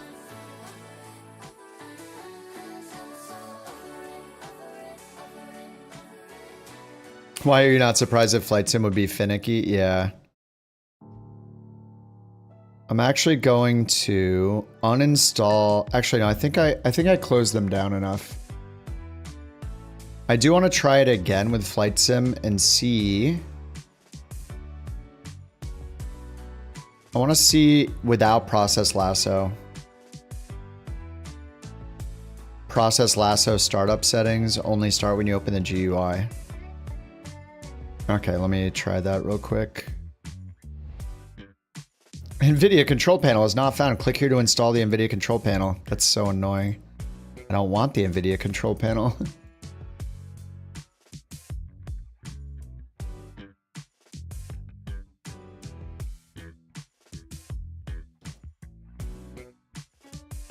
Oh yeah, I see. Have it launched only when the GUI is run.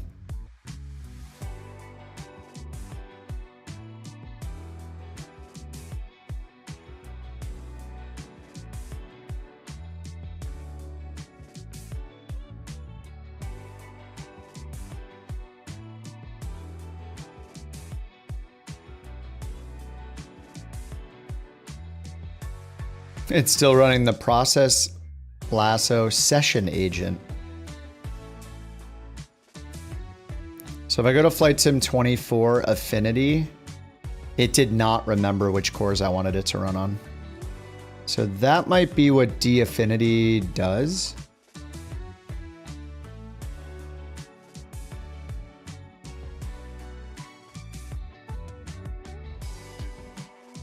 So I might give G Affinity a try too.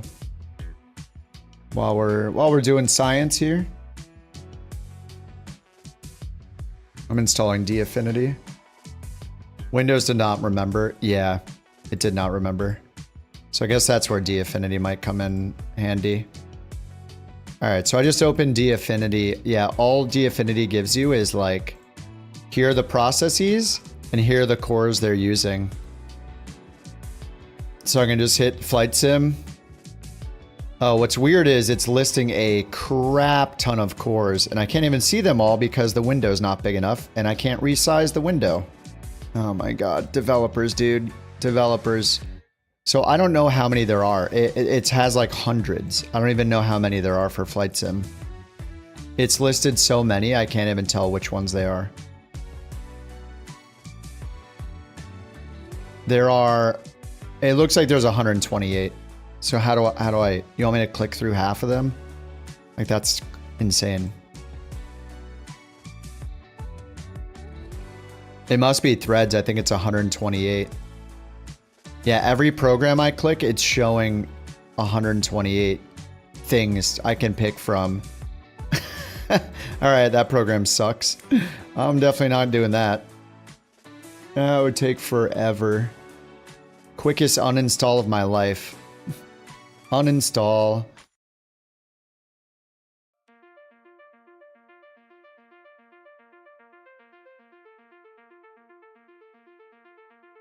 And you guys mentioned something about the chipset.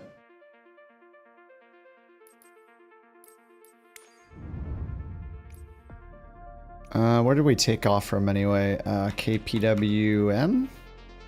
Is this it? Portland?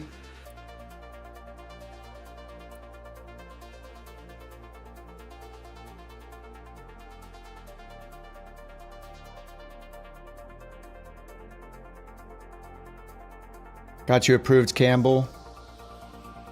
Got you approved, scanned.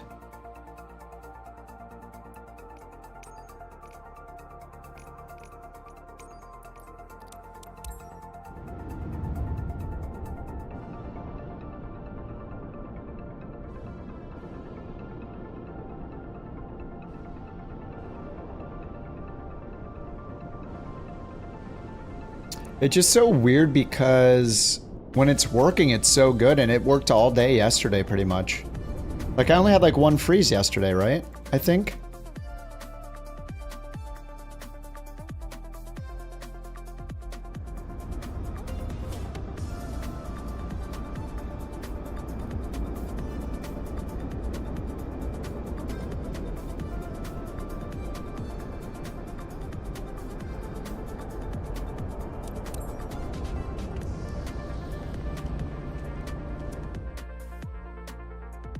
Anyway, maybe it was just too good to be true.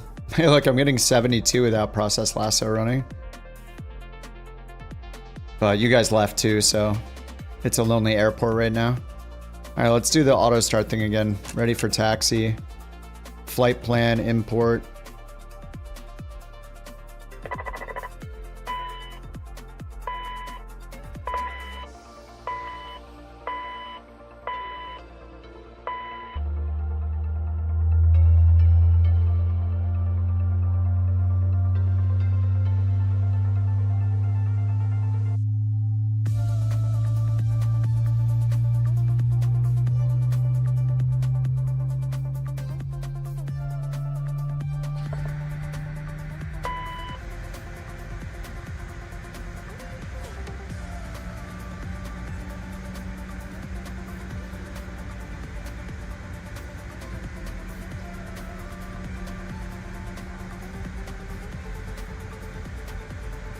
There's somebody on GitHub made one called Process Governor. Automates the management of Windows processes and services by addressing priorities, I/O, and core affinity. A free one. I'll just run it normal for now. NVIDIA controlled panel. You got a few FPS turning on low latency mode. Yeah, I didn't install it, but low latency mode is right here. I had it on earlier. I do feel like I got a couple FPS doing that before too. But I mean, it feels fine right now. All right, position init. Oh, it's already done. Send to FMS, set payload. Departure was... It feels like it's running really snappy right now. What's something that's really strange, I don't know if you guys remember the night that I used Process Lasso for the first time, but my chip was using basically 0 of the V cache. Like very, very tiny. I have rebar on, yeah. It was very tiny that day, like how much it was using. And then I used Process Lasso for the first time, and then the V-core stuff, the 3D cache cores came alive. And were used intensely, right? Maxed out almost, like it is when Process Lasso is running now. And then, when I was recording the video for it, I uninstalled Process Lasso multiple times and made sure it wasn't running.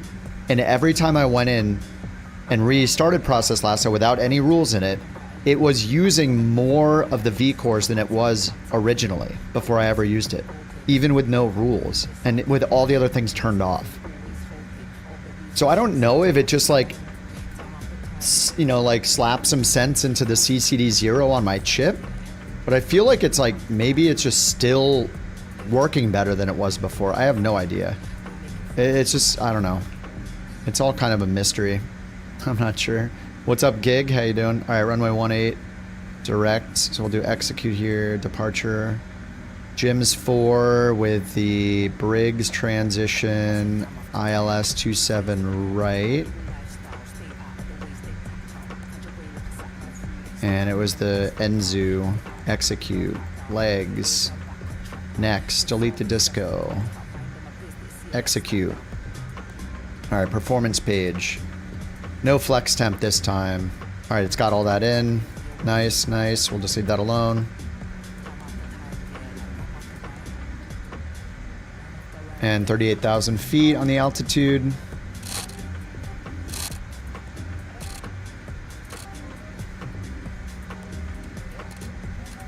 All right, 38,000 nav speed, 240 knots. Yaw damper on. Slats and flaps 8. Performance. Actually, this is wrong in here, right?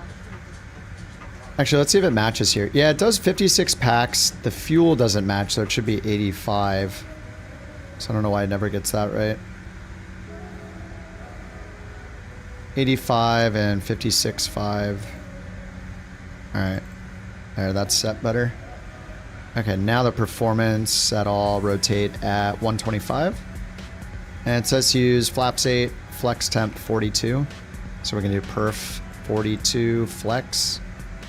I don't know why I have to do it twice sometimes. There we go. Alright, nose wheel steering is on. Reversers are armed. Flaps are set. Keep that down. That's stowed. Good. ATC is on 1. Parking brake off.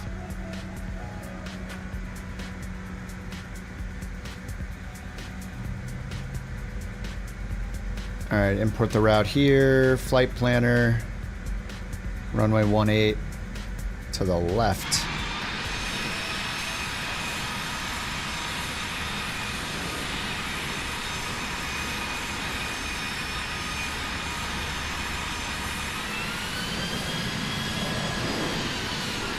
I don't still have the chocks, do I? Aircraft, chocks removed.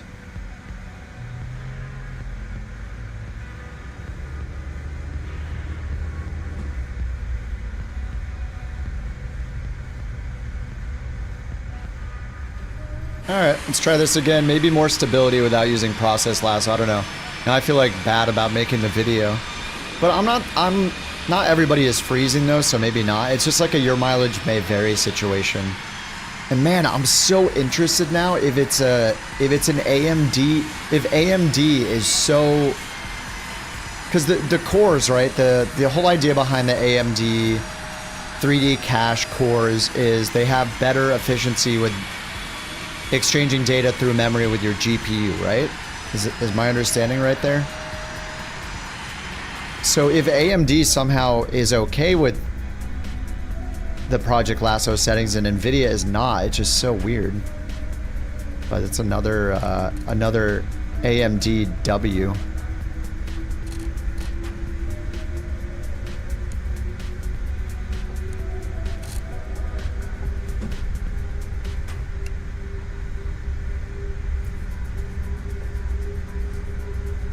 Back on the ground. So yeah, I tried the task manager way and it froze the whole computer that time instead of just flight sim, and I couldn't undo it fast enough. So I had to reboot. I rebooted and Project Lasso's completely off now. Vcache cores are a lot more L3. Yeah, it's like 128 megabytes or something. Is that the only difference? Is it possible that it would work better with an AMD card over an NVIDIA card, or does it not? Should it not matter what the GPU is?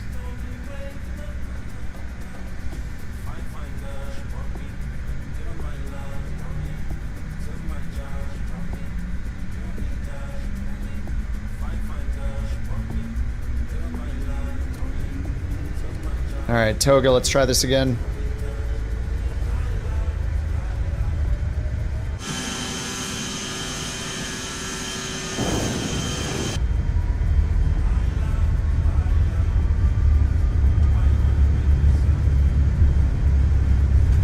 B1 rotate.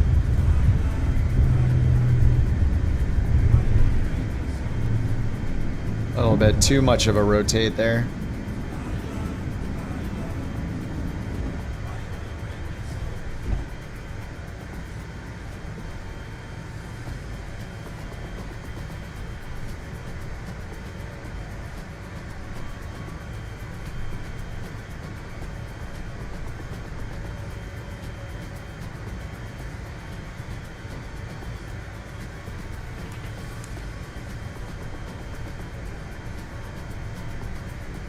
Oops.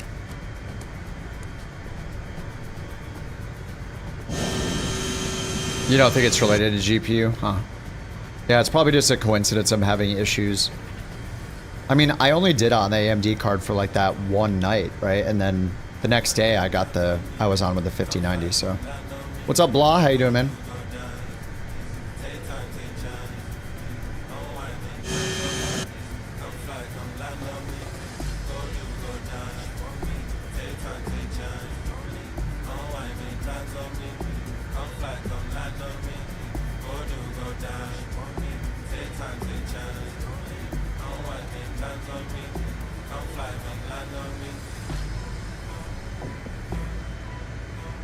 Oh, the climb's at 146. Why does it reset that? That's so weird. I was wondering why I wasn't getting near flap retraction speed. It's like I set the autopilot up. Made it home from work with a couple of beers. Life is good. Nice, man. Cheers, sir.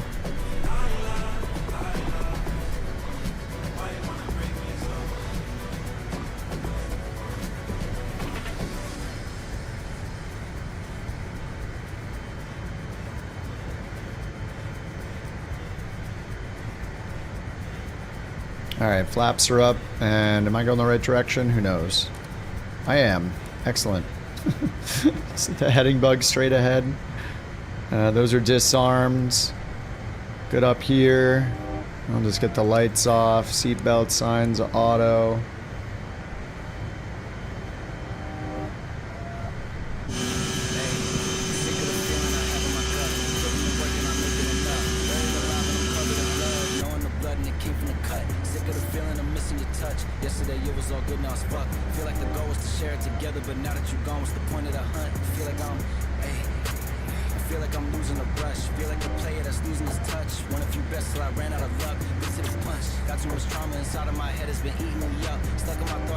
Yeah, I'm a little worried that Process Lasso is just, I don't know. Are you guys that are doing the split thing having the freezes like I am? I'm probably not the only one having the freezes, right? Maybe it's too good to be true. Baby, I don't mean to tell too much, but I don't got too much left. I can talk to peep songs, baby, I can tell you suck. Blood from your fangs too sharp. Every time I fell, you just watch me bleed. You're having stutters. It's not freezing completely though. On desktop? What do you mean? Hey, yeah, late night driving through the rain, baby. I was trying to get away. Thoughts I don't wanna entertain. Did you, if you set up Lasso, did you set up the profiles so it's not using gaming settings when you're not gaming?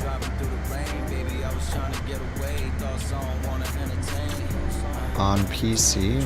Well, yeah, what else would it be on? What else would Process Lasso be on, if not on PC?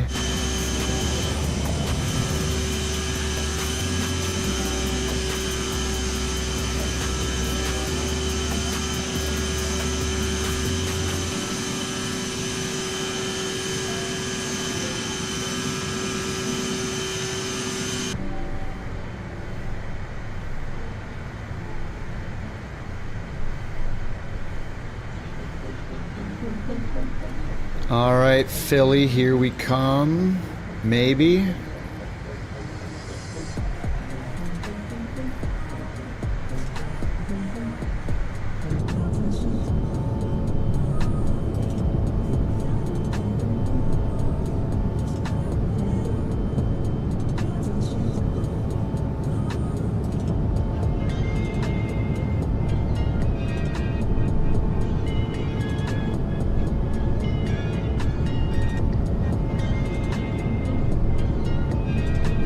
I actually wonder if like Process Lasso is worth using for everything except the CPU affinity.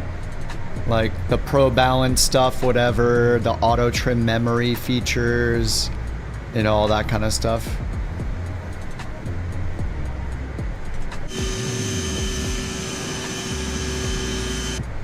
$37 miles from TOD. Oh yeah, let me use double speed on this. I'll catch up to you guys. Double speed activated.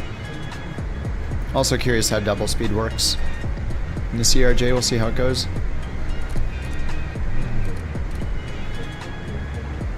This is kind of a long flight anyway.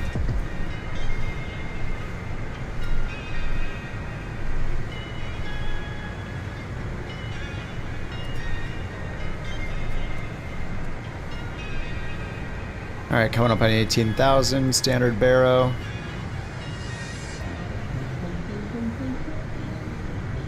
All right, I'm gonna do 4x.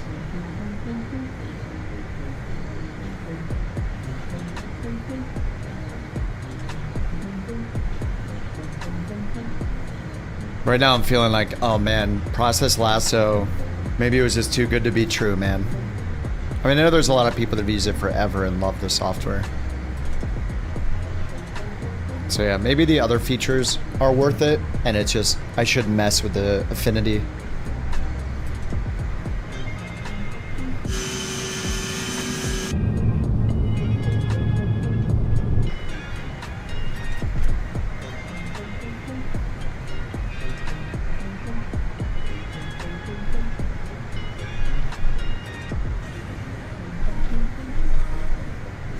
Let me see what happens if I use vertical speed to do the climb.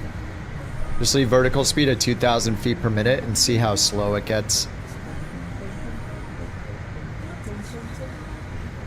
Because we have to go all the way up to 38,000 feet.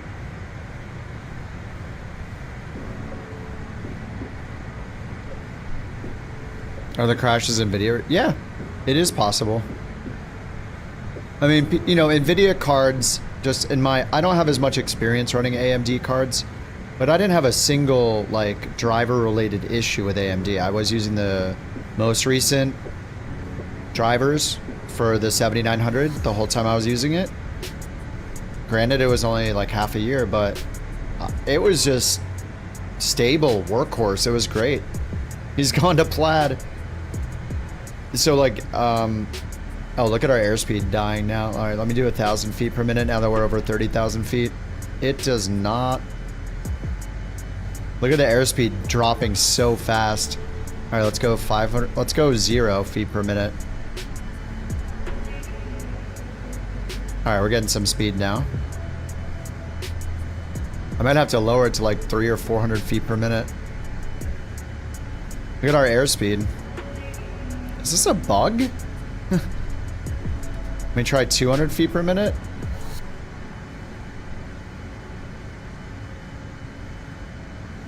Tell me the probes are on. They are, okay.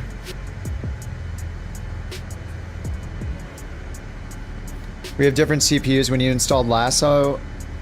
I have Lasso on my mini PC as well next to me.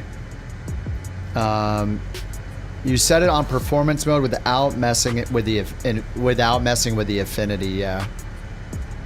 Yeah, maybe here. I'll open Lasso again and just not use any of the affinity stuff at all.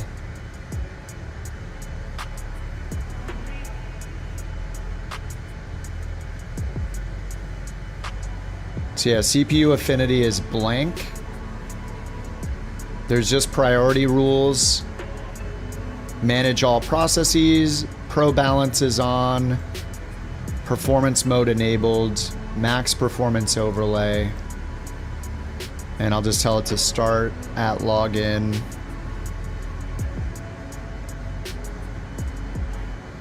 Manage all processes.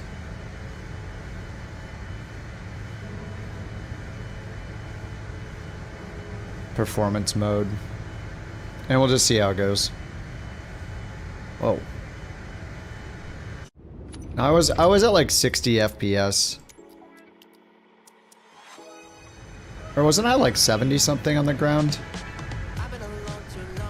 Yeah, I'm at 65 right now. I think I have it set to a 60 target. 65 target. Terrain LOD is at 0.59, that's why. To hit the target, so. That means terrain LOD is around 200 right now. Oh, the airspeed. Yikes. This plane is just not going up to 38,000 feet. I'm in climb. Almost stalling it.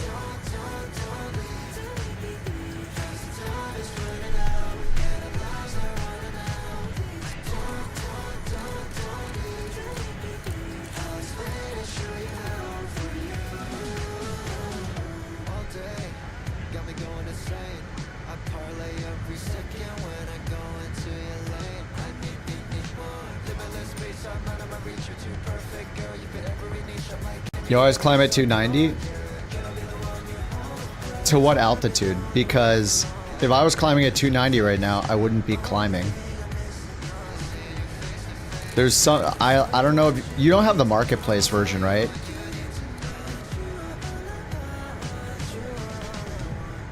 I don't think I've gotten to Mach 0.77 on one single flight in this plane. 30K? Yeah, dude, that's not... there is no way. I am at full climb power. 88.1 N1. And this thing is climbing 100 feet per minute, and it's not even at 290. It's at 200 feet per minute right now. The flex was set to 40 something, but I mean, the first bunch of flights I did with this, I did it at Toga. I didn't do any flex at all. And it had the same issue. This plane has never climbed in the high 30s in altitude one time easily for me. Maybe there's a difference in the marketplace version. What's up, Heck? Exploring the app looks interesting. Didn't get a performance boost after setting up the affinity. Yeah, it's possible. Some people... Did you do like a staggered thing? I mean, mine's been freezing today, so I think affinity, like... Or it might not be... I could be experiencing an NVIDIA problem. Who knows? It could just be a coincidence, but what's weird... I don't know that it is, though, because when I've frozen, I go into Process Lasso. The entire CCD0 is maxed out. 100% on every core. And as soon as I give it access to all cores instead of just CCD0, it removed... The freeze stopped instantly. So I don't... I mean, it looks like it's an issue with doing the affinity. Oh, it's climbing at 0.6 now. So what, you climb at 0.77, you said? If I set 0.77, this thing is never getting any higher. Oh yeah, I saw that, John. They were goofing around. Like they were like, let's go all the way up to the. Didn't they go higher than the service ceiling? Did they go to like 43 or 45,000 feet or something, and then both engines flamed out? I remember that. I saw that on YouTube.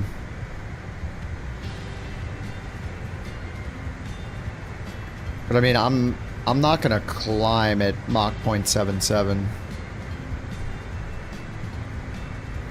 Hey Jewel, do you know what version of the CRJ you have? I should check the one that I have and see.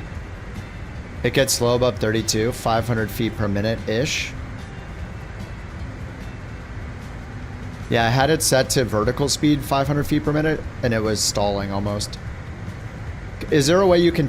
Do you know what version you have? Because I can check my stream packages and see which one I have.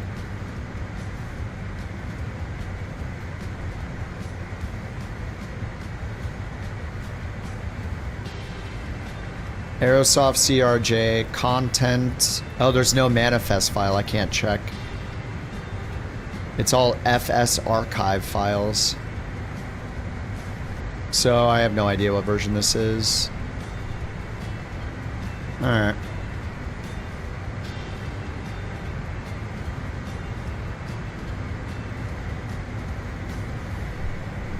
Alright, I'm at Mach 7.7 now. Wait, this doesn't make any sense. How is it climbing? The power isn't changing, right? What is going on? 2110. This is so confusing. How is it climbing when the power hasn't changed? How did it accelerate to Mach 0.77 and then also start climbing?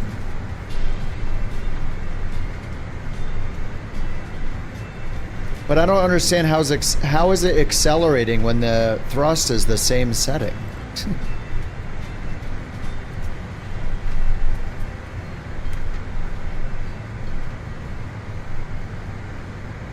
So it's just because of its attitude and its speed. Oh, that's so weird. Do you climb it at 290 right after takeoff? Like, do you get up to like a few thousand feet?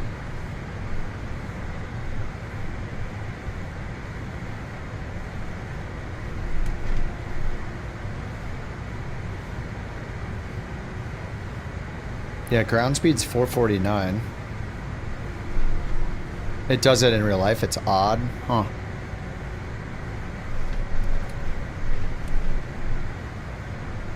$250, then 290 till 0.77. Okay. I'll try it for the next one to climb up that way and see how it goes. That's so odd.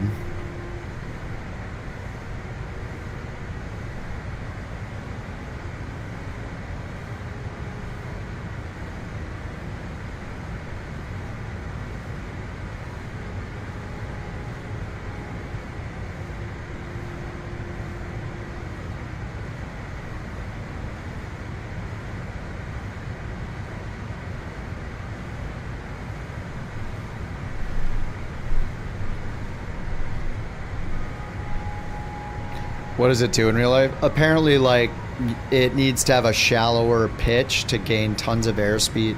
It needs to gain a crap ton of airspeed first before it'll even climb past like 30,000 feet, I guess.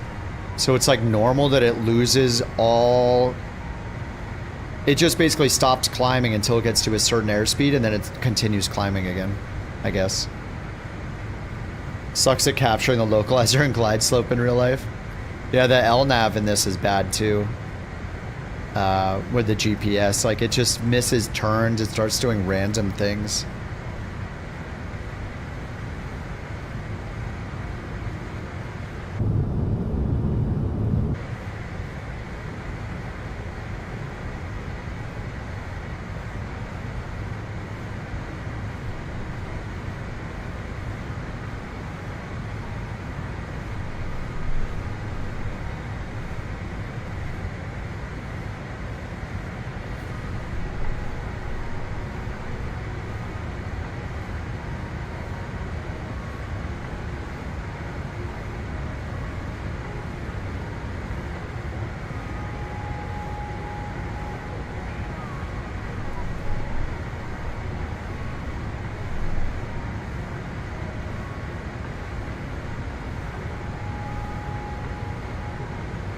Yeah, I guess I just didn't notice it as much. I don't notice that kind of thing as much as other planes because it doesn't feel like other planes.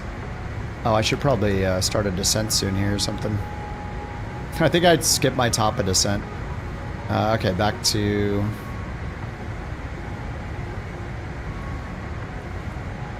$6,000 feet per minute. All right, let's do it. 0 VNav, idle, speed brakes.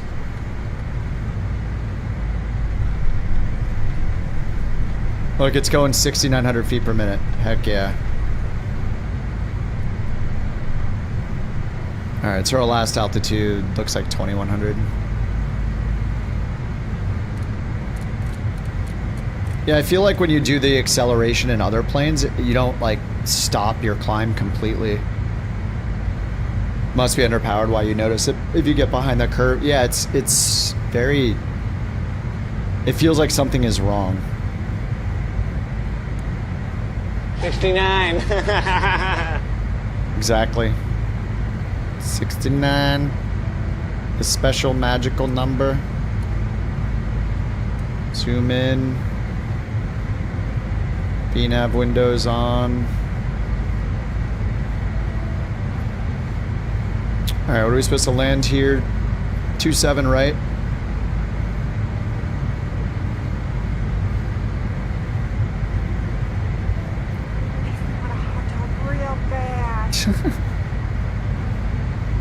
Hot dogs. Shadow and Jewel, thanks for the biddies. Alright, localizer 108.95. It has DME. Let's go set that up. 108.95. Now, why is this on?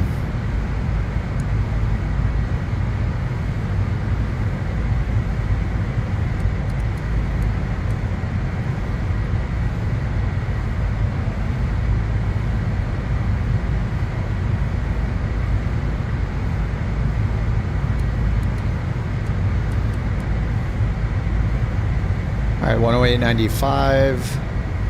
Get the bearing pointer on. No, we don't actually need it, do we? Once we get close enough, we'll be able to see it. And final approach course 268. Bottom altitude 2100 at Jalto. Go around, climbing right turn 3000. DA 211. Let's do what Jack said is the right way to do this. So we'll do MDA 211, round up to 220, and then right click to hide it. And we'll see if we get it later on the approach. 0 fuel weight. Is it 56,000? 56.5.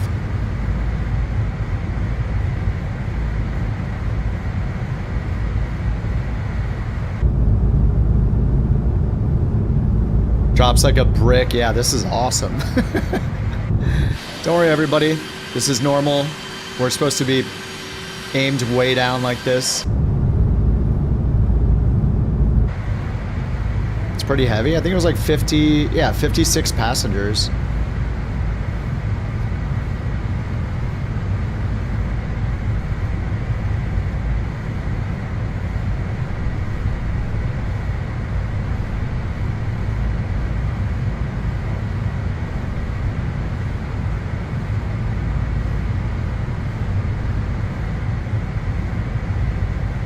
I mean, it can take 70 packs. It only has 56. That's considered heavy.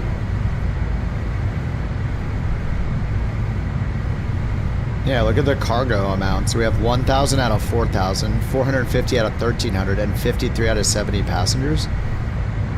Seems like it should be light. Unless they just don't take more than 50 passengers most of the time. Oh, for 380, it's heavy. So was it 50? What did I say it was? 55, 0 fuel weight. Is this chart accurate then? What's 55, 6? Stupid kilograms. So it should be about 25,000 kilograms. That can't be right because I mean this starts at 27. So I'm so light that it's not even on this chart. For altitude capability, right? I mean, it says I should weigh between 27 and 34,000. 27,000 kilograms is 59,000 pounds at a minimum for this chart. How is that heavy? I'm 55 and the lowest amount on here is 59. And this says at 0 ISA I can climb up to 40,000 feet. So something is wrong then. This chart goes all the way up to 34,000 kilograms, which is 75,000 pounds. It says it's 75,000 pounds, which is like 50% more than I'm weighing, is 360. Oh, it's gross weight. It's gross weight, you're right. So what is my gross weight then? Gross weight, takeoff weight was 59.8. It's still not that much. Okay, so I'm at the minimum. Right? I mean, we're 55. This was on takeoff too. We're lighter than this now. So we're at 60,000 pounds. And this 27,000 kilograms is 59.5 thousand pounds. So we are at the lowest, and it says at 0 ISA. Heck, even at 20, I should go up to 37,000. And I think we're at like +5 ISA. So this is either this is wrong or the plane just doesn't act right. 7 ISA deviation, so we're between 396 and 397, so almost 40,000 feet, and we're at 28,000 is what I was cruising at. So something seems wrong then. I'm at the absolute lightest for this chart. So something is wrong. Let me make sure I'm in real time. Lose some weight? No.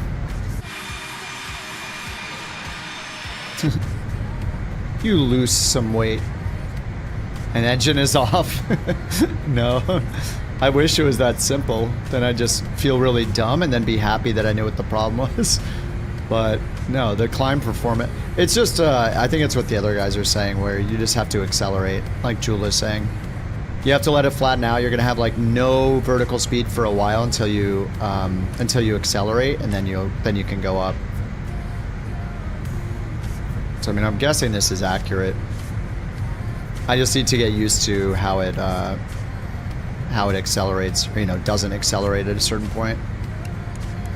All right, let's get the lights on. Not maintaining the speed. No, I think the issue is just that I assume it's going to maintain like a steady level of climb throughout the climb, but once it gets up to 30,000, it needs to level off and gain a ton of airspeed. Otherwise, it can't go any higher than 30,000. I mean, that's what happened when I switched it to a higher airspeed, like Jules said to do. It's just, apparently that's how it works in real life, so it's just learning things,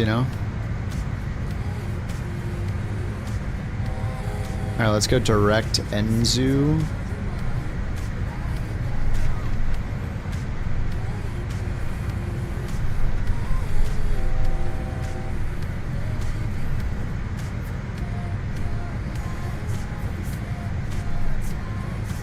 There's another airport right in front of us.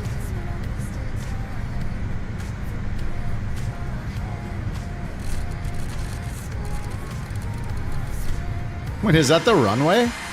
Wait, what the heck? That's not the airport. No, Martin's over there. Accelerated 10,000. What is going on here? Is the autopilot off? No, autopilot's engaged. Nav mode is on. I'm gonna turn myself around manually. See, runway will land. Yep. Truth.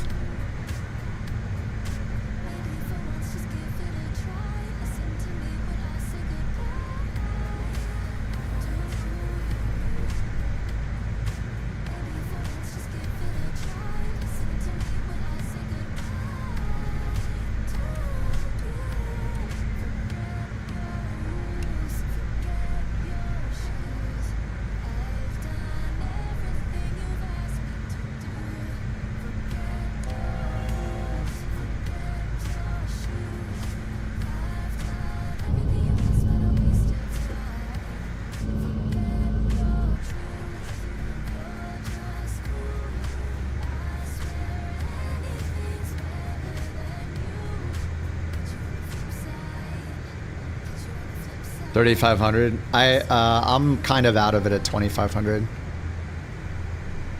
All right, let's hit approach and see how this works. Need to get closer for the localizer.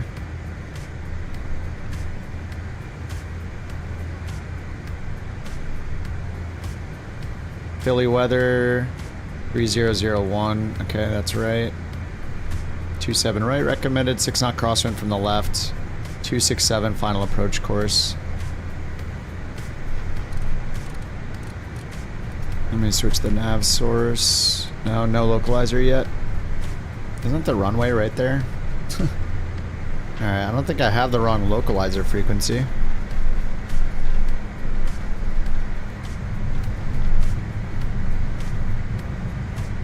That's not the runway, is it? No, no, it's further ahead. C runway will land. Nah, that's not it. Just an airport. It's right on our final approach course. It's like over here somewhere.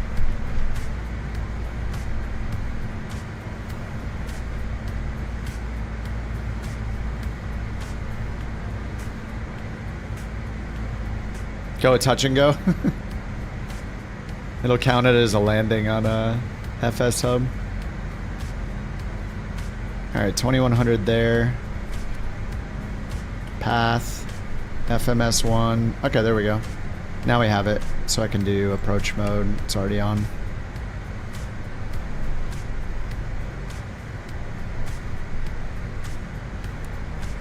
Crisis averted. Maybe.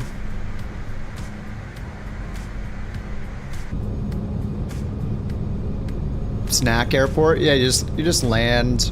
I would get one of those. I would get the Hostess cupcakes with a swirl of white frosting on top. That would be my go-to. I'm just thinking what snack I'd grab. I'd get those the two Hostess cupcakes in the little plastic wrap with the black frosting, black cake, black frosting with the white swirl down the middle. You know. Nav source? No, I shouldn't need to with approach mode on. It should do it automatically. But if it doesn't, then I'll switch it.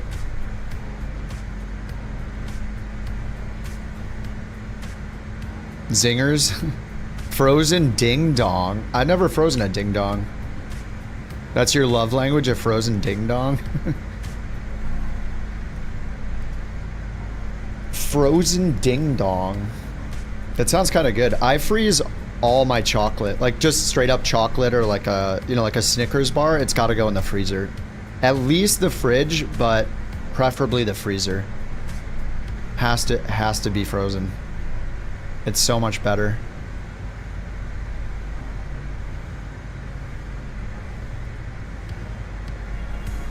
Got a nice 11 knot crosswind. What's a Tim Tam? You can type the Morse code in the radio panel in the CDU and it'll tune it? Wait, how do you mean you just type the identifier? You don't mean like dots and dashes, right? You just mean typing like IVII here, right?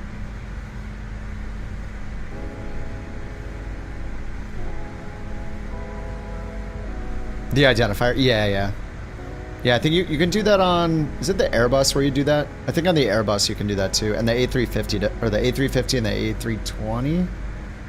I think the Boeing might be... Maybe the Boeings are the only one that don't like it.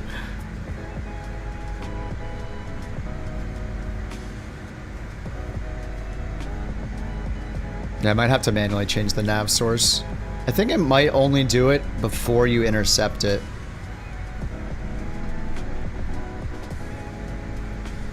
Yeah, it's coming down now. It should have done it by now. It's worked before, but yeah, we'll just do it manually. Alright, so heading mode, bam. Nav source, 268. I can't move my... I love how the camera freezes. Whatever, like their right-click logic is so bad. Alright, approach mode still on. Every now and then, like right-click to pan just stops working. And I have to move it with my little thumbstick, and then I can pan again. Not great, Bob. Not great.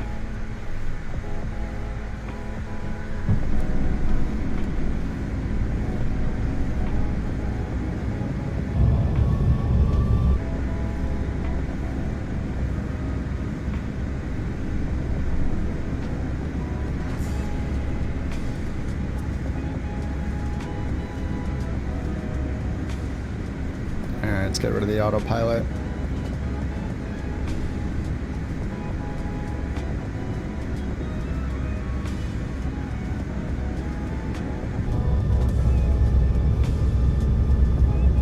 All right, Philly.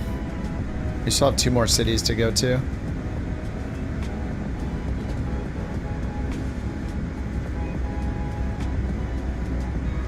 You just got your first 10 in the CRJ? Nice, dude. Watch for birds. God, I wish we had birds in the sim. We have every other animal except for birds. Why would they add birds into a flight sim? Nobody knows, right? It's a mystery. Why have birds when you can have literally every other animal and no birds? Because it's a flight sim, and if there's any animal we don't need, it's birds. That was the thinking.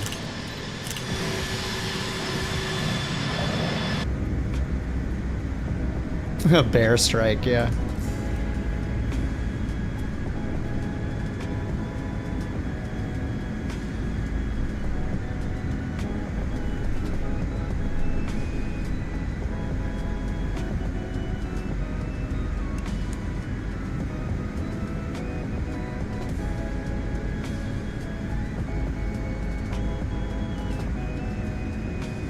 Music's so chill. I chose the dreamy playlist, and it's definitely been dreamy. Yeah, I do have FS birds, but you can't hit them, so they're no threat. They look nice, but I do have the FS birds. But I just can't believe that Microsoft is like, I got an idea for Flight Sim 2024. Let's add animals. And they add dozens of animals, and then the primary animal that relates to aviation, they don't add that. What? What is such a strange decision? Like, what?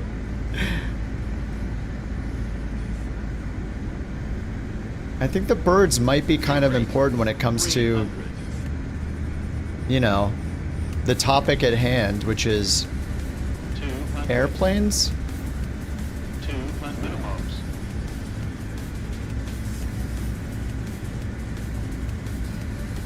100. 50, 40, 30, 20, 10. Ooh. That last 100 feet comes real fast. I feel like I need to keep more of the throttle in.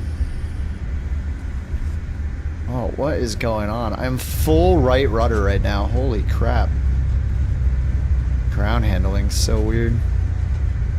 Plane flying backwards? Yeah, I'm sure it was definitely not a helicopter.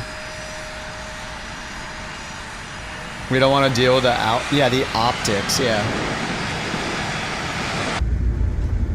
That'd be like making farming simulator and not making pests and stuff that ruin your crops. We can't have people seeing bad things happen in this quote-unquote simulator. Like, that would be such a weird reason to not do it, too. 6 miles to the aft of the flight deck.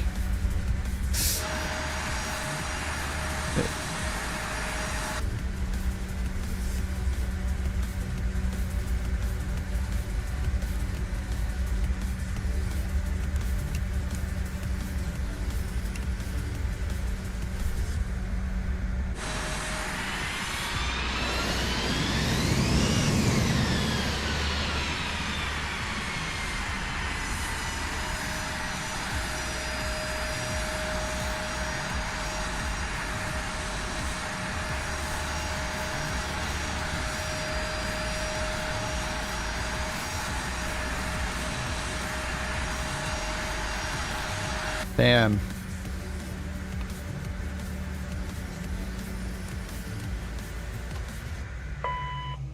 It doesn't care if I shut it down properly, so.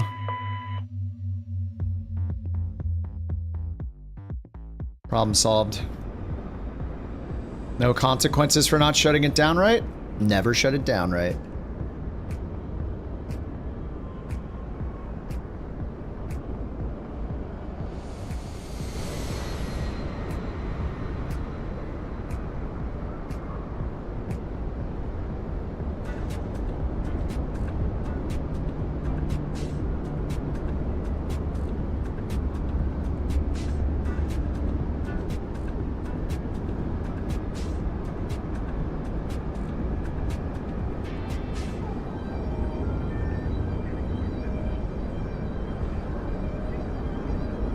Alright, here comes the Learjet. Passive generic. I thought I installed the Learjet. Alright, Brian, see you later, man. Happy Sunday. I thought I installed the Learjet. Why does it look like a Bonanza again?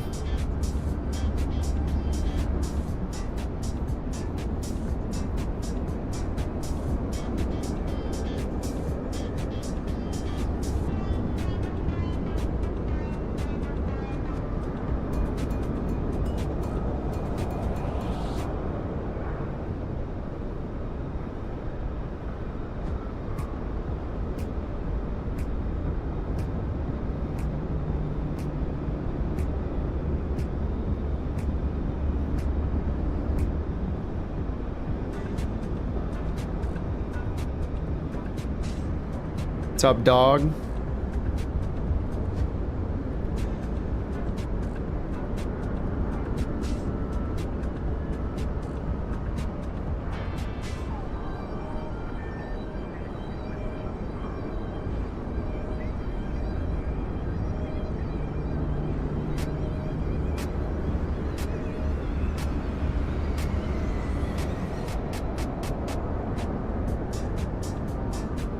And the lighting looks so good right now.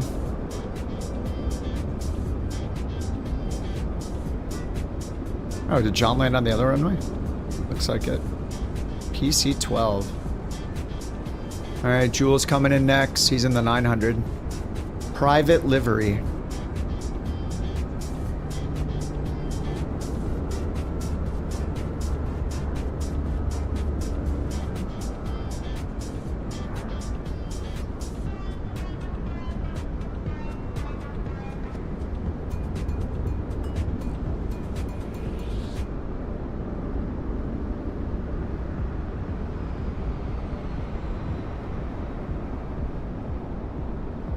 Oh, he's got scenery.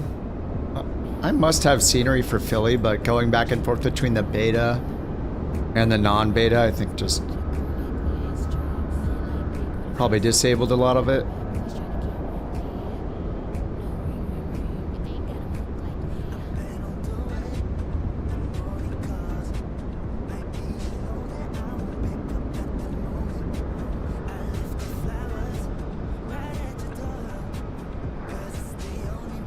Denver's next, I think.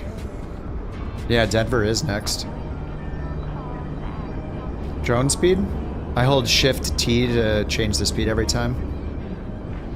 Yeah, mine always resets too. I mean, I think this might be 30. I'm zoomed in a lot, so it looks like I'm moving fast. But yeah, I hold down Shift T to make it faster and Shift G to make it slower. Just do it manually every time.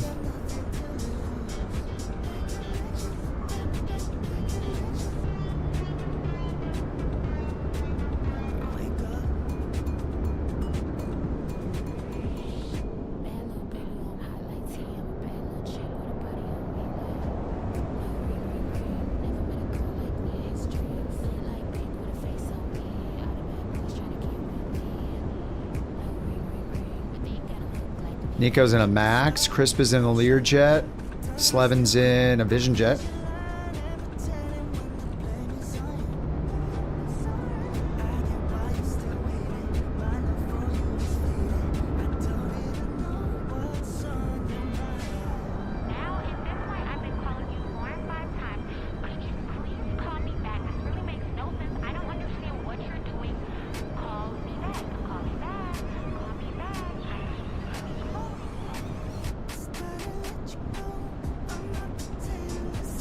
Man, nobody uses that road.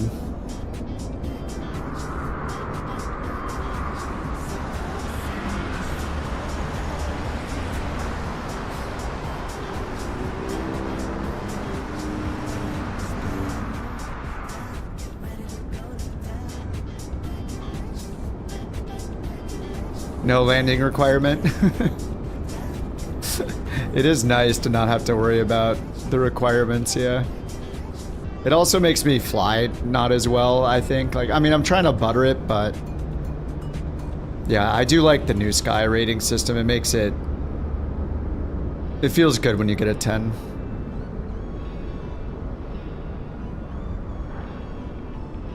Telluride? We could do Telluride to Denver if you want.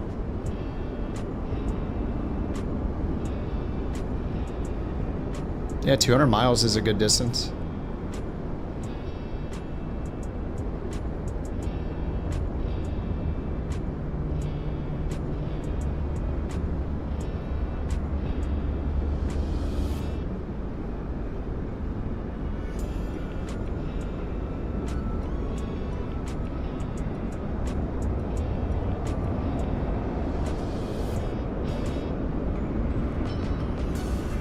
Nico and the Max. Seeing the iFly or the default?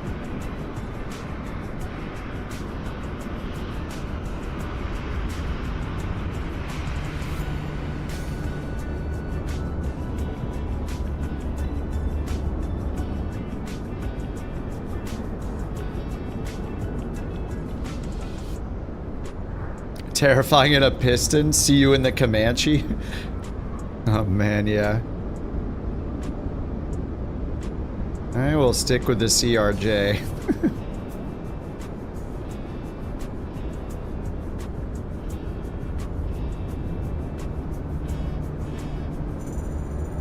Not that it has the most impressive climb anyway.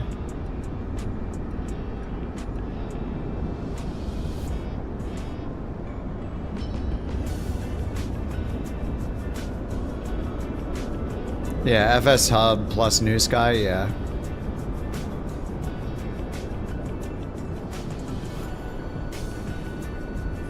Yeah, New Sky's good if you're in an airliner. Just if you want to fly something else, it sucks. If you want to fly GA, it sucks. If you want them to add a plane, you could wait an entire month until they add it. It's it can be frustrating. It was frustrating, and that's why we're now on FS Hub. It's because we were waiting so long for the Starship to get added that I was like, all right, well, let's try something else. I want to fly the Starship in some kind of career mode, some kind of VA thing. Let's try FS Hub. And FS Hub is great.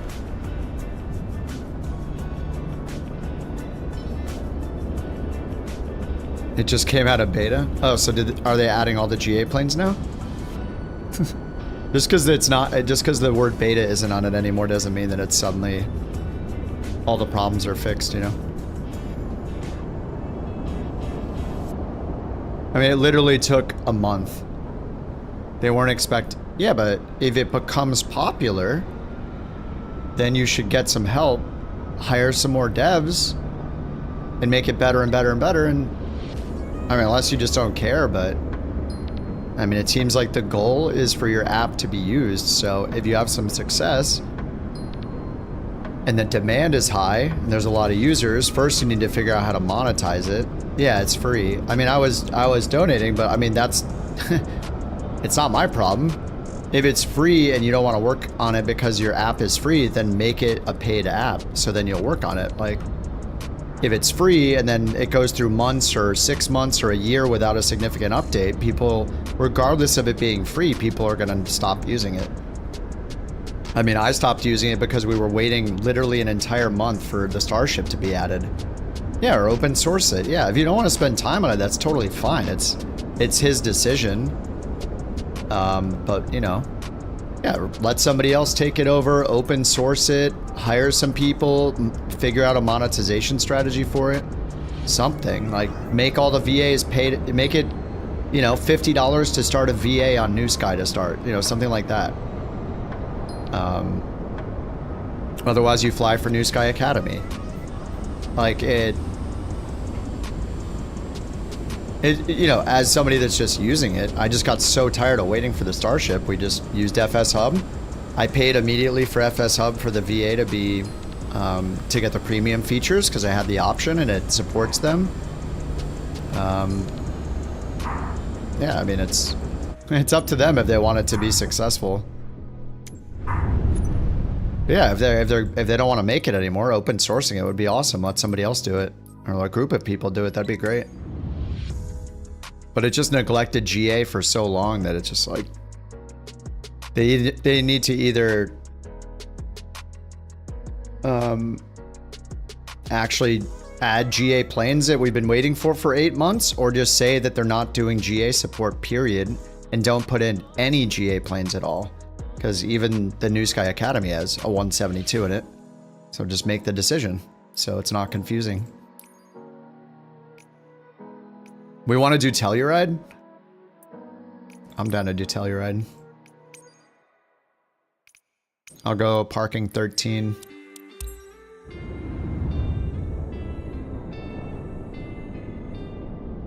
Alright, we're going to Denver now. Airport of your choice. 5 FPM. Yeah, I had one where it gave me a 2 feet per minute touchdown, which sounds like so inaccurate.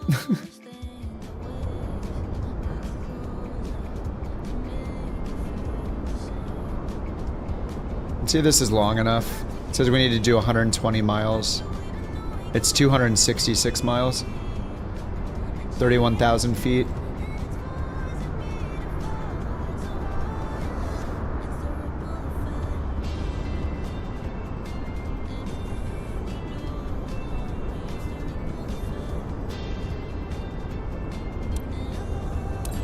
The Wookiee who is shaved is here.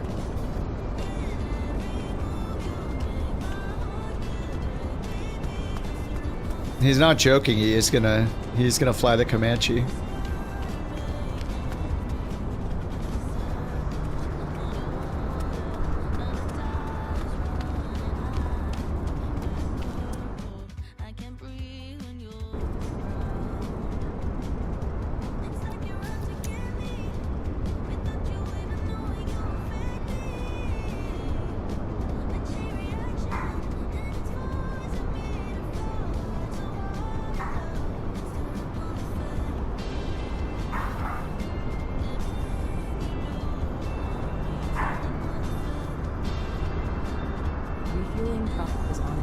Alright, refueling truck on the way.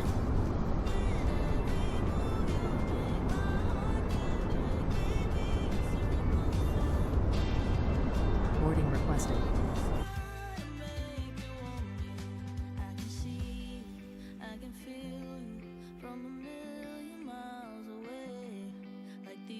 Aircraft shocks GPU. Flight plan import. Fuel truck is in position. ZFW 57.2. Fuel 68. Okay, done.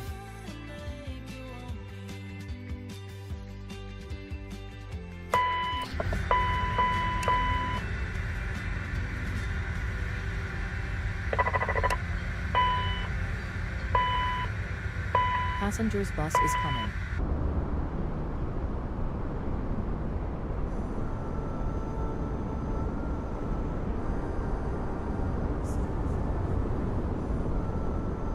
Going out to check the rain. The air is lovely. Nice.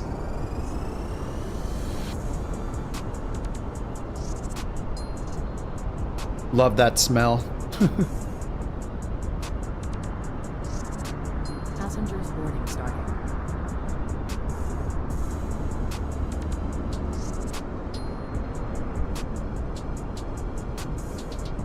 Alright, packs on the way. Welcome.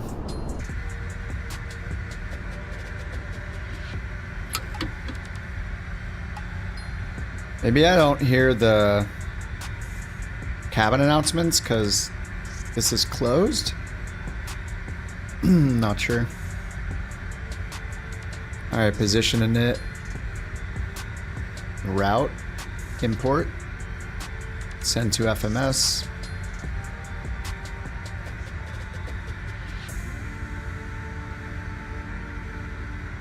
Thrust mode, toga, no flex temp. Flaps 20 for this takeoff. Alright, runway 9, departure 9, execute, arrival T-bar.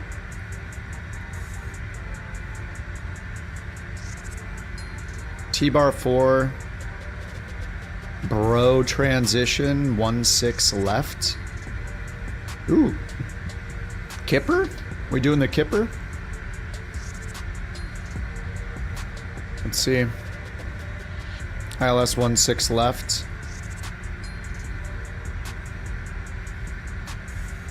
So we're coming up this way. Bruise is right there. Oh, Kaylee's up here.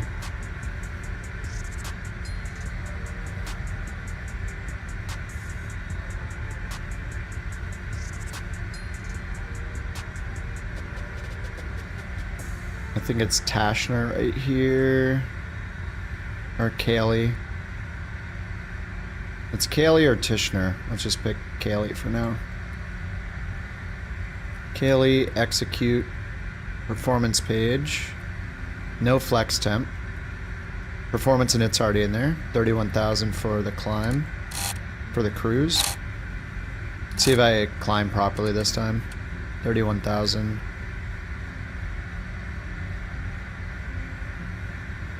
Does the 5090 run better? I can turn my settings higher. The limit is still the GPU. It's pretty much always going to be the GPU. Like, I feel like in general, like, you want the GPU to be your limit, and then you just raise your graphics as much as you can get away with. So, I mean, you just want to balance it. But I was able to raise all of my stuff to ultra and still get like 60, 70 FPS. But, you know, it's CPU limited. But the dog wants water. I'll be right back.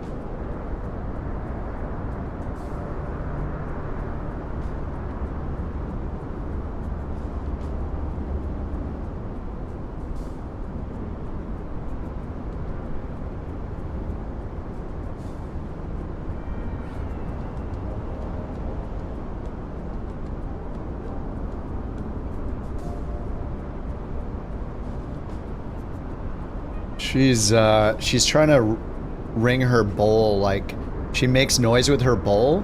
Usually it's to get, just to get water. Now she's ringing it, expecting me to go give her food. It's a little too, she'll have dinner in like an hour or so. A little too early. She's trying to get an early dinner. Alright, let's get the APU door open. APU started.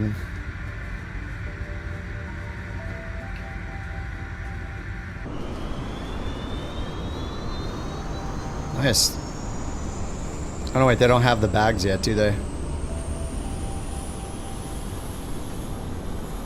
It'd be nice if they could do the passengers and the bags at the same time, right? What the heck? Nico just... Oh, he's using GSX. He walked up his own stairs. But I don't see his stairs, of course, so he's just invisible. Yeah, she's trying to condition... Yeah, 100%.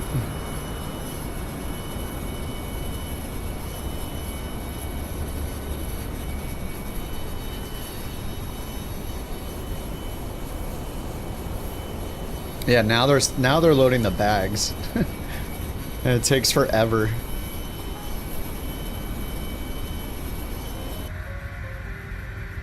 Oh, I forgot the alignment. I always forget them because they're down here. Alright, it's available. Air conditioning, recirc fan, air conditioning... Sorry, PAX, air conditioning, recirc.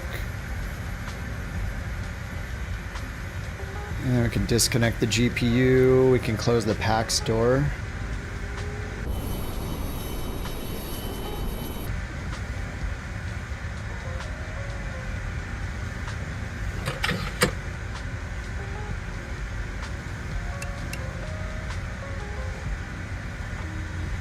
So it's a flaps 20 takeoff, toga, 8 on the trim. And let's see our landing elevation. Denver 5366.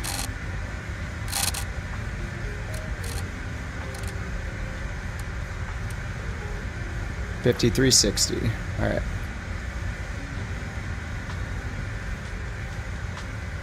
All right. Leg. Delete the discontinuity between the departure and the arrival. And then we got a disco, and we're left on vectors before Kaylee. So we can delete the disco, and then just hopefully vectors works. Unable cruise altitude. Huh? Why? 310?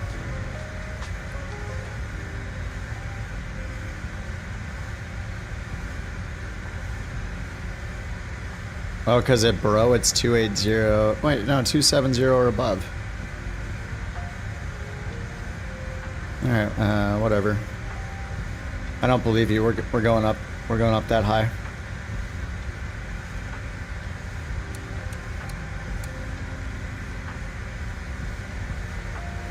Alright, send our takeoff speeds. And yeah, flex flaps 20 on this one. I really love that they made it so it pulls this data in. You have to enable it in the options, but this is so convenient for the recommended flaps and flex or toga settings.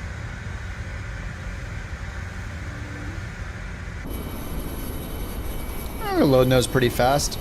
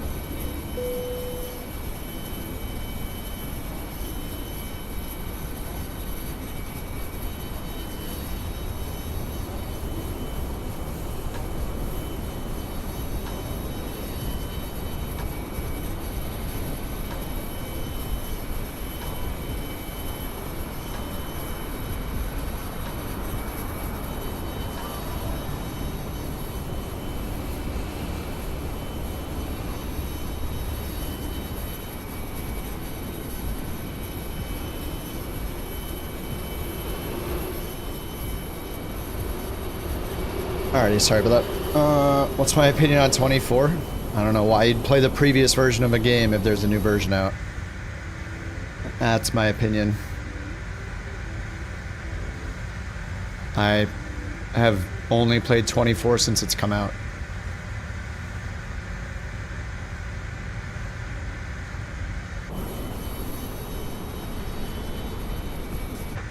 Alright, we got the chalk still.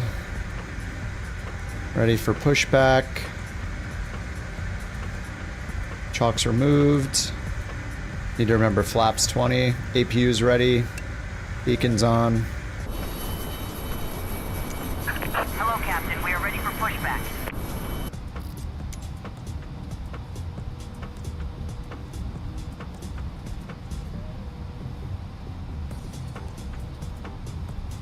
What's up, Stug? APU door is still open. All right, because the APU is still on. Departure checks completed. Bypass pin inserted.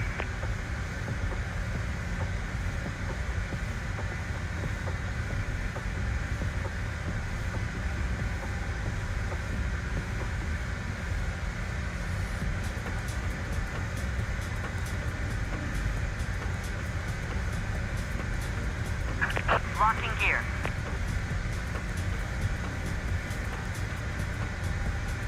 Now we're going all the way down to runway 9. Did they depart on runway 9? Recommended takeoff runway 27.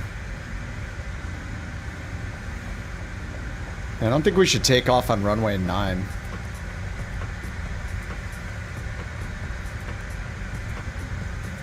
Seems like a bad idea.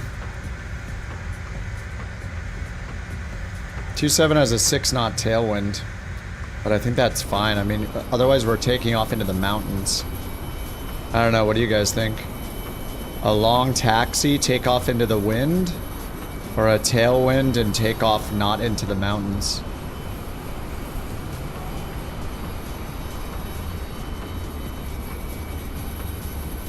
I'm gonna take off on 9. I'm gonna risk it. I don't care. It could be funny. But it's only a 6-knot wind.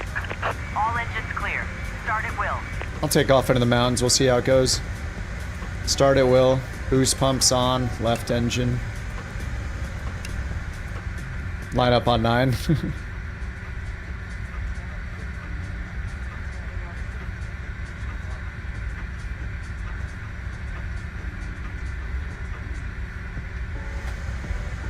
Why are these not in the takeoff position anymore? Or they're not in the cutoff position anymore, and I don't know why.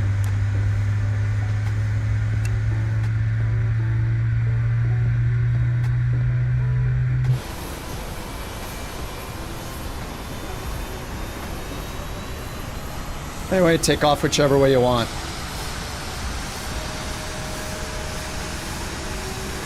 You know, good luck.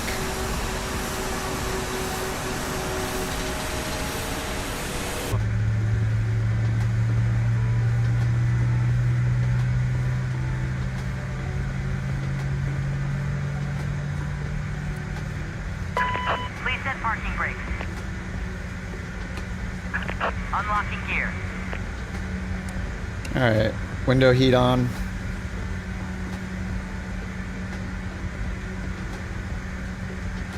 Yaw mock and stave trim, hydraulics 3. I didn't get the hydraulics on at all. That could help. Yaw damp 1 and 2. Mock and stab trim. What is wrong with these buttons? I have to click them twice every time.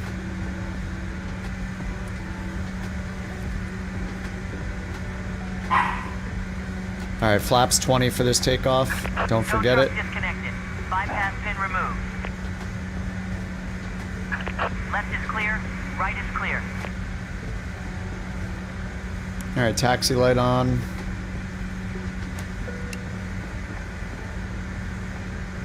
APU off.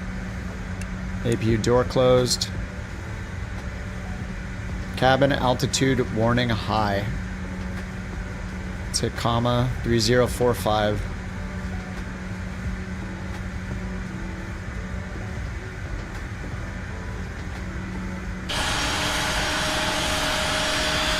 Alright, let's get the parking brake off.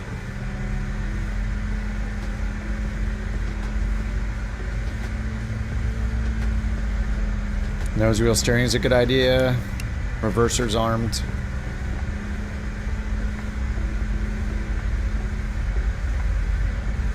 The holds, I only tried it once, I think.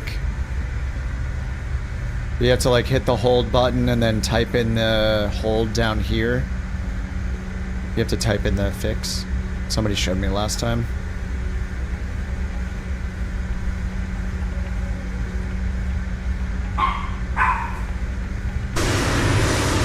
Where am I going?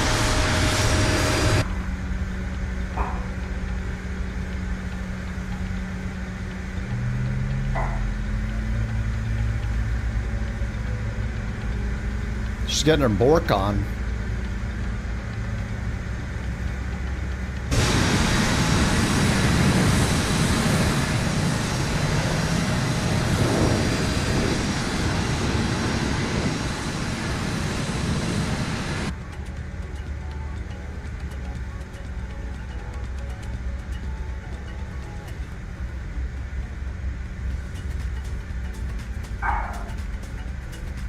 Yeah, I don't know. I'd have to try the hold again to see for myself. I'm not sure. I think I tried it once in one of my first flights, but I forget what... I thought it rendered it fine. But I don't know. I haven't tried it since then.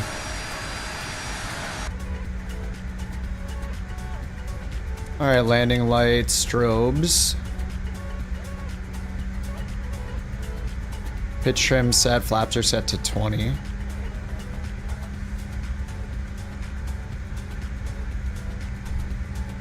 Performance V speeds, cent.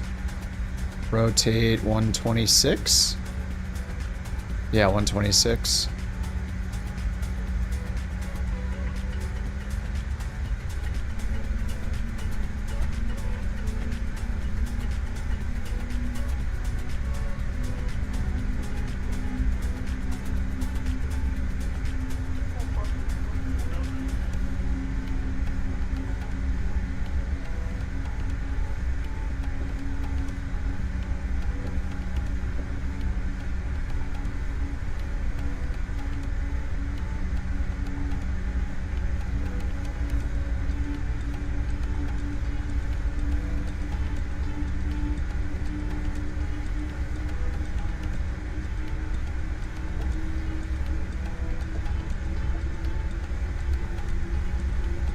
You found the cause of your freezes. You had a USB hub that was going to sleep.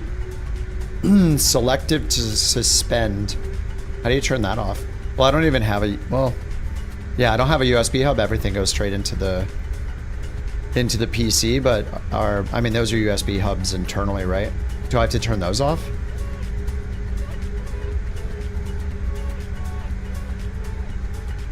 I'll stay to the side if you guys want to start your takeoffs.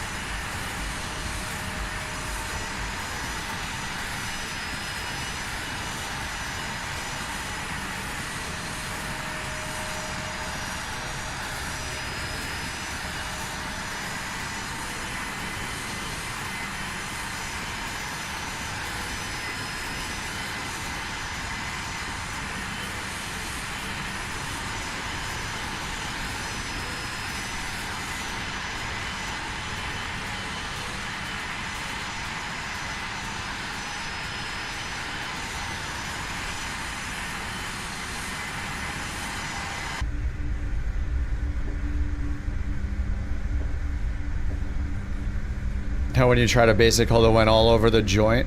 I mean, the LNAV seems like not great in general, so wouldn't surprise me. Who's up on the hill?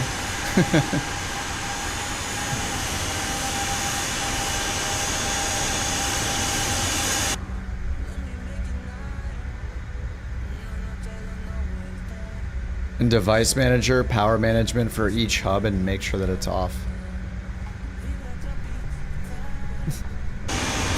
These guys on the yellow lines, on the yellow arrows, illegal takeoff.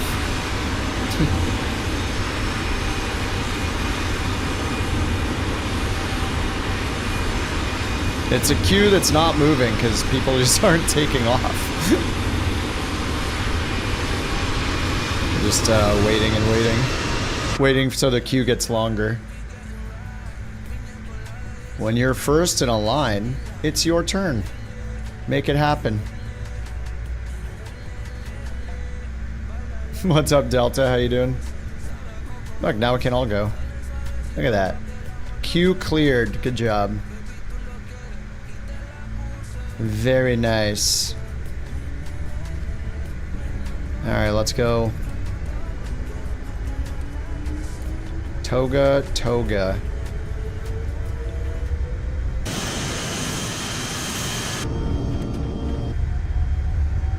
Flaps 20 takeoff. I haven't done a flaps 20 yet.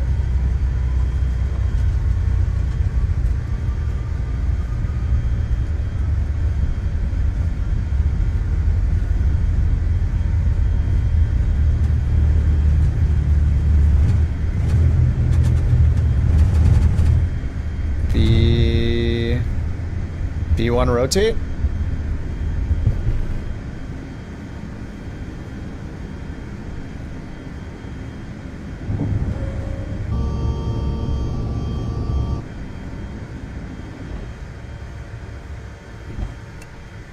Nav speed.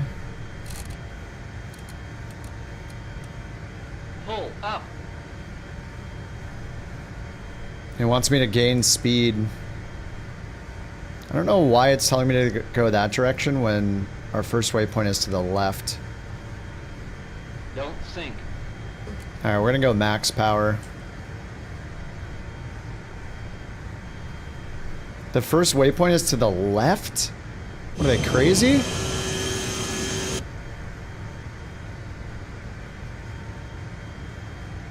Direct ETL. Pull up.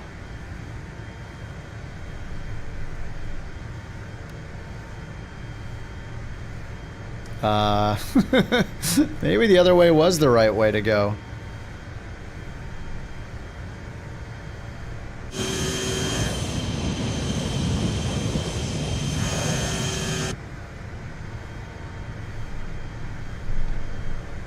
We also didn't get a departure procedure. I'm in danger.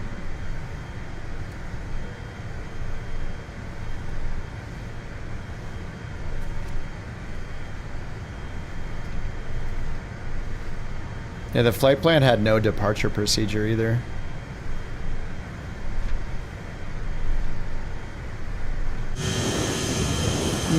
This is not a great idea. What have I done? Alright, I hope we can clear this mountain.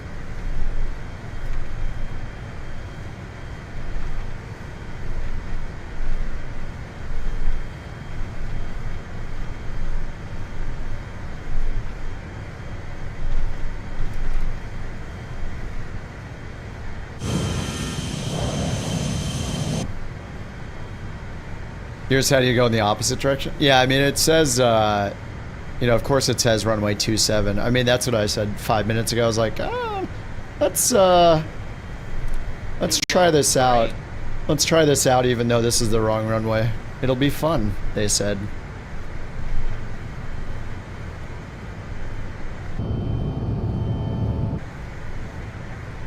Yeah, I needed max power on that beyond Toga.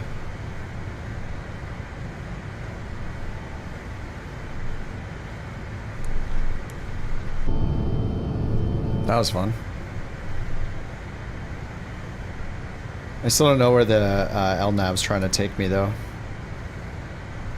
Oh, ETL's over there, that's why. Yeah. Yeah, with no departure procedure, it's a little weird. Alright, autopilot, nav, speed.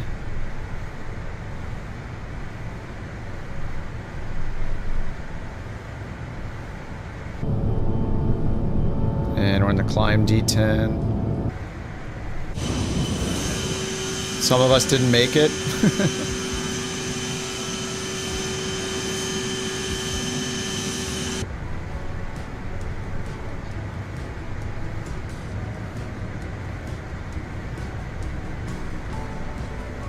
There aren't even any SIDS, huh? No SIDS or stars, that's interesting.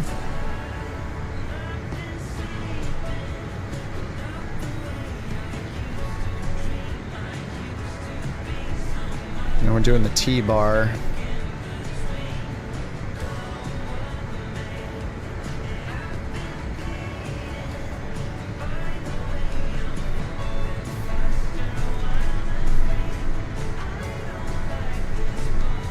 Alright, let's try this acceleration thing, so...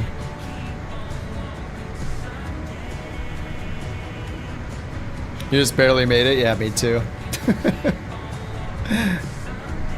Hey, it was fun.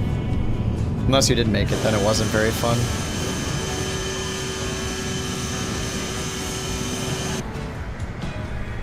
Alright, standard altimeter.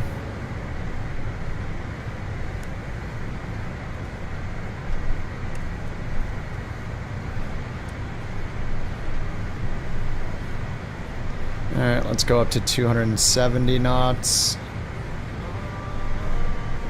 Let me just try 290. I'm almost at 20,000 feet.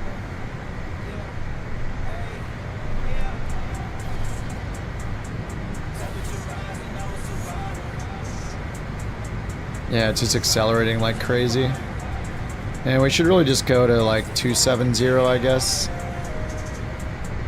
I don't know. If I put in 270, it might be happy.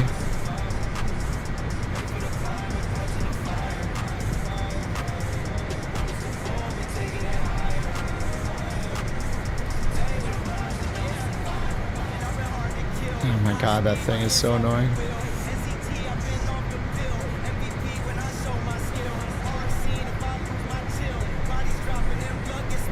Yeah, it's okay with 27,000. I'll just do that.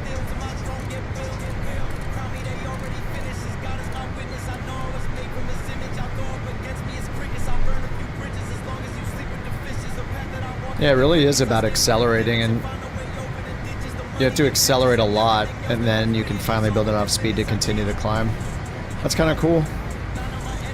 Alright, we'll get these off. Strobes are on. Alright, I'm gonna go finish the laundry. I have to do it. Let's see here.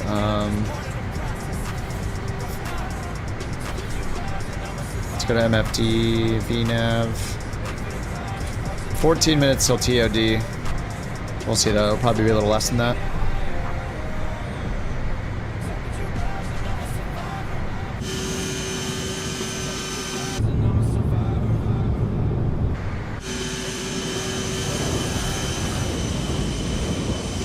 Alright, I'll be back in 5 minutes or so. BRB, sorry guys. Be right back.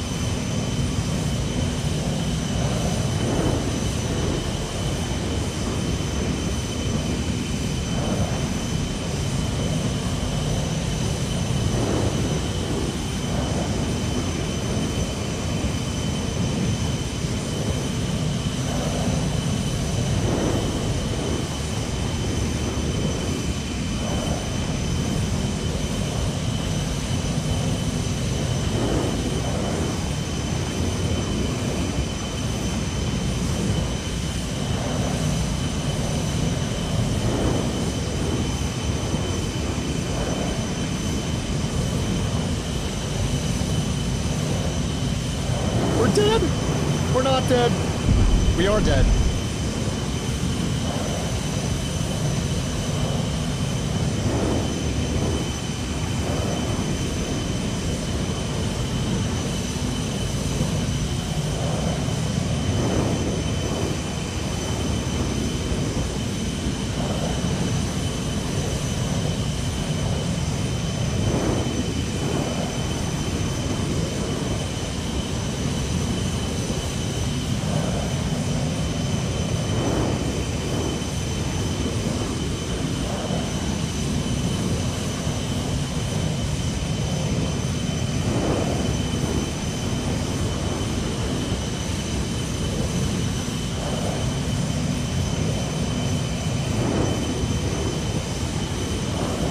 You would think that since I don't leave the house and just fly planes, I wouldn't need to do laundry, but that's false. I only have to do laundry because on 1 or 2 landings a day, I have to change my undies, if you know what I mean.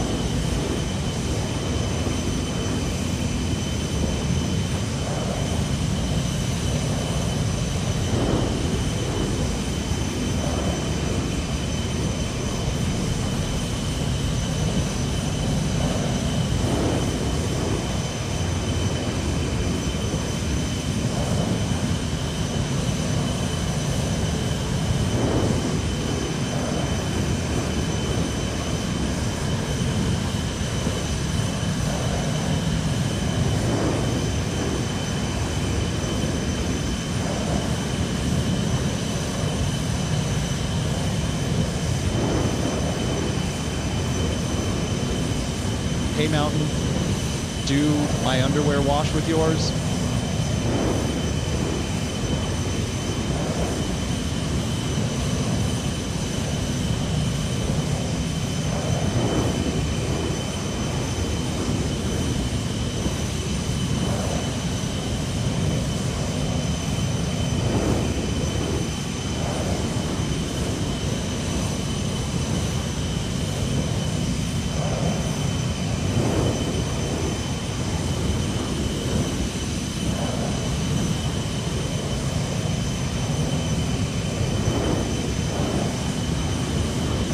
Oh man, I was wrong. It took longer. Whew, I'm done. Cleaned up a little too. How much did the 5090 cost? It was $2,000 US. Sure, I missed my TOD. Oh, nice. Good thing I was outside.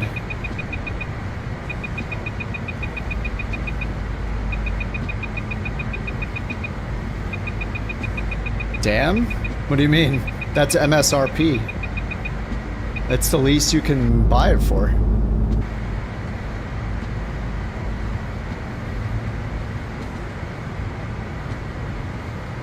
Ironing dress shirts. Yeah, I was being nice and redid all the bed sheets and cleaned everything.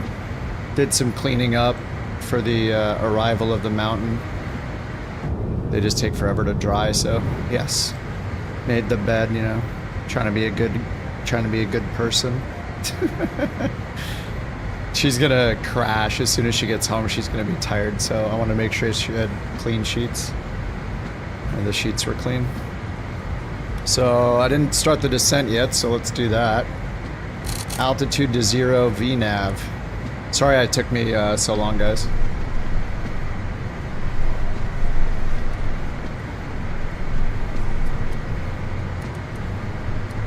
Alright, so our current constraint is 190, 170, 170. Let's pull the speed brake out. And what else? What else? What else? That's pretty much it. We'll go idle.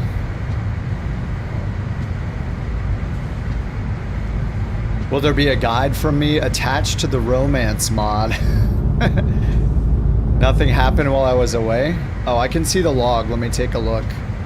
We're dead. We're not dead. 777 alarms. Let me replay this TTS. You would think that since I don't leave the house and just fly planes, I wouldn't need to do laundry, but that's false. I only have to do laundry because on 1 or 2 landings a day, I have to change my undies, if you know what I mean. True. He's not wrong, so... Wait, I mean, yeah. No, he's... Yeah, that's... Anyway, let's land the plane. Soon. What else did I miss? We're dead. 777 alarms. What have I done?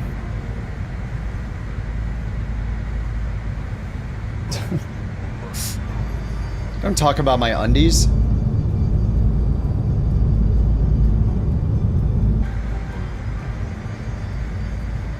Going to Denver. Good thing the laundry is done. Yeah, I'll probably just keep flying because she's gonna pass out if she. I'll probably order us some food. I should order myself some beverages finally. I've been talking about ordering a beverage supply for several days and just haven't done it.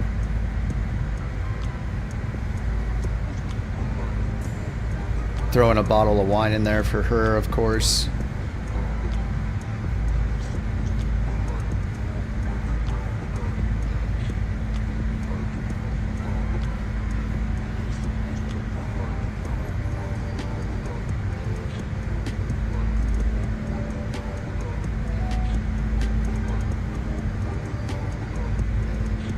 Is it weird I only order, is it weird that I only order canned beer at this point? I don't know why. I'm not a pilot now. How did I learn? Just Googling, watching YouTube, watching other people fly, reading manuals, you know. Everybody in chat, probably 50% of my learning is from them correcting me throughout the years. But it's all learnable. It's as serious as you want it to be, you know. I'm not mad, just disappointed. Oh, you paddleboarded this morning? Nice, dude. That sounds really comforting. That sounds nice. Yeah, cans are where it's at. Yeah, I don't want to deal with the weight of glass and the potential breaking of glass if it's being transported.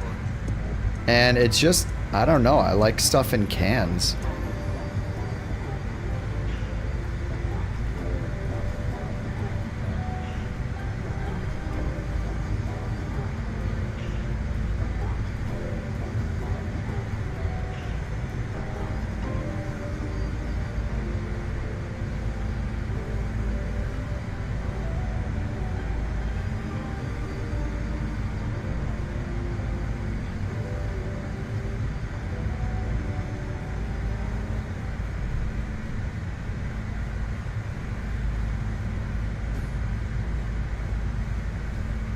You deleted your A350?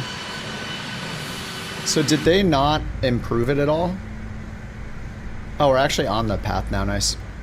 Let me add some power back in. Did they, I didn't try the latest update that added the HUD, but yeah, I've always had bad luck with the A350.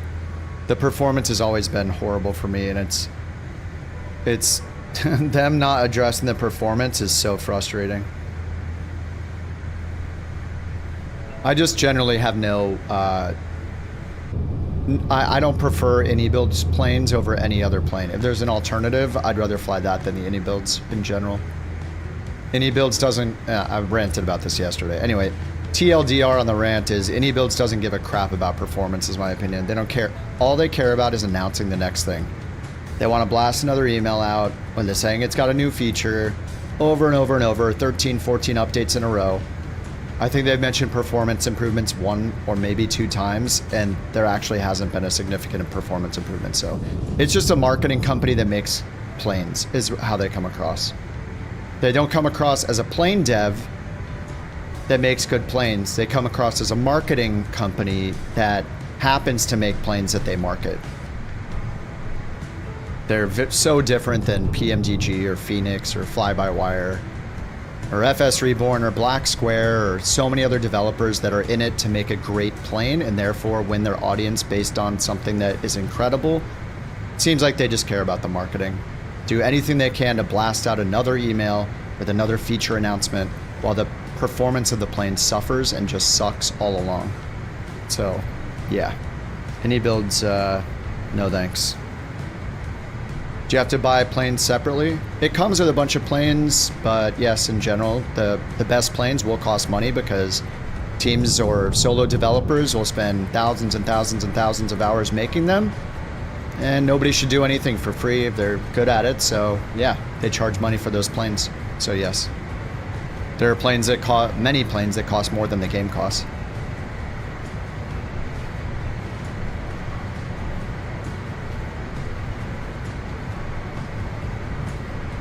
So many good planes. Why wait time? Yeah, I mean it's a shame because I think the 350 like anything I can. Couch. I don't know what happened to the alert. It just said, "Oh, congratulations," and ran away. Speeve, thank you for 5 months, dude. I don't know what is reading the couch, and I can't figure out why it gets red. I don't know what is reading couch. I don't know where it's coming from.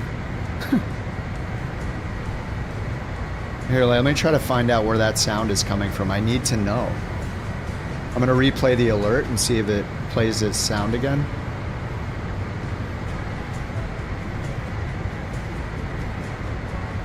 I can't find where the couch. Okay, it's coming from OBS. Where on OBS is it coming from is the question.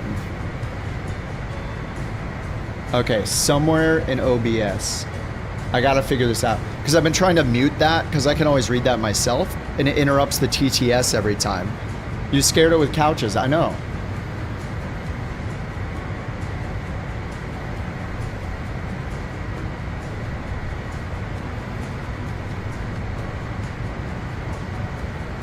So it's somewhere from OBS overlays. Twitch alerts. I'm gonna play it again. Don't worry, the black screen is expected. We're gonna track down the couch here.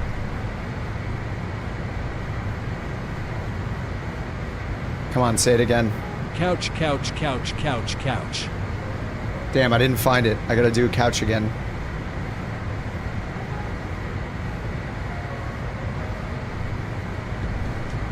Couch. Crap, where is it? Uh-oh, something's happening.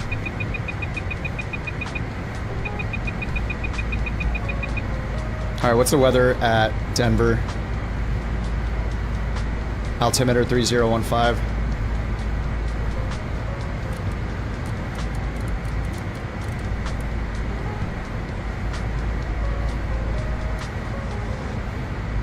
Alright, let's check that ILS approach. Down here, then here. 111.1. It's got it in already. Beautiful. Final approach course, who knows? Bottom altitude, 7,000. Alright, let's set 7,000. Okay, done. And minimums, MDA, Cat 1, 5560.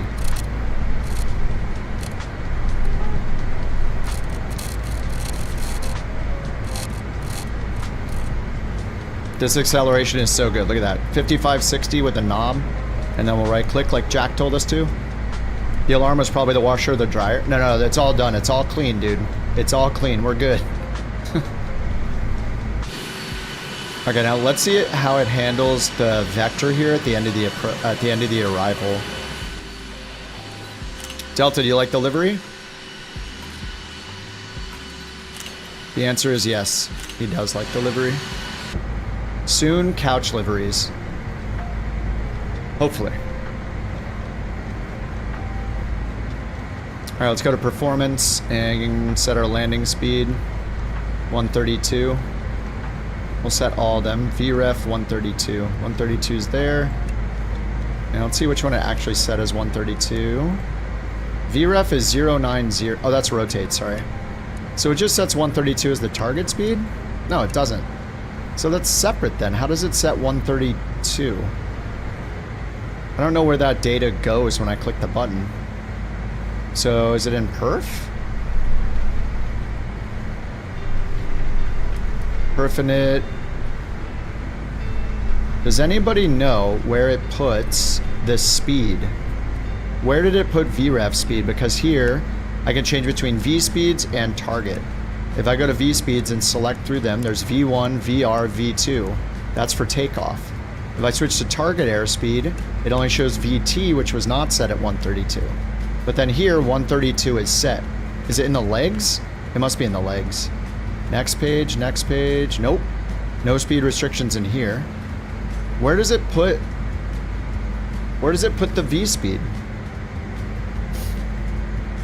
Okay, so we're on path. Here comes, we should keep going straight here. Now that we're about to hit cliff, there's a vector, but let's see what happens. Here's cliff, then we have vector. It should keep going 360 vector, but I don't think it will. There's vector.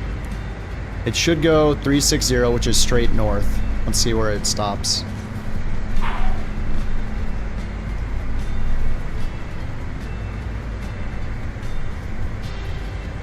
It looks like it's good, right? Yeah, it looks like it did it. Thank you for the Borks. Looks like we're good 360.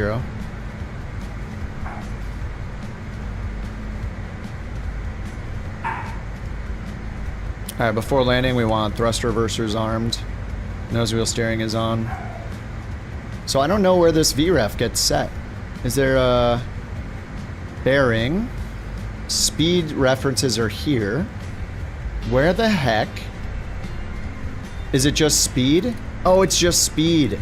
Okay, I got it.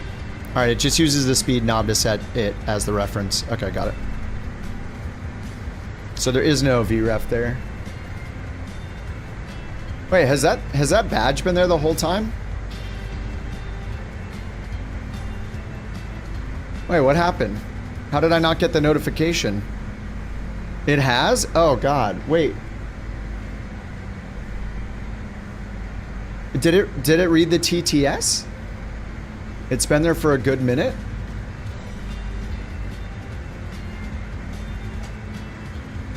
It did not read the TTS. Uh-oh. This is what happens when you make your own bot.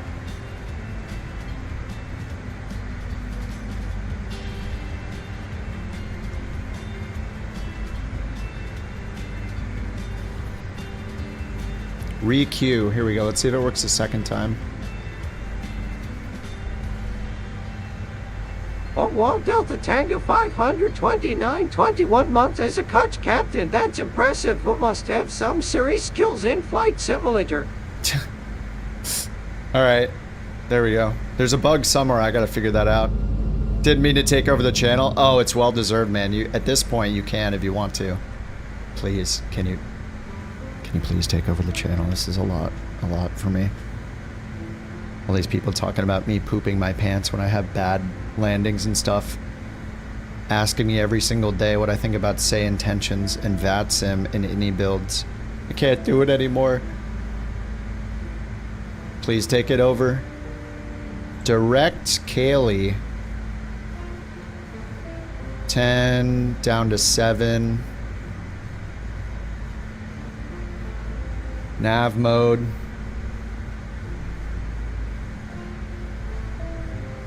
Yeah, people trying to get me to reinstall Windows because one program has one problem.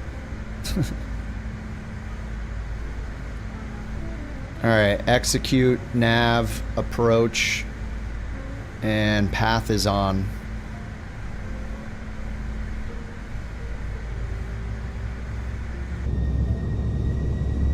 It's a bit much, yeah.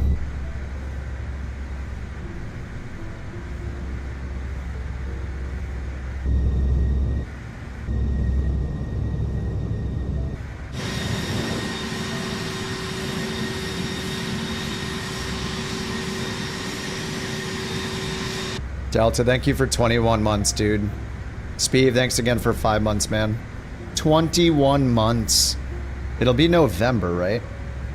You guys don't do a weekly Windows reinstall? Listen, not all of us are tech savvy enough to handle that, okay? Sim Update 3 has been great for you.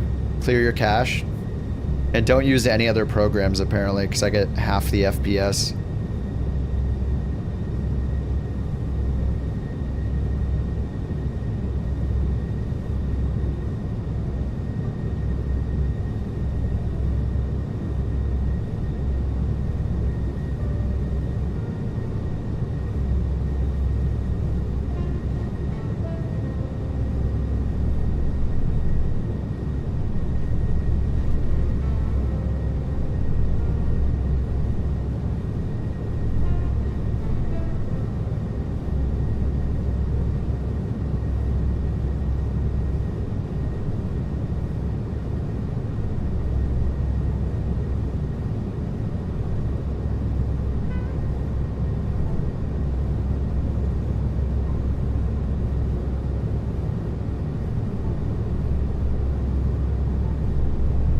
Bird mod works fine.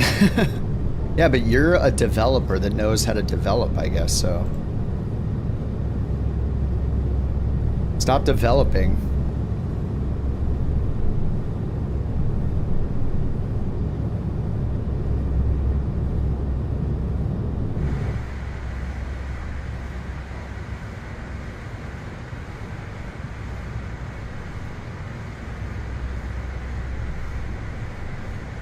VPath is working really good right now. I hit approach, let's see if it switches over to the loc automatically. So it put VT reference speed as what our go around. Oh.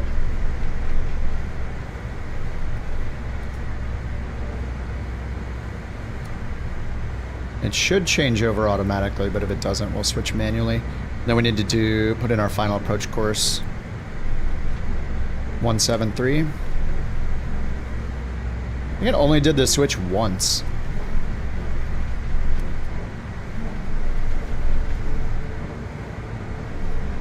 But the glide slope's alive right there too.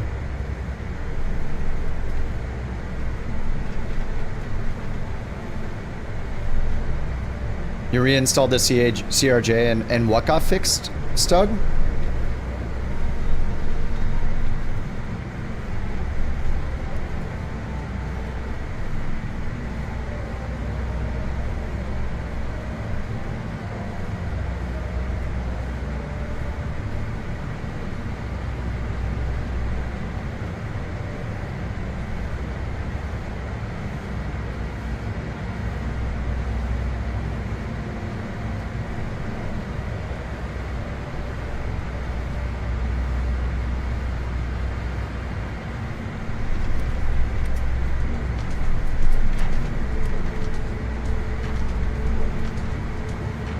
Alright, yeah, it still hasn't switched over, so let's switch nav source, loc 1 path, 173, 173.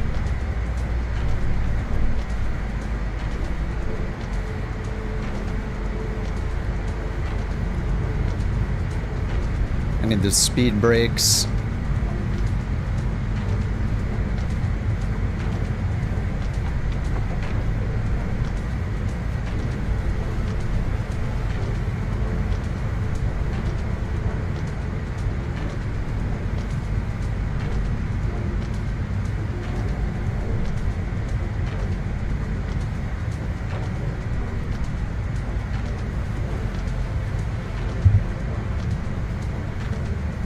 Need to slow down here. We're not on the glide path yet. Maybe I need to turn path off for it to get on the glide path. Path is still on. Oh, I have to hit approach a second time. All right, we need to catch up with vertical speed.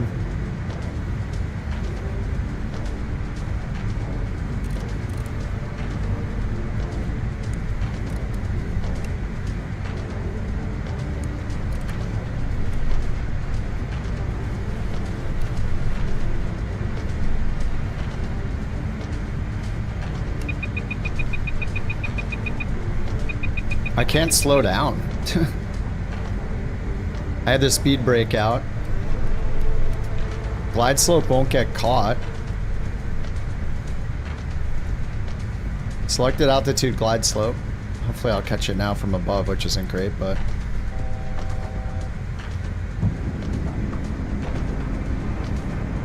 Dude, get the glide slope, man.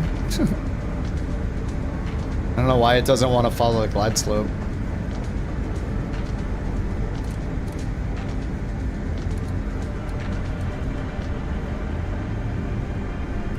Okay, there we go. We finally got the glide slope.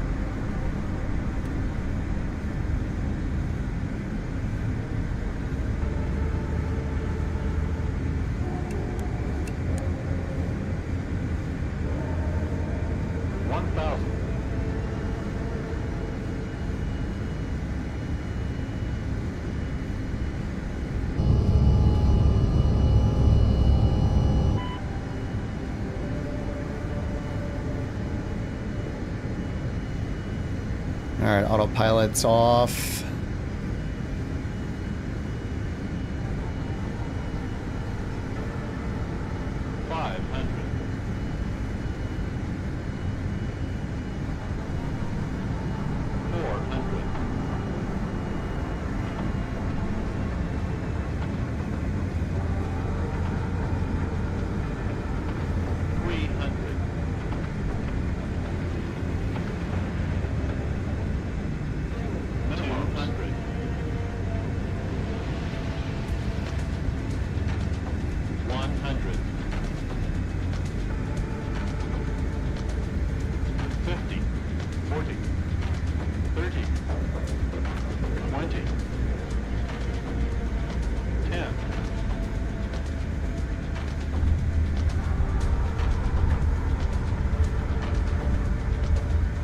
Why does this plane love pulling to the left so hard? It's like Flight Sim 2020 day one again.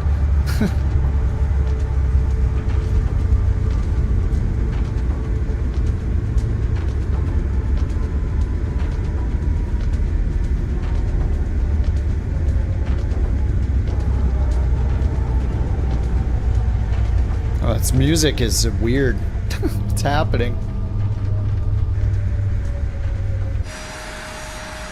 You know, honestly, it's kind of been nice not using ATC all day.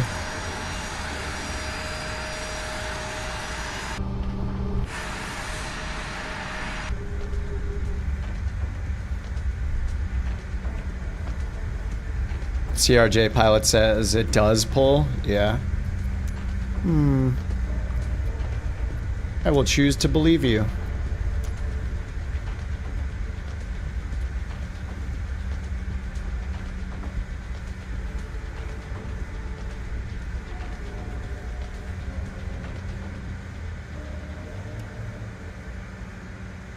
Alright, parking brake on, flaps up.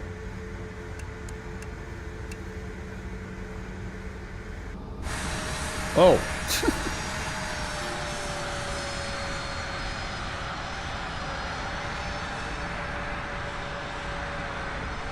I think we have one more city to do still, right? We have to go to Dallas next.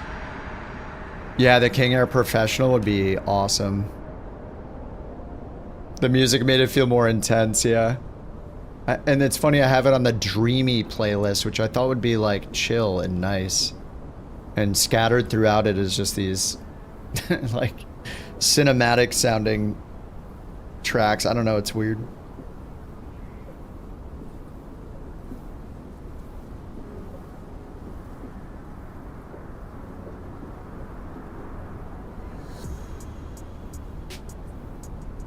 All right, here comes Steve-O.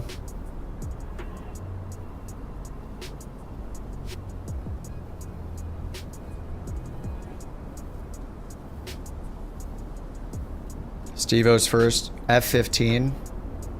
Replaced by Microsoft with an Airbus.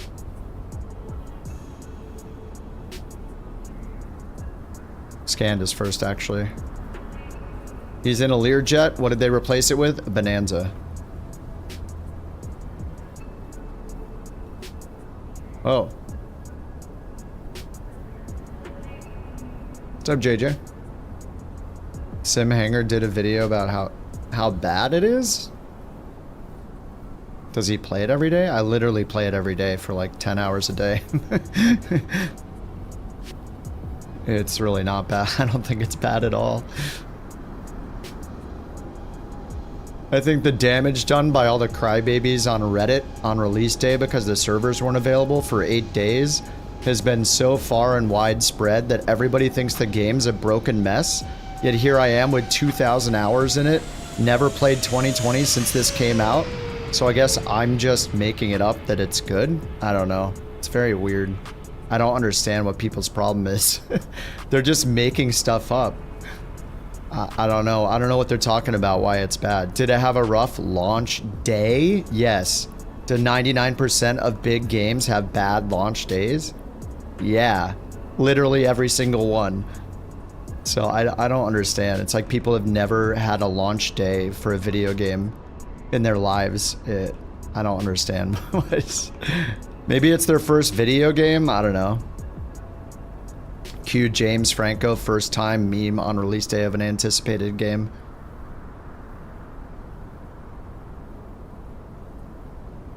I mean, there's a lot of people that have better performance in Flight Sim 24 over 2020.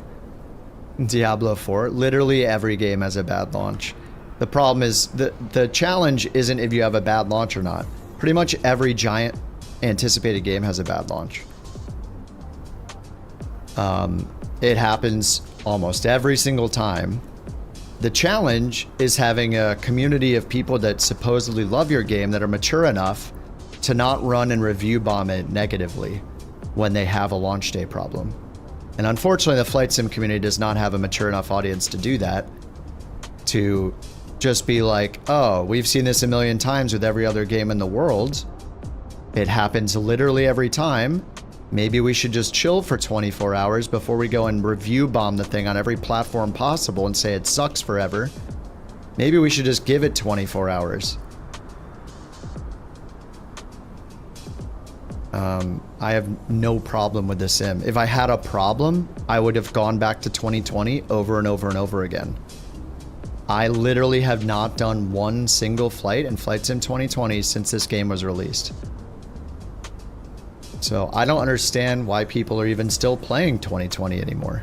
Especially with all the planes that are available in 24. I mean, yeah, I don't get it. But, you know, have fun with 2020, I guess. Until they finally pull the plug. It'll be akin to people hanging on to Windows 10. It's been EOL for like a year, and they're like, refuse to recognize that it will go away someday. The best thing to do is embrace the new one and get used to it, rather than rip the band-aid off. Just, you know, use the new thing. That's it. That's all you have to do. Switched and never looked back. Yeah, just switch and don't look back. You'll be fine. Maybe the new thing will be good. Well, the new thing is good. Yeah, I don't get it. There's really not a problem with 2024. I mean, unless all you do is play career mode and that's it. Then, I mean, you must be living under a rock if you don't realize that there's bugs in career mode in 24. I was somehow able to put like 150 hours into career mode on launch week, the first 2 weeks of launch. So I still don't see that problem either. Yeah, were there bugs? Sure. When I ran into the bug, did I go cry about it on Reddit? No, I just tried again and then I did the next mission. I was fine. I just kept playing. I just don't get the immaturity. Yeah, 2020 doesn't even have a career mode. The same people that complain about Flight Sim 24's career mode being buggy are the people that were complaining before it came out that they couldn't believe Microsoft was wasting time making a career mode. It's just the same loud, annoying crowd, so...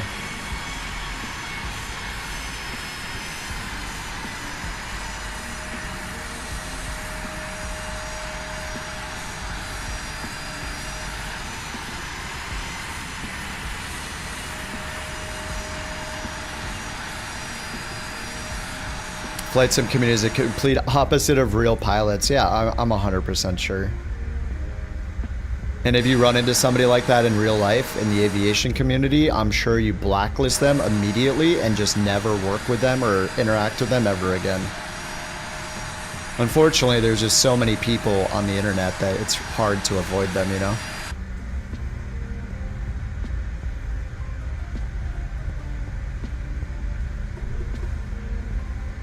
And being able to walk around in 24. Yeah, the ground detail is incredible. The lighting model being improved is incredible looking.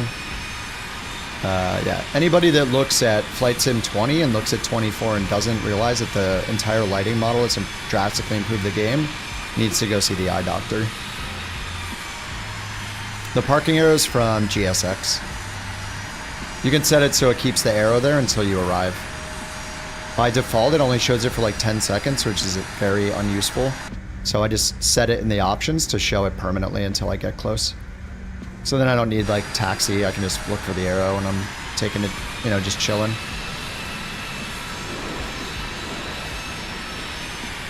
I just think there's too many people that play flight sim that aren't like... I have my fair share of things to complain about, but like I still recognize how much I love this game, and I loved 2020. Throughout all the bugs, I mean, if it's your first time, I get it, but so many of us have been playing for so many years, it's like you know what to expect at this point, I hope. You can let it bug you, or you can wait for the bug fixes and just fly a different plane until you get them, you know? Like the A350, as much as I complain about it, I truly hope that any builds makes it a better plane performance-wise, because I'd love to fly it. It's just they just don't focus on it yet. If someday they do, I'll say that it's incredible, because if it has great performance, it probably would be incredible, but it's just so, it's so badly performing compared to every other plane that I just, yeah, I can't do it. Next scheduled leg, I don't know the departure, but we need to fly to Dallas. We're working on this US Cities Volume 1 on FS Hub achievement, so... let's see, we've done Golden City, so we did San Francisco, Philly, Denver, and now the last one, I already did Chicago, we probably did it together. And then we got the Big D. I didn't know that Dallas was called the Big D. I guess it's called the Big D. The load-in time on Free Flight? Well, the load-in time on Free Flight is fast because of the streaming. So as soon as Sim Update 3 comes out, just wait. When Sim Update 3 comes out and everybody installs 1 terabyte of content locally, and the result of that is the load time will get longer, there's going to be tons of complaints about it. The reason why it loads so much faster than 2020 is because all the content is streamed in. So it's not loading 100% of your content, like getting it ready to go and analyzing it and validating it. It waits until it needs it to load it in when you're on the world map and you're zooming into the world, then it loads it in. Or when you're in flight, you know, approaching scenery. So when it's all in there, downloaded locally, it does seem like a good idea. Like, I think I'll probably download a lot of it, but I do recognize that starting the sim will take much longer because of that. But most people probably, these people that are going to complain about it, they don't think about that. They're just going to complain that the load times are longer because they installed a terabyte of content. Overall, the streaming has been great. I mean, I really don't have an issue with the streaming. It was funny when they had the bugs where like certain planes like would be blurry here, but I think that's more an LOD thing than it is a streaming data thing. And we're all streaming data anyway. I mean, where do you think all of this comes from? All the terrain data, all the images, all the satellite imagery, like it's, you know, it's all being streamed in. You can't not stream it in, you know? Oh yeah, reinstalling it's so fast because of that too. Yeah, it's really nice. And we're just going to inevitably get more and more and more content as, you know, they're going to be in another 4-year stint of giving us free world updates all year. So yeah, it's, I see the streaming as good. When the streaming was causing issues with like first loading into the plane, sure, I mean, it's just a bug they need to fix, but overall I think it's a good thing. You know, we'll have the option to install if we want to. I'll probably end up installing most of it because it's going to be accessed faster if it's not downloading and then accessing it. If it's local, it's going to be downloaded faster. So there's probably a greater than 0.000 performance improvement or time improvement on when it loads that stuff in from local storage instead of talking to the interwebs. So I'll probably install a lot of it, but I don't expect a performance improvement. Not a significant one. Let's go to the Big D.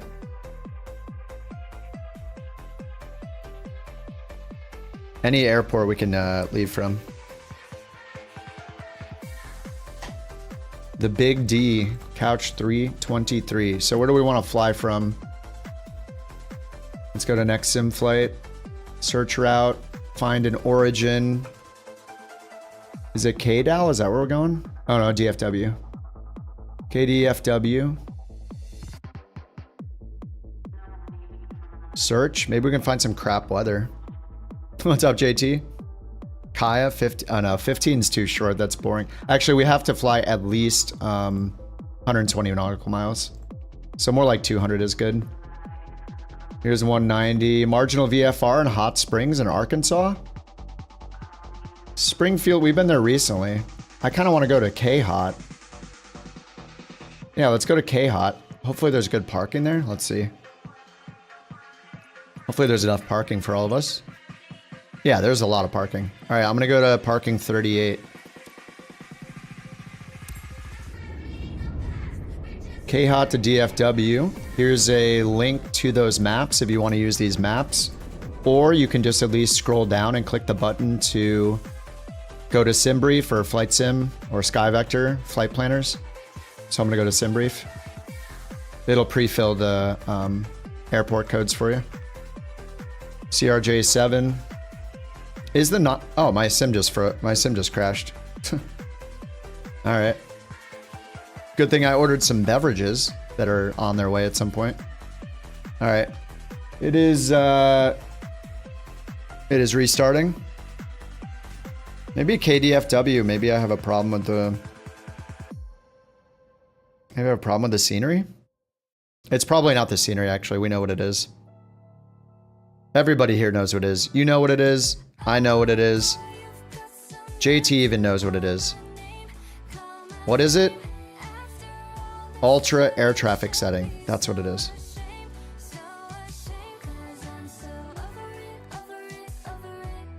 It's me, yeah. You're the problem. Exactly. No, it's all... For once, it's not you. For once, it's ultra air traffic.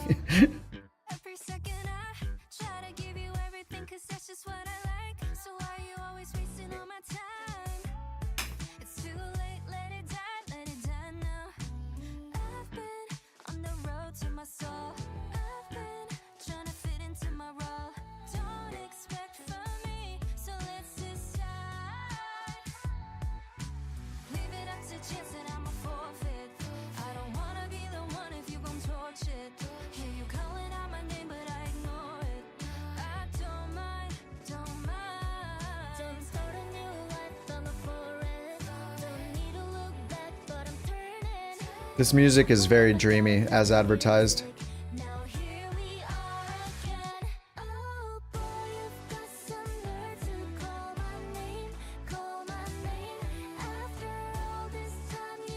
Next.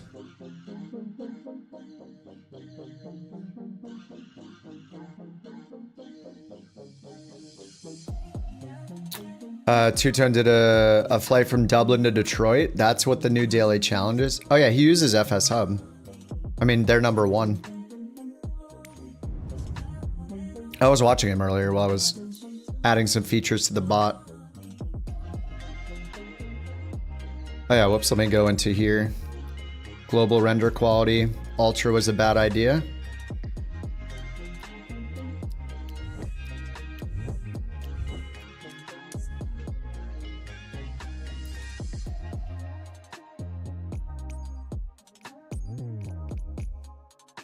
What did I take last time?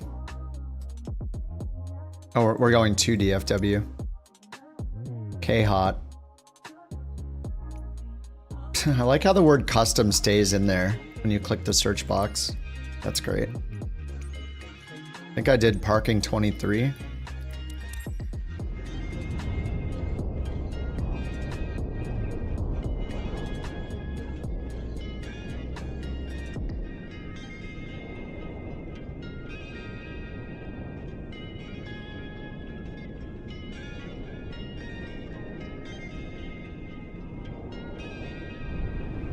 Oh, that daily challenge came out 2 hours ago.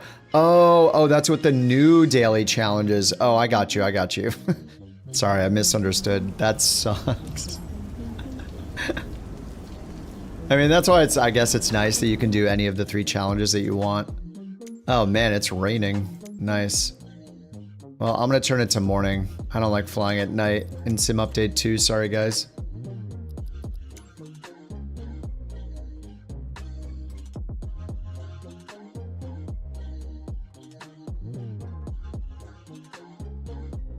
All right, I'm generating the flight.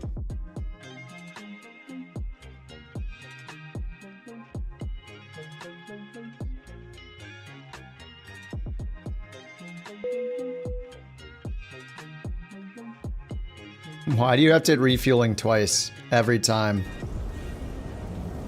Does that happen for you guys too? I have to literally hit refueling twice every single time I request it. Refueling truck is on its way.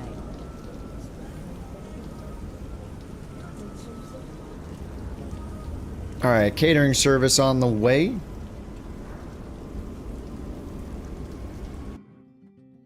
All right, for this one, I'll get Beyond ATC going. See how it goes. It's been nice not using it all day, honestly. It adds a lot of busyness. IMO. Also, the cabin announcements in this thing, even though it has them, you can't hear them in the cockpit, so it's kind of worthless.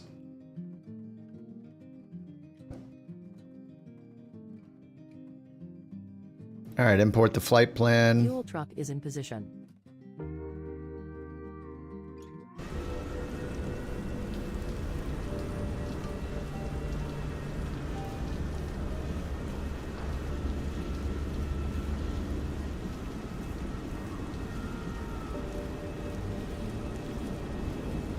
Refueling completed. Bill $0. Boarding requested.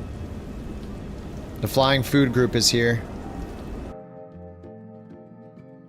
All right, let's hit shift 2, aircraft, chocks, GPU, shift 3, battery, GPU, emergency exit lights.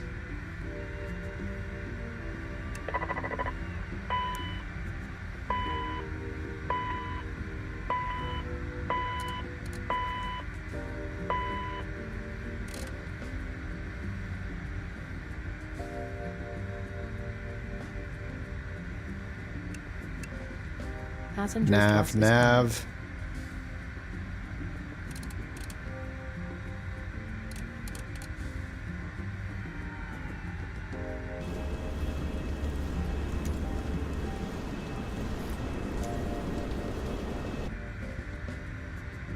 All right, Beyond ATC loading.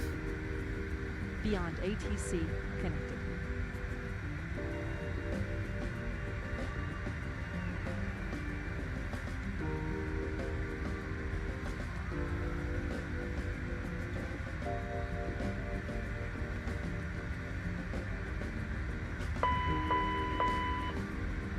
Should you get the iFly? Yeah, if you like the Max, but you want one that is better, then yeah, get the iFly Max over. It's better than the default, of course. The EFP is a little annoying, but it's learnable, so.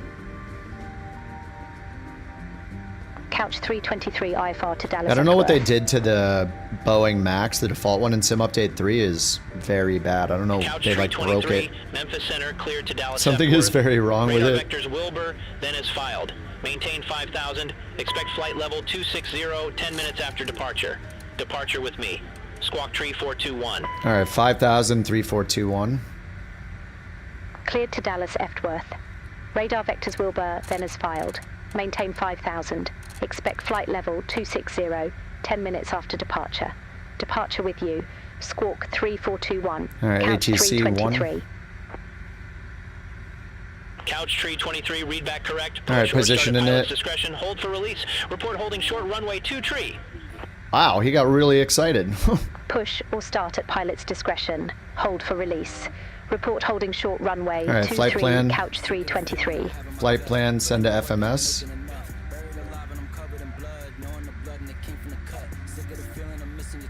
26,000 feet. Runway 23. So let's go departure arrival, runway 23, execute. Departure arrival index, arrival. We got the Wilbur 9. Wilbur 9 via Wilbur. Just direct, and then expecting 13 right. ILS 13 right Zulu. I guess that's it. 13 right Zulu. There's only one transition. I'll just pick it just in case we need it. Alright, performance page. Flex temp. We go over here, performance. It recommends flex, flaps 20, flex temp 38. Let's see how this goes. Flaps 20 takeoff again. Okay, and then perf init, this all gets added. If you guys are in the CRJ, I highly recommend, if you're lazy, like me, go to options, next page, turn on like all of these. Turn on load SIDS and stars, load perf data. This is the best one. Load perf data with flight plan. When you load it in, it does the perf data we just looked at. It'll pull this from SimBrief. So under SimBrief, you can go to perf and do takeoff and landing performance from here, but it just does it automatically for you. So it gives you recommended thrust mode, flaps, flex temp, bleeds on or off, anti-ice on or off. Shows your headwind, tailwind, and crosswind components. Super nice. Alright, let's make sure we get the right 0 fuel weight and fuel. 82 on the fuel. And estimated 0 fuel weight 60.5. There we go. Set payload a couple times.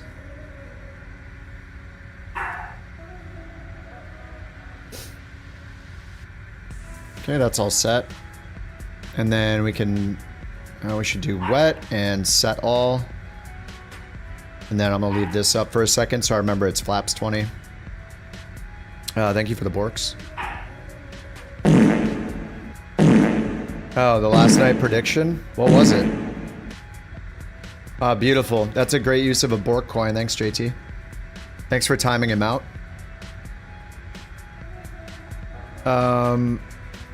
What was the landing rate last night? Which was that for? Which flight was that for? Because I can just look at my log.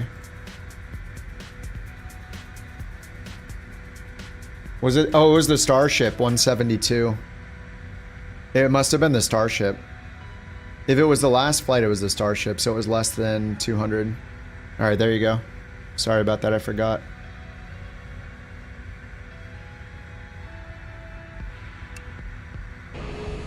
Alright, still loading the bags.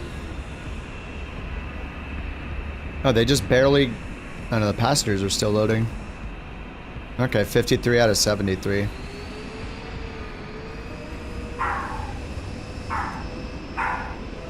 I don't know what her problem is tonight. Maybe she knows her mommy's coming home.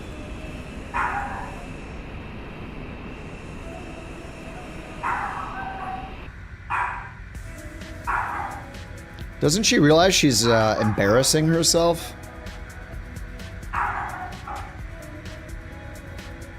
Alright, hydraulics, auto, auto, auto. Let's get the flap open for the APU. There it is.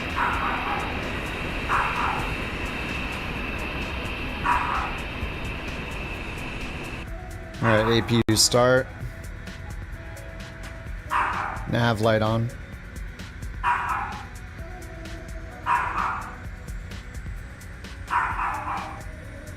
Get the seatbelts on auto.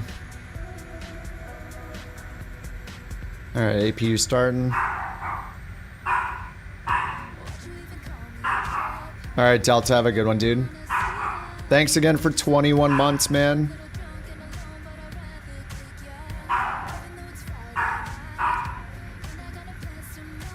Alright, APU available, packs on, recirc, and air conditioning. Get rid of the GPU. Aircraft, chocks in place, remove the GPU.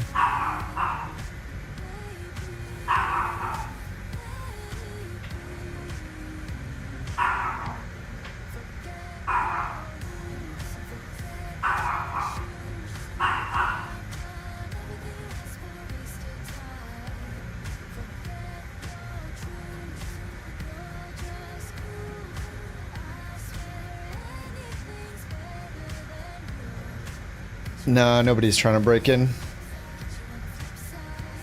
She's just being a little baby. She's just being dumb. Alright, how's that luggage going? Where is it? What are they doing? Are there more packs coming? I don't understand why they don't load the luggage while the passengers get there. Oh, the packs are all boarded.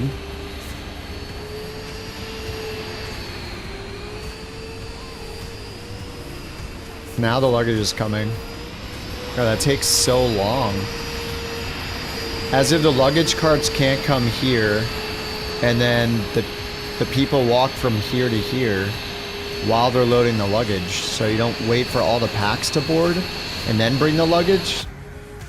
That takes forever. Doesn't seem very efficient. Alright, let's close the passenger door.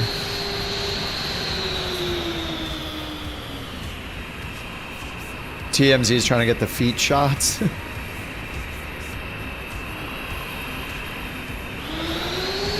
Holy crap. We do have 73 passengers. Alright, we should probably... Let's see, we got 5,000, Squawk 3421, and Taxi 23. Let's just pin our charts. So go charts, use FMS flight plan, K-Hot. Airport chart. We have no SID.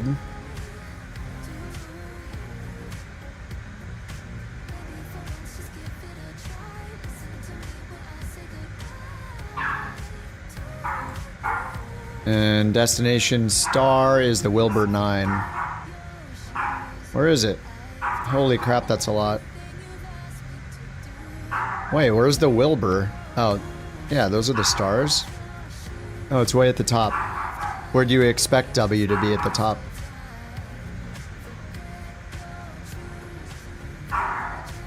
Alright, 13 right. ILS Zulu 13 right.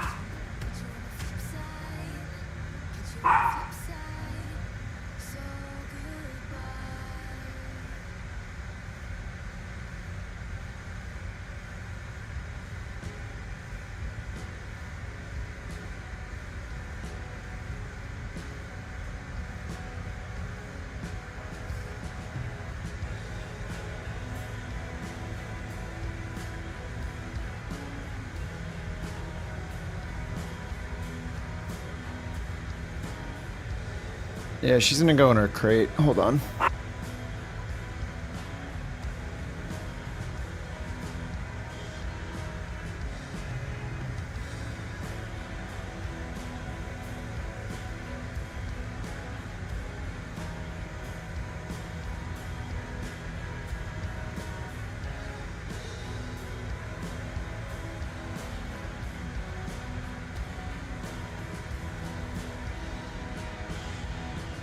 Alright, she can stay in her crate for a minute until she calms down. Alrighty, how are we doing on the baggage here? Come on, let's go. Let's go. Let's go. Let's go. Help him out. It's gotta be JT. Help him out, dude. Make yourself useful. Yeah. Help him out. Get that bag. She was good until JT got here. She's inspired by trouble. Yeah. There you go. That's good. Maybe he'll just throw JT in there. Alright, I'm done waiting for it. This is taking way too long. Reset position. Good. Do your whole reload thing. Good. Let me open it for the 3rd time. I'm gonna click it 800 times. There we go. Prepare for pushback. I don't care. Why don't you just pick automatically? Alright, let's go. Are there really people who get that menu with the choice of all the different, like, you know, Hello, Captain. ground crew brands or companies and sits there and goes, which one should I use today? Like, why would I... They need to put in the option so it just instantly and automatically chooses the preferred one for the locale of where you are. It's a struggle every time. Bypass pin inserted. Oh man.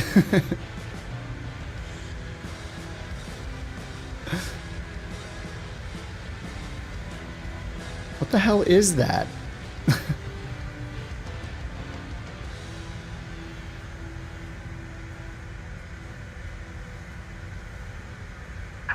Locking gear. Locking gear. Beacon on.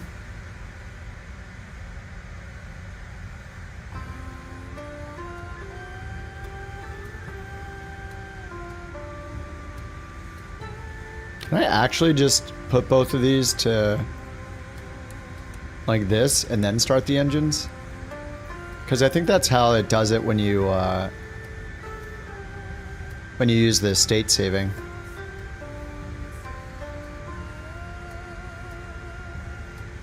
Oh no, I don't know which way we're going. Runway 23, nose right. Release parking brakes, please. Commencing push. All engines clear. Alright, here comes the immersion. Open, open. Good. Start, start. Hydraulics. Bam. It's got an auto start, look. What is this music?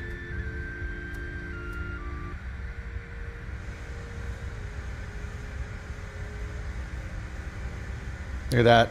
Auto start system. 2 engines at once, auto start. This is a technology that we have right here. Oh, the APU is putting out the heat. Wig Bill 98, much appreciation for bringing the crew over here. You just kicked what is that? the party into high gear. Buckle up, folks. It's going to be one wild ride with Kip and the CRJ. Wig Bill, what's up, Wig? Thank you for the raid, man. Please set parking brakes. That was your favorite song, Campbell? Come on.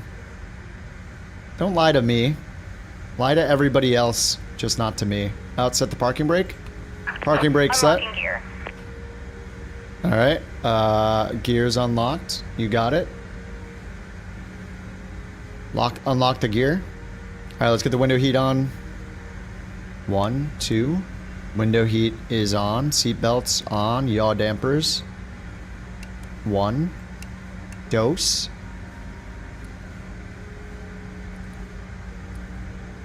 I don't know why you have to hit this button so many times. Alright. Everything's good. We need flaps 20. 1, 2, 3, 4 for flaps 20, I think. Pitch trim. Wig, thank you for the raid, dude. Tow truck disconnected. Bypass pin removed. Performance. Left is clear. Right is Runway clear. 23. 20 degrees. Or sorry, yeah, 20 degrees flaps, 38 on the flex temp.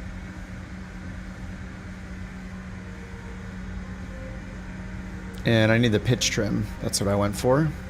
Down here, 8.2 this time. Alright, 8.2.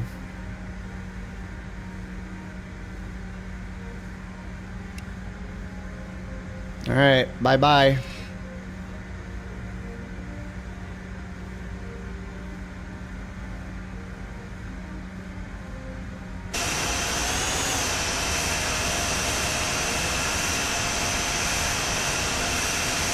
Oh, hold on. Beverages are here. 1 sec.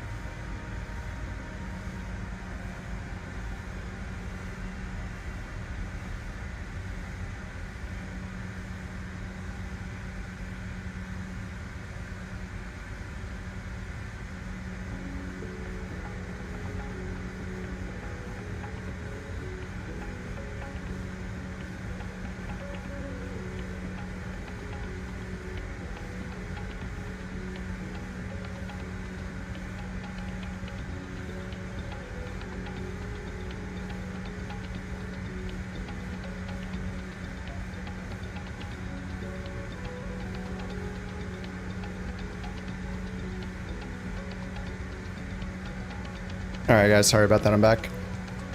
Alright. So many interruptions.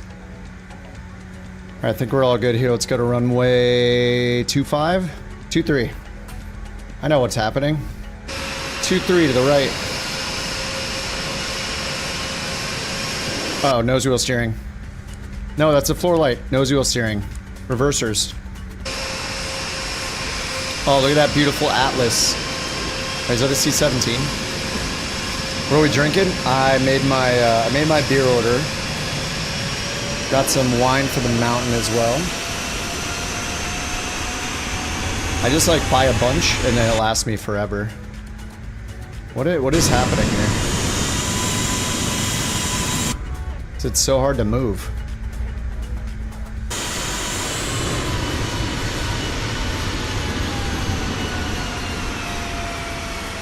I got a Modern Times Booming Rollers Hazy.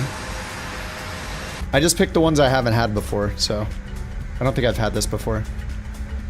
Alright, taxi to runway 23, vectors to Wilbur, so we're going to take off runway heading. Yeah, Modern Times is so good.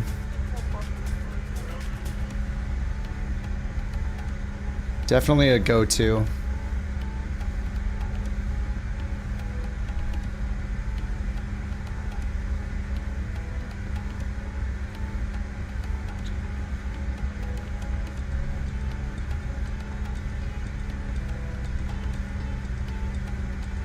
Alrighty.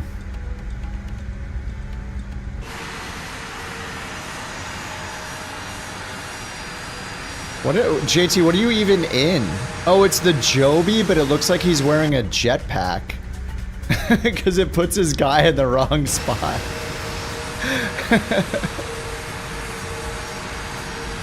Oh, you do that with coffee? Yeah. Oh, yeah. I start the day with a coffee. But I don't hunt for different beans. I just get the generic Starbucks, you know? That's good enough for me. Oh, you went back and watched the Vision Jet? Oh, nice. I don't have too many YouTube videos, but I do have a series on the Vision Jet. Alright, parking brake is on. Let's watch some takeoffs while we enjoy our beverage, and then we'll do the takeoff ourselves. Alright. On our way to Dallas.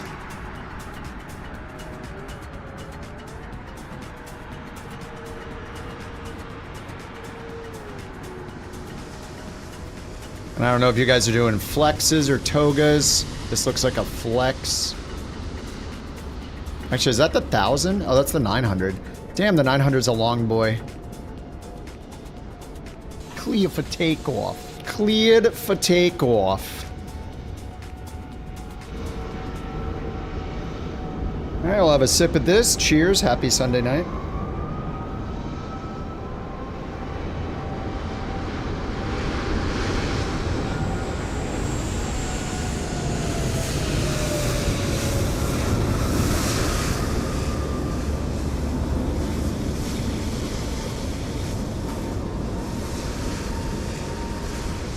There you go. Shout out to Bill. Thank you again for the raid, Bill. Sorry, a little distracted here. And the puppy was going crazy tonight. She took her little time out. I think she's feeling okay now.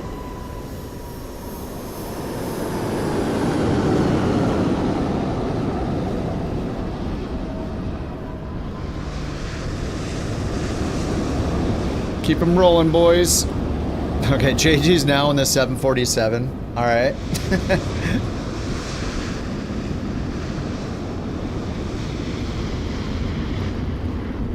It says Jetson 1, 747, 800.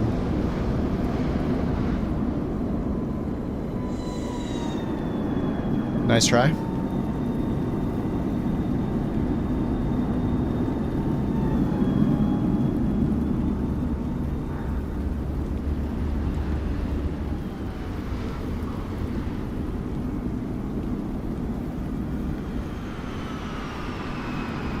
Oh, that's the flex takeoff right there. At the 1,000-foot markers on the other side. That's what ours is going to look like. Like me, did you do it looks like he did a flaps 20 as well. Actually, it might just be using my configuration. It told me to do a flaps 20 with a flex temp, which is interesting. Nice. Agile's got the covers on the engines. Damn. How does he... Oh, he took them off. Nice.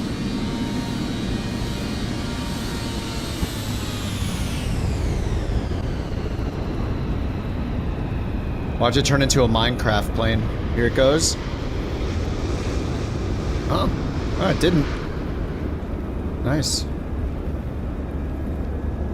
Alright, Q and then Tom, and then I'll probably get going.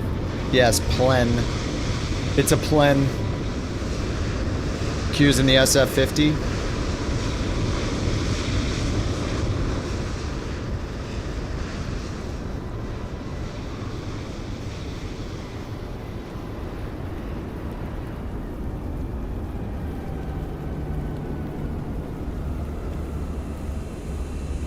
CC's X069.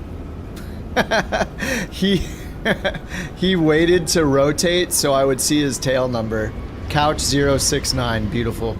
That's the number, I think. Here comes Tom. Whoa. Longitude. Full toga. Rocket ship style. 69. Exactly. Exactly. Thanks for the biddy, Shadow. 69. You've had it for a bit? It just depends on what plane you're in, I guess. Like, some of them are starting to show tail numbers, which is great. Alright, I don't know. Looks like they're waiting. Alright. Parking brake off. Memphis, Couch 323, holding short runway 23, ready to go. Tell us we can go. Couch tree 23, released for departure. Clearance void if not off by 12:20 Alright, released. Zulu. Lights on, strobes on. Zulu, contact no later than 12:30 Zulu. Time now 11:58. Yeah, Zulu. SF-50. Yeah, me too. Approved. I don't actually call it the SF. I shouldn't have called it the SF-50. That was weird. CCX 42069. Yep. And then 1337 at the end, and then 80085. Now secure for takeoff. When you break through, it's amazing. Yeah, that's the best thing about flying in the crappiest weather. The breaking through, getting on top of the clouds, the breakout is so awesome. And then also just, it's so cool. The lighting when it's overcast and raining looks awesome if it's daytime. And Config flaps. oops, config flaps. Thank you for that warning. There's flaps 20. Fixed.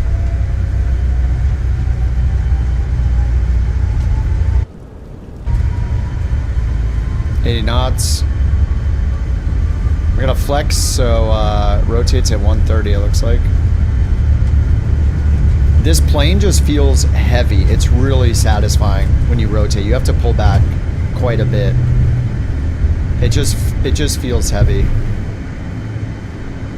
Alright, positive rate, gear up.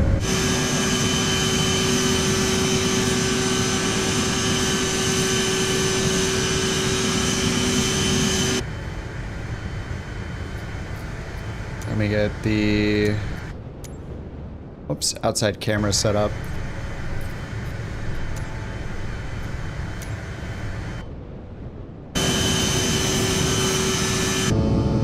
There we go, that's the one we want. Oh, that pitch a little bit.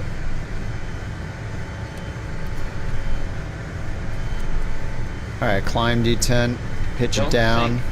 Oh, we're good, we're good. Thank you.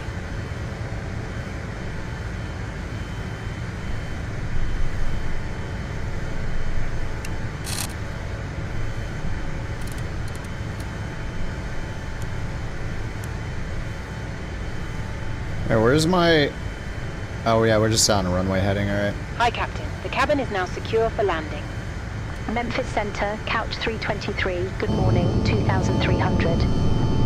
Oh yeah, the rain is on the inside of the window on this plane. Couch tree 23. Hopefully they Memphis fix Center, that. Radar contact, climb and maintain flight level 260. 260. Climb and maintain flight level 260, Couch 323. Alright, flaps up. 260. So this on the heading. What is going on with those waypoints? We need to go all the way out to Wilbur.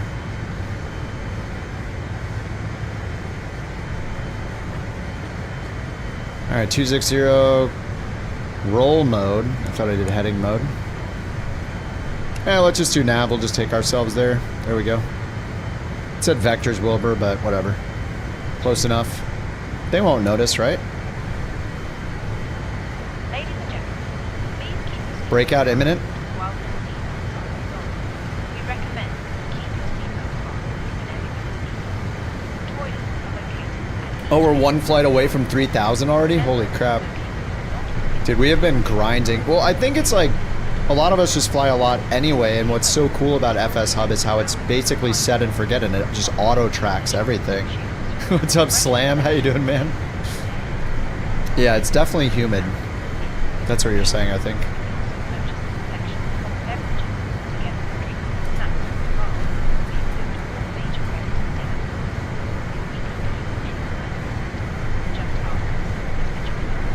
There we go.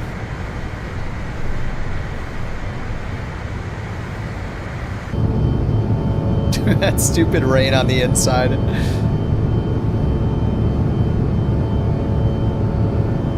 Hopefully if they fix that bug, that'll be nice. Alright, I've already raised my ground speed to 260. Why am I back in roll mode again? Did I not hit nav mode earlier? Alright, so we're 260. I'm gonna raise it up to 270.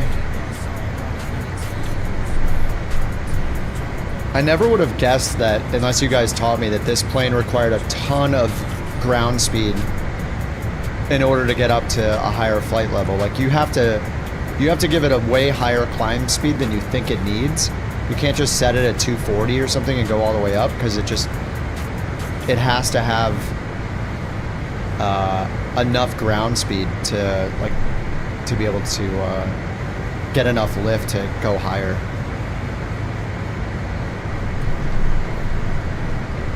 Alright, let's do 280 now. We'll get the lights off. We'll get the seatbelt signs off. Strobes on. Oh, did I leave the APU on? Yep. APU door open the entire time. Whoops. That's aerodynamic, right? How did that thing not fall right off? Oh no. Alright, let's close it up. Sorry, little APU door. Damn, that thing's strong. I have mine set up to start with Windows, Ricky. But if you want it to start just with a sim, you can, if you're comfortable editing a file, you can edit your exe file. Sorry, that engine volume is super loud. I have mine start with a sim, with Windows, which is in the preferences, but if you don't want that to happen, you could edit your exe.xml file and just look at the format of the other programs that are in there, and just copy and add a new entry, and then add the path to what you want to launch. You can do that with any program that you want to launch with the sim.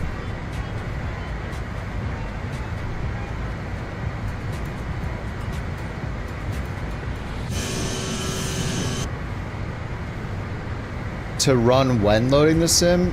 No, there's an option to run when you start Windows. I didn't see an option, unless they added it recently.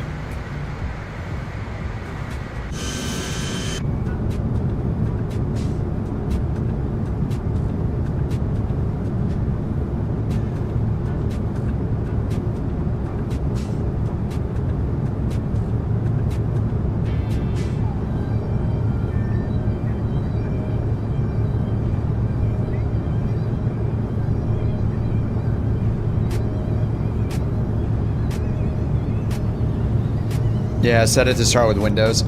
Yeah, I use the overlay I have in the top right is based off there's something they have called the arrow pad that you can use optionally. Some people might like to use this actually, like Couch 323, Memphis Center, expect Wilbur 9er, runway 17 center. If you open up LRM and you click on, if you go into your preferences, you can enable the arrow pad, AERO pad, And then if you go to services and hit open AeroPad, it opens it on a web page like this. So it's hosted on your computer, so you can grab the URL and put it in. You can just have it in a browser window, but if you have a tablet, you can put this in a tablet, like on an iPad or an Android tablet. And, you know, it acts like a little tablet for FS Hub. So then you can go in here and, you know, click on airline radar. So you could have this on the side on your tablet. You can see everybody in the airline, where they're flying. This is our group right here. Well, this is everybody. We got 27 people online right now. And then you can, you know, it's just got all these little apps. So like Pilot GPS, you can like connect OpenStreetMap or something. This is where I get all the data for the overlay in the top right, and the bot commands is in here. Or you can go to the forums and download this. This is like where my overlay comes up, but I customize it. That's where the data comes from. Yeah, there's just a bunch of apps in here. There's the route. It just takes you to the website. You can add your own. It has a cabin manager, so you could add your own cabin sounds. I don't know if these are automatic or not. I haven't tried them. Maybe I should try this at some point. But anyway, yeah, anyway, the reason I'm bringing the AeroPad up is because I've been having problems with this unless I let it start with Windows. When I was having LRM start with the sim every time, maybe it's because I'm crashing and closing the sim and restarting it a couple times a day, that it messed it up. But this AeroPad would not start for some reason. It was having problems starting unless I just started it with Windows. So I've been starting it with Windows. I usually avoid doing that because I don't want too many things just running all the time.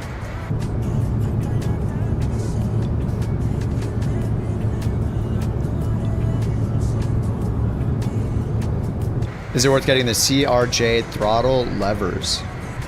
I don't know. Yeah, AeroPad, AERO. It's just part of LRM.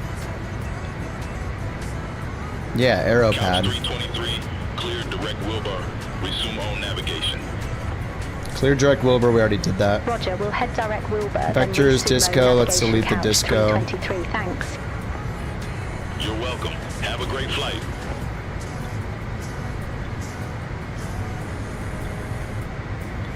Couch 323, contact FT Worth Center 123.9 or 25. FT Worth. Center on 123.9 or 25. Couch 323. How do I pull it up? Go to LRM, click services, click AeroPad. FT Worth Like I said, you have to turn it on in 323, preferences though. Flight level 209er. LRM, turn it on, enable AeroPad in your preferences. Then it gives you a new menu in LRM, and you can go services or something, open AeroPad. The overlay for the stream is on their forums though. You have to download it and copy the files manually into the LRM folder in plugins.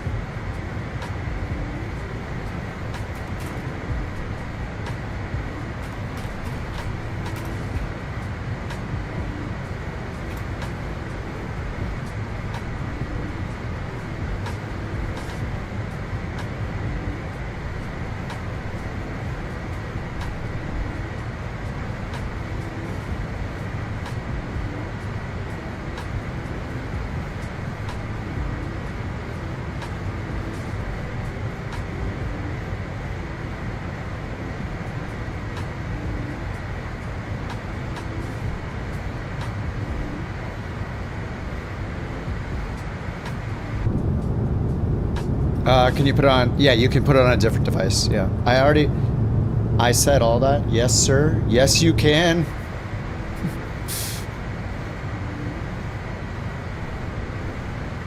You can, it gives you, you can just grab the web address and put it on your tablet or whatever, assuming you're on the same network.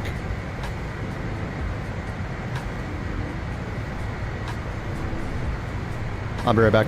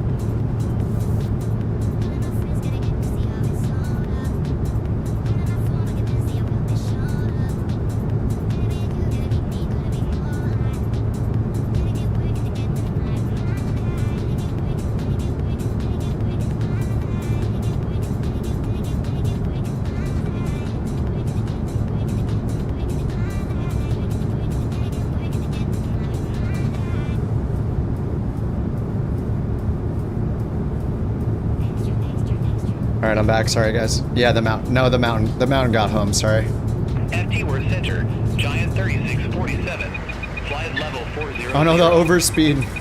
The classic. Yeah, sorry, she just got home. Giant 3647, flight Worth Center, roger. Bird knows all. Yeah, exactly. All right, there we go. Speed's good now. 26,000 feet.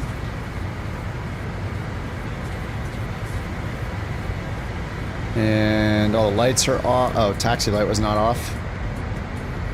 Belts are off. Yeah, that's fine.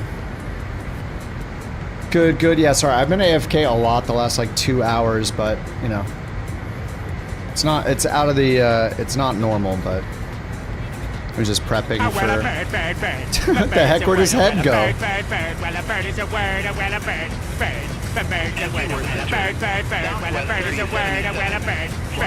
What is he doing? He took his head off. Alright, let's go down and go to MFT menu, VNav, descent, and I gotta clear the clear the disco. It's just a vector after Burgee?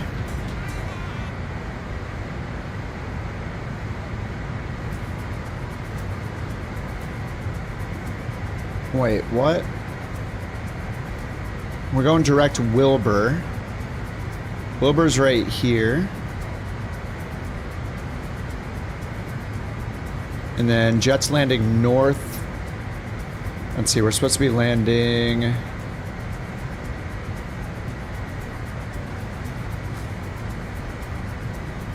don't think they told us. 17 center. Okay, we're landing 17 center, so landing south. Expect 250, 11,000 feet. So we're gonna switch over 17 center, bossy. Execute. Legs, Wilbur, Maury, and then Wilbur again? No, we're gonna move Wilbur up here. Alright, we're still Wilbur, Burgee. Execute. Make sure we're direct Wilbur. Execute. Alright, we're direct Wilbur, Burgee, Vec, then Disco. Delete the Disco. We have the Vector in. Then Bossy.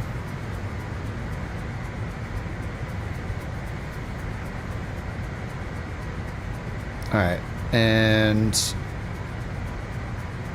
maybe we need to start our descent, huh?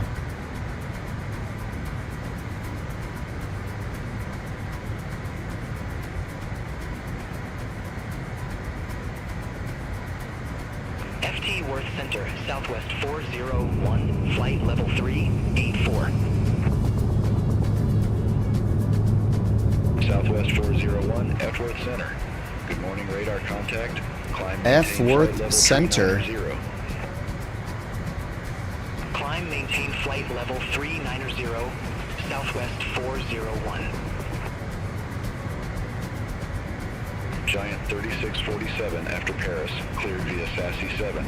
Pilot's discretion, descend and maintain flight level 210, F Worth Alliance Airport landing, runway 16 left, altimeter 299er8. You're beyond ATC said Footworth? Oh, that's speaking my language now. Maintain flight level 210, FT Worth Alliance Airport FT Worth. 16 left, altimeter 299er8. So we're still going Wilbur, and then... does this waypoint not have a name? What's the name of this? Oh, that's Burgee right there. There it is. It's just hard to... okay. So there's Burgee, and then I guess we're just on a 255 heading. But then there's Knack, Funky, Town.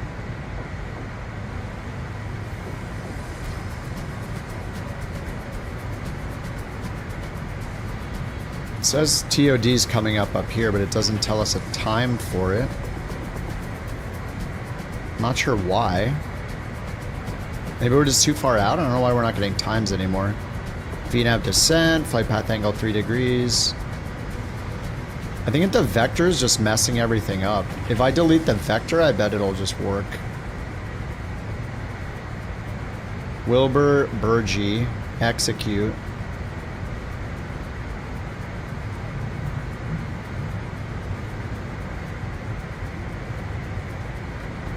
Yeah, it's weird, right? Look, I mean, the TOD is here, but it doesn't give us a time. Is this our timer? I thought the timer used to be up top. Did it? I think I'm just, yeah. My brain's fried or something. Okay, descend via, clear via Wilbur Niner. 17,000, okay. 2997, we can go down to 17,000 at our discretion. So we'll do that, we'll hit VNAV. Oh no, VNAV starts right now. Alright, no, we'll hold our altitude. Oh, V alt it has too. Alright, no, we just want altitude to hold. VNAV off, altitude to hold on.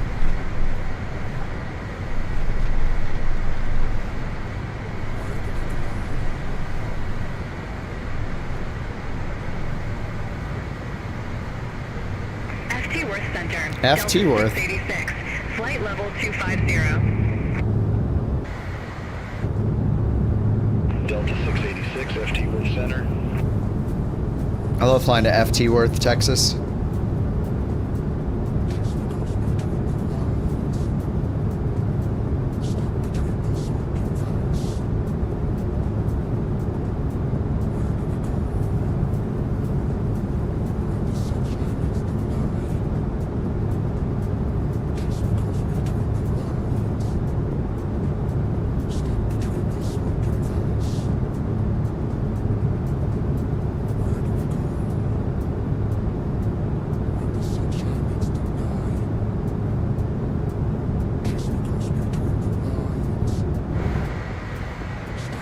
GEFFW. We're going in. He's ready. I kept the cockpit ambient sounds on so we can hear all the noises he makes. Coughs, sniffles, other noises.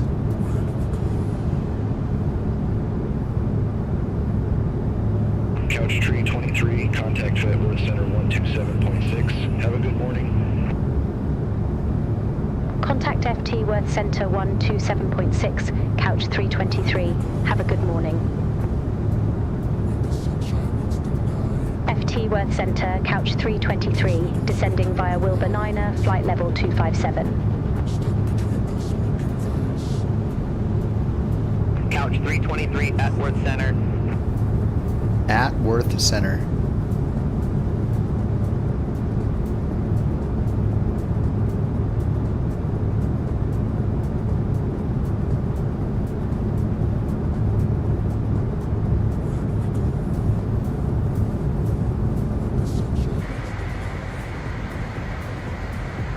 Alright, so I guess I didn't need to remove the vector there, so I should probably re-edit 17 center, Aussie, Wilbur 9, no transition, execute, and then legs, delete the disco. Wait.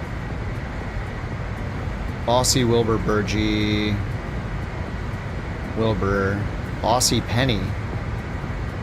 What the? Wilbur, Burgee. We're direct Wilbur, so we'll move Wilbur up here.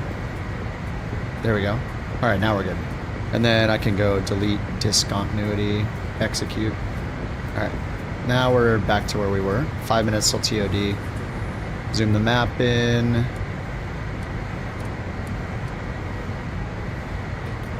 Alright, and then the landing 17 center. Let's set that up in the flight planner here. Routes, collapse. Approach, runway 17 center, ILS, bossy, change procedure, charts, ILS. There we go. We're gonna get the ILS chart up over here. That was 13. I thought I was getting originally. So let's go back to the list. 17 center right there. Pin it. All right, so 1103. Down on the radio.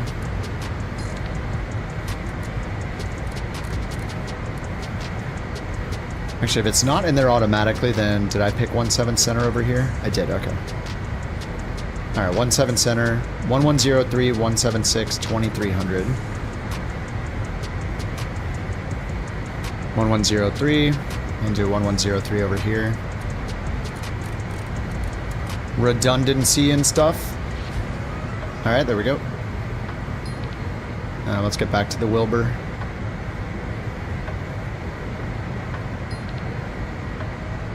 Alright, TOD 45 miles, 3 minutes. 3 minutes till TOD.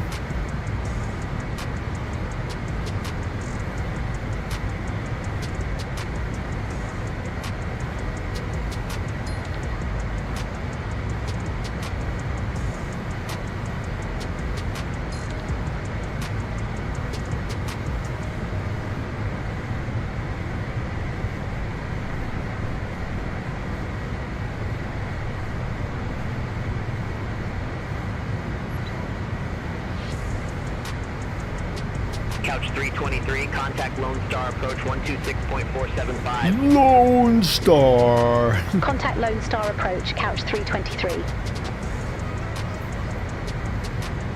Lone Star, couch 323, flight level 257. We have Foxtrot on board. Couch 323, Lone Star approach, good morning, altimeter 29er 97, expect the visual approach runway 17 center. Altimeter 29er 97, expect the visual approach runway 17 center, couch 323.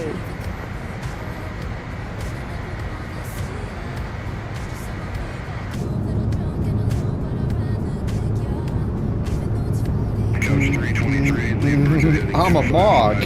Man, I haven't seen that movie in a long time. I know you guys recommended it to the youth in the channel. Heading 255. Expect radar vectors for The visual two approach. Utes. Runway 17 center, couch 323.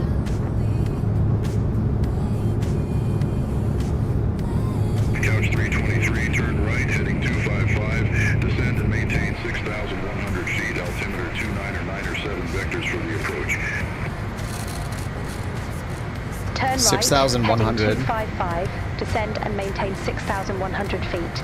Altimeter 255, 6,100 couch feet. We'll 323. just vertical speed it down. Ground speed is 459, so 460, 46 divided by 2, 2,300 feet per minute. We'll do 24 just for a little extra credit.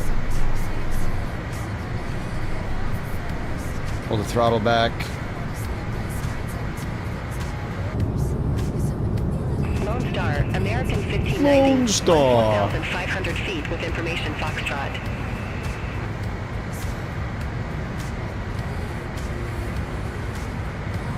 American 1590, Lone Star approach, altimeter 29er 97, expect the visual approach runway 17 left. Altimeter 29er 97, expect the visual approach runway 17 left. American 1590.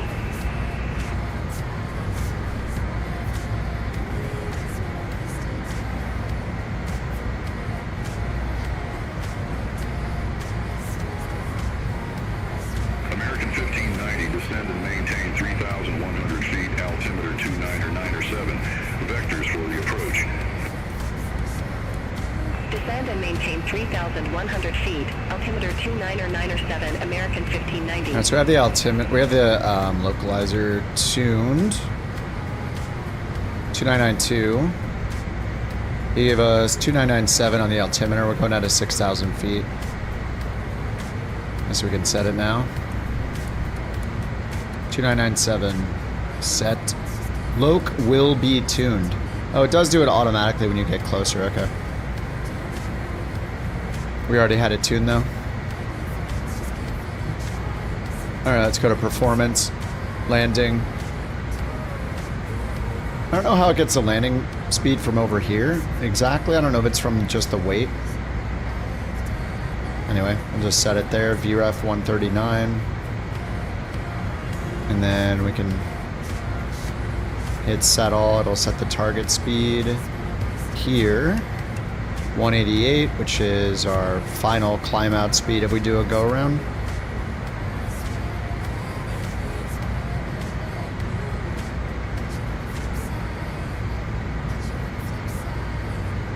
Alright, so we're being vectored, so let's grab the other chart.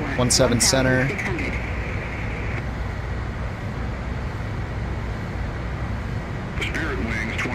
104, Lone Star departure. Good morning, radar contact. Climb and maintain flight level 180.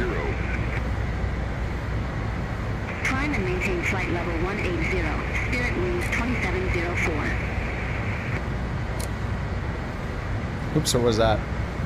Oh, that is the overhead. Oh, good. Maybe I shouldn't have moved it so fast before I knew what I was turning. I was like, that's the light.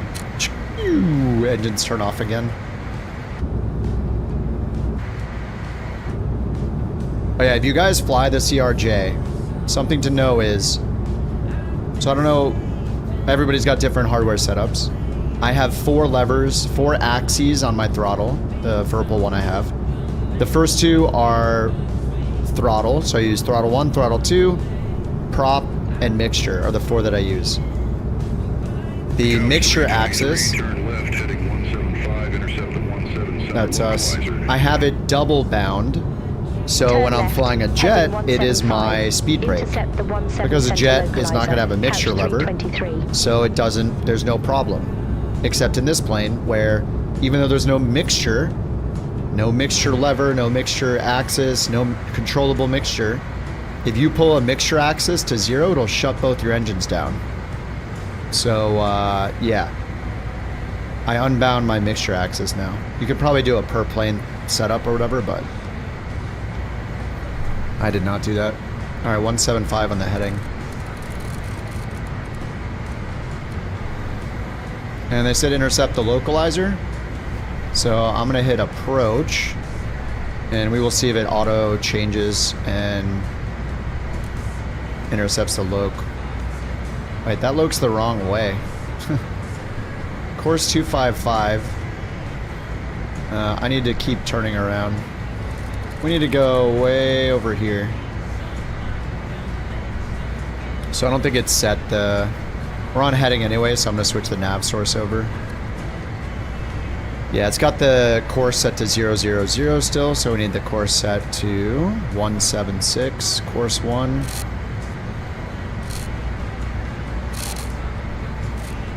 (176). Alright, now we'll heading bug it over that way. And we'll nav on standby. Yeah, we totally have the field in sight. Couch 323. Couch 323, cleared visual approach runway 17 center. Alright, we're cleared for the visual. We're going in. Cleared visual approach 17 center. Cleared visual approach. Alright, let's get the speed brake out because we need to get down to... We need to get down to 6,100 feet. It says descend at 900 feet per minute, so I can slow down the rate of descent, maybe? Maybe not. Let's see, we need to... We're going direct Jiffy, basically, so let's sequence this direct Jiffy so we can get the right VNav. Okay, 6,000 feet per minute. Alright, that's a little bit faster than I'm going. I guess we'll go 6,000 feet per minute. Speed brakes are out. Don't worry, everything's fine. Alright, vertical speed 6,000 feet per minute. Alright, good luck. Here we go. Couch 323, DFW Tower, wind 175 at 7, runway 17 center cleared to land. Clear to land. We're at 10,0000 feet. Clear to land. Runway 17 center cleared to land. Couch 323. We're a little high. See, I do so much better when I don't use ATC. Alright, here comes 10,000 feet. There's no speed limit. Don't worry about it. Get the, yeah, everybody gets your, yeah, so we'll shortly be landing.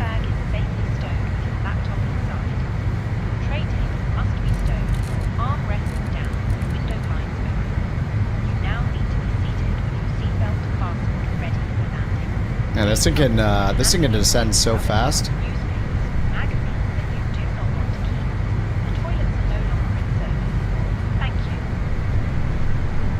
Alright, selected altitude capture.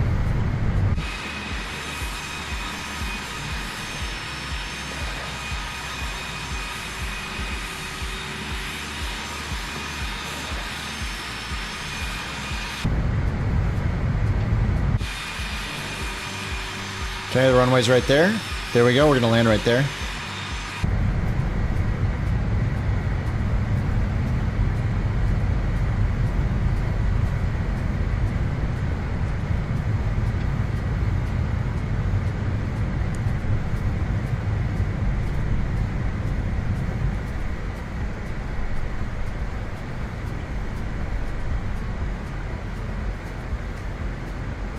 Alright, let's go down here. I don't know why I'm going to do this. We'll just hit this and this for some reason, and then we're going to go over here. We're going to go direct to Bossy. Then we're going to hit VNav and Nav, and switch back to FMS. Hello? Well, let me switch back to FMS. Heading mode. FMS 1. There we go. Nav mode. Let's go back to Bossy and lose some altitude.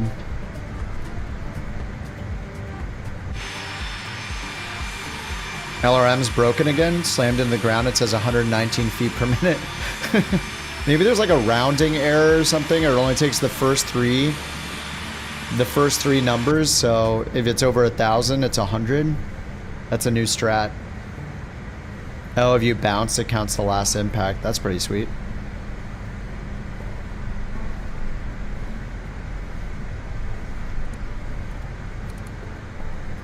Alright, we'll go to heading mode outbound a little bit. Then we'll turn around for Penny. Penny!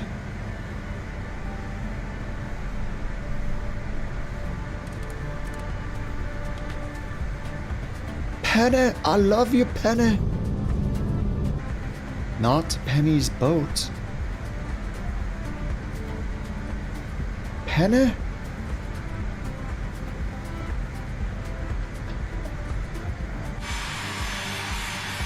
Yeah, just butter the last bounce. There you go.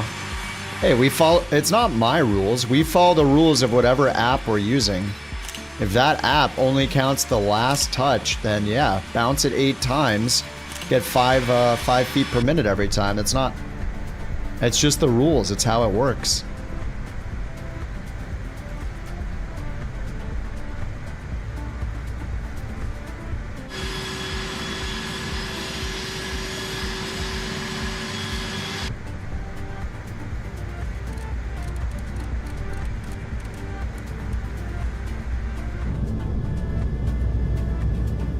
We're just doing a little... You're gonna die, Charlie. God, I love... That show is so good, man. I mean, the last season sucked, or... The last 2 kind of sucked, but... Oh my god.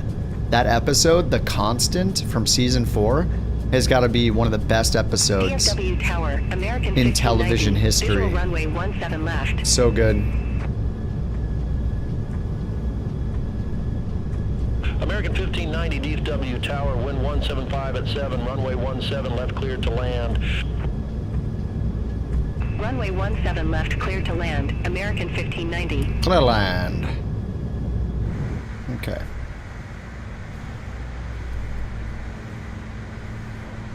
This plane is just so weird because it's always such in a nose-up attitude. It's just strange. We're going 200 knots, like pitched up at 5 degrees, like 3 or 4 degrees. Just feels weird.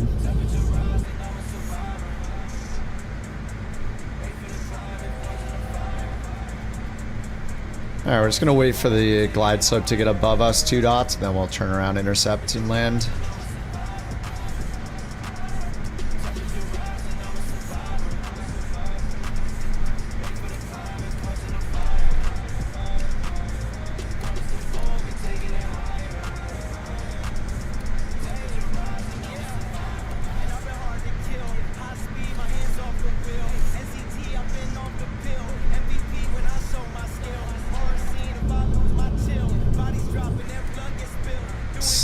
Snooty. Snotty?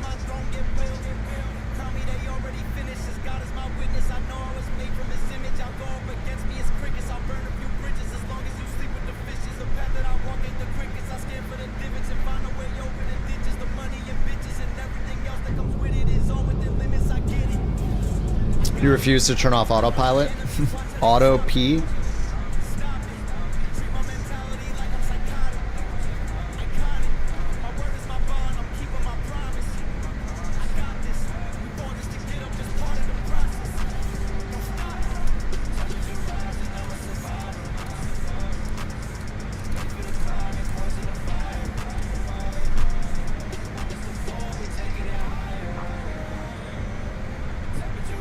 Alright, let's go direct Penny. Oh, it won't let us, huh? I think we got direct Penny.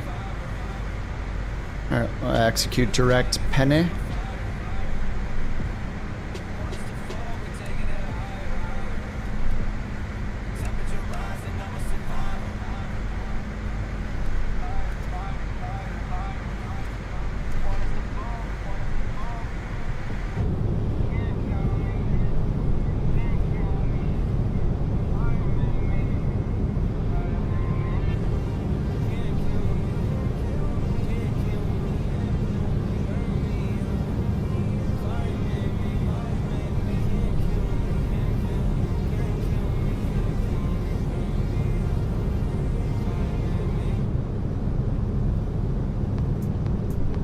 Camera? No system, and you can just set a preset camera.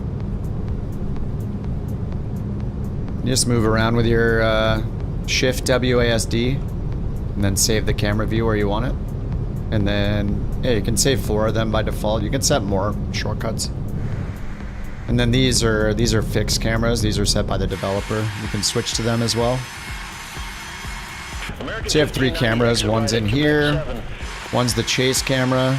Like this, always around your plane, and then the third is a fixed camera, drone you can free fly or attach to the plane. It's nice. Alright, what are our minimums anyway?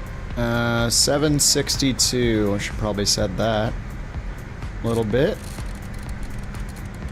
770.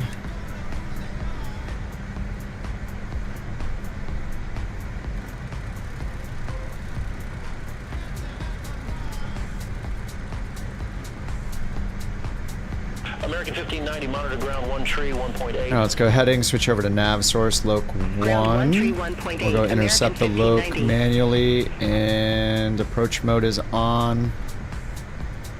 Let's turn that off. Pitch mode. We'll do vertical speed mode. And we can go down to 2300.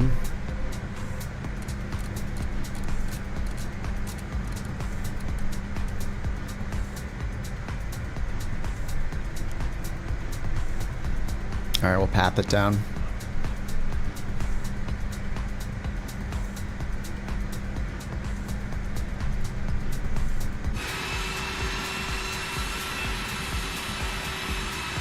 You love the plane since the update.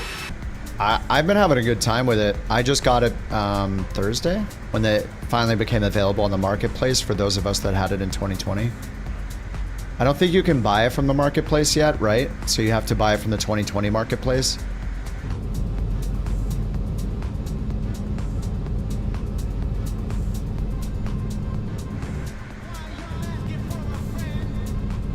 Yeah, it's really fun to fly it.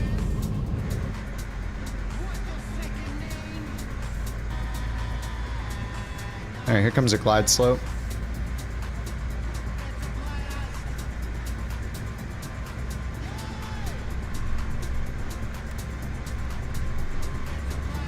Oh, we're still 11 miles out. I'll keep just the slats out for now. 11 miles DME.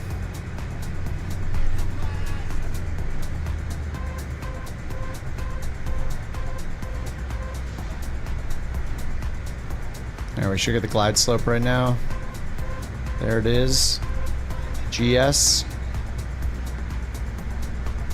2500 AGL.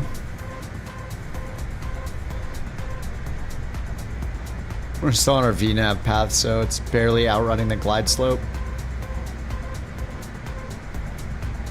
Alright, there's the runway. Center. Actually, is this center? No, this has got to be center. Left is way over there.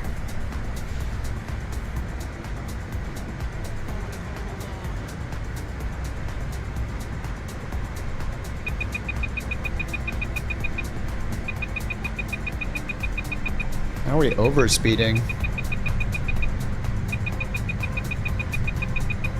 Almost idle. Alright, we're under 230, we'll get flaps. 20.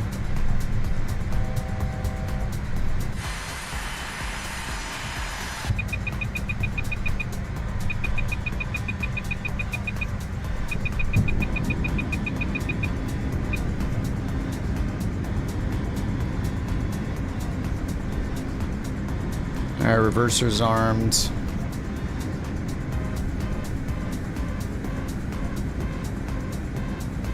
This music's intense. What is... Next.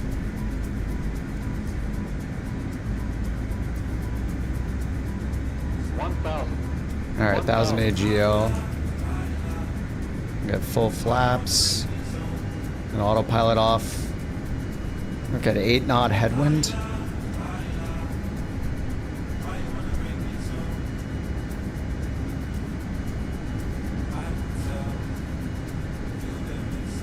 Alright, flaps are full.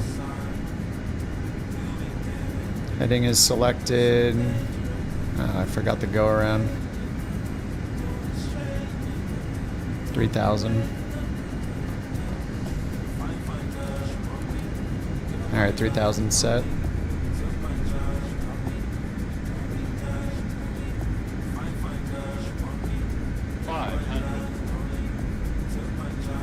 Sync rate. 400. Sync rate. 300.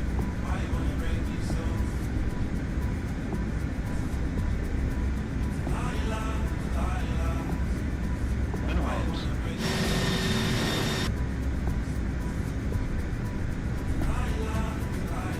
100.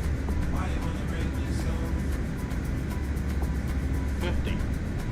40. 30. 20. 10. Minimums.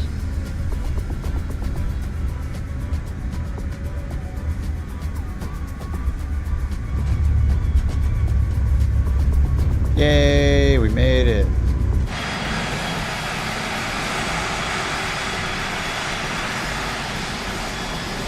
Achievement success, I think. Couch tree 23, exit right at Mike 4. I hope this is Mike 4. Exit right at Mike 4, couch 323. No signs anywhere. Blank, blank, Mike 3, way over there. Rip. Mike 4 is over there. You know, if I knew this was Mike 3. Couch tree 23, contact ground 1 tree 1.8. Alright, flaps up. 1.8, couch 323. Thrust reversers off. Parking brake on. All the lights except for taxi off. Ooh. Frames.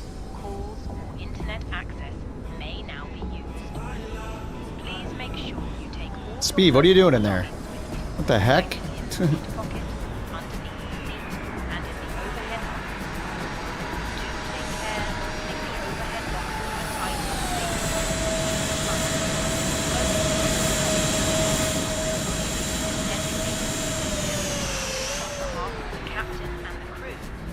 Oh no.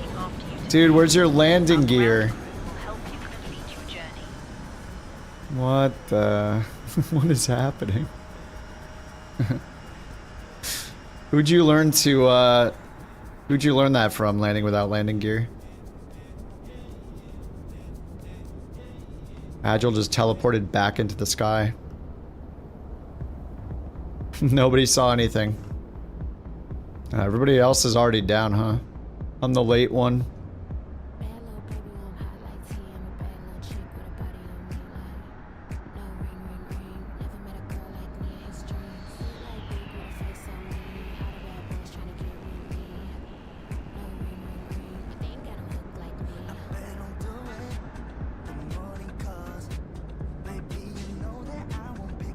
I think it is the payware, yeah. I always forget which airports I've bought, but it looks like payware.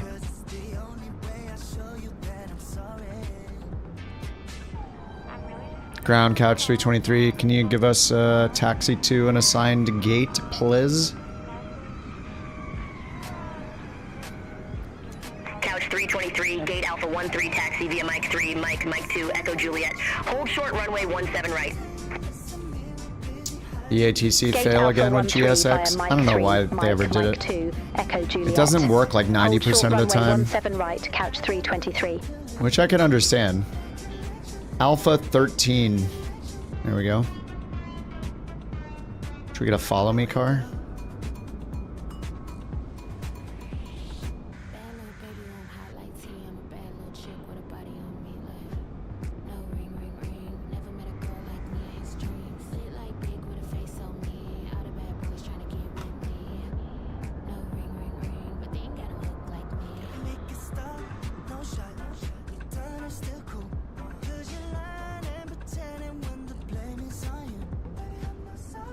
All this cheesy music is great. We got a little music break from the usual playlist of 200 songs we've all heard a million times at this point. Alright, here comes Bite Me and Agile. Agile coming in for another attempt, I guess.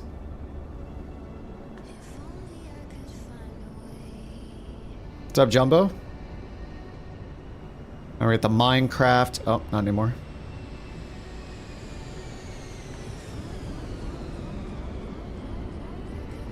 Belly landing? Oh, he did the bounce strat.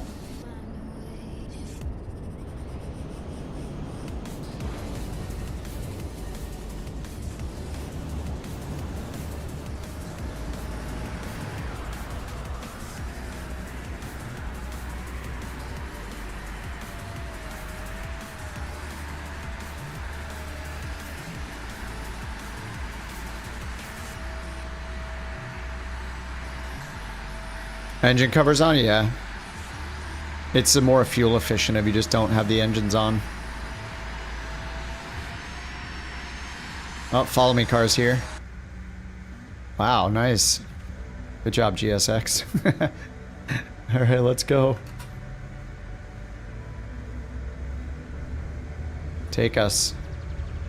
Thanks.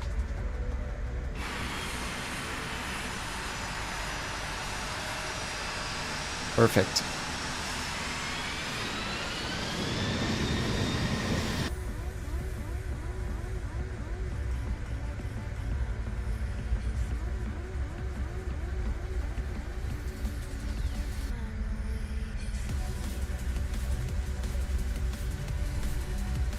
Couch 323, cross runway 17 right at Alpha 3. Continue taxi via Kilo 8, Kilo 7, Echo Kilo, Echo Juliet. Nice. Nice. It's just amazing. That's just Cross so runway helpful. 17 right at What Alpha the 3. hell? Continue taxi via Kilo 8. Okay, just show me Kilo, the spot. Kilo 7, I don't Echo care. Kilo, Echo It's Juliet, over there. Couch 323.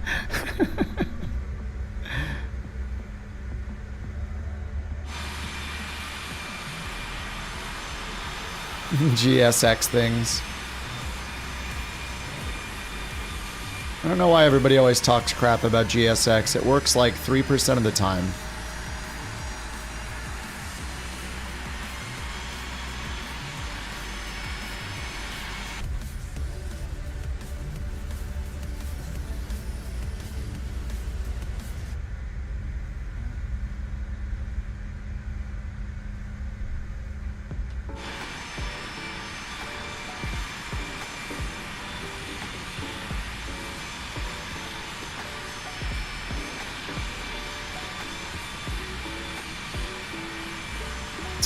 There's the car.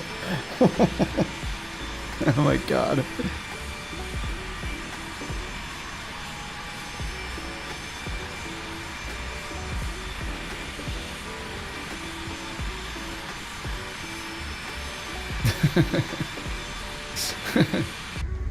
Apparently I'm the follow me car now.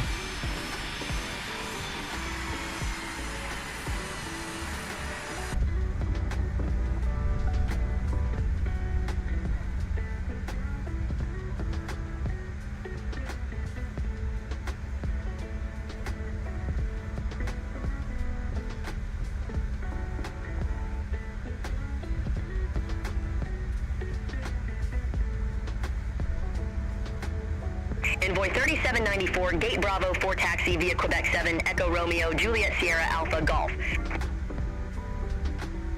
Envoy. Gate Bravo 4 via Quebec 7, Echo Romeo, Juliet Sierra Alpha Golf, Envoy 3794.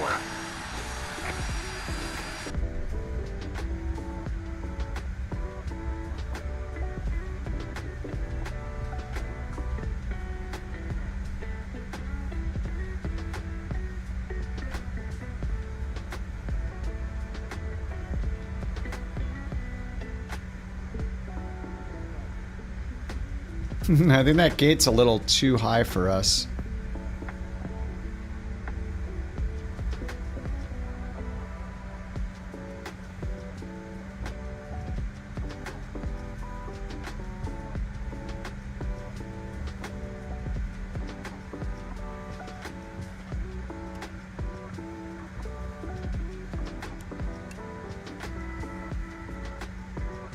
APU starts up so fast on this thing.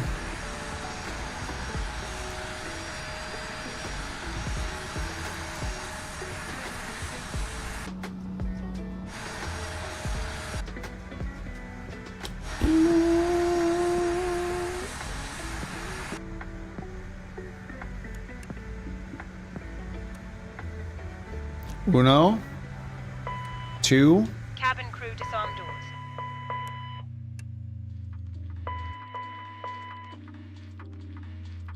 The boarding requested. Oh. Ooh, that thing got low. Alright, can it connect? Can it connect? Come on, baby.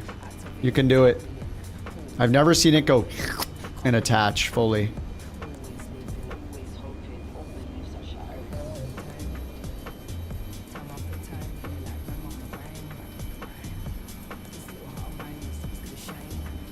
Activated.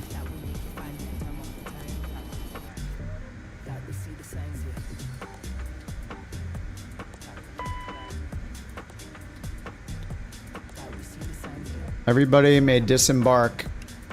Get out of here. Off. Off. Off. Off. Turn them all off.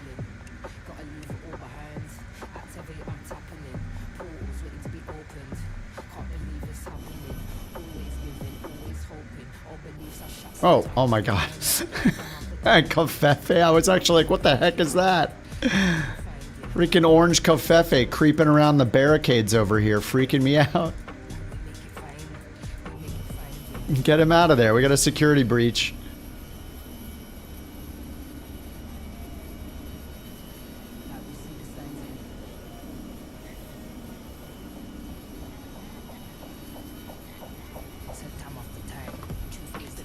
Alrighty. Yeah, I think I could be done. I think I could be done. That was a lot of flying today. I'm gonna eat some food, hang out. I think I'm gonna work on the bot a little bit. Watch some Fliggity. I think that sounds good to me. No, not one more. I've done like 12-hour days this weekend. I'm good. That'll do it for me. I'm good. Thank you guys for flying along, as always. Bill, thanks again for the raid, man. Anybody from Bill's stream still watching, thanks for hanging out. Delta, thanks again for 21 months. Speed for 5 months. Tony for 8 months. Raccoon for 21 months.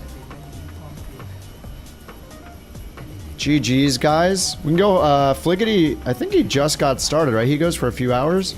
We can raid Fliggity. I usually can't raid him because I usually stay on later, but... yeah, let's go get Fliggity. He says, videos and challenges. If you guys on YouTube want to watch Fliggity as well, here's his channel. Here's his Twitch URL. We're gonna head over there from the Twitch side.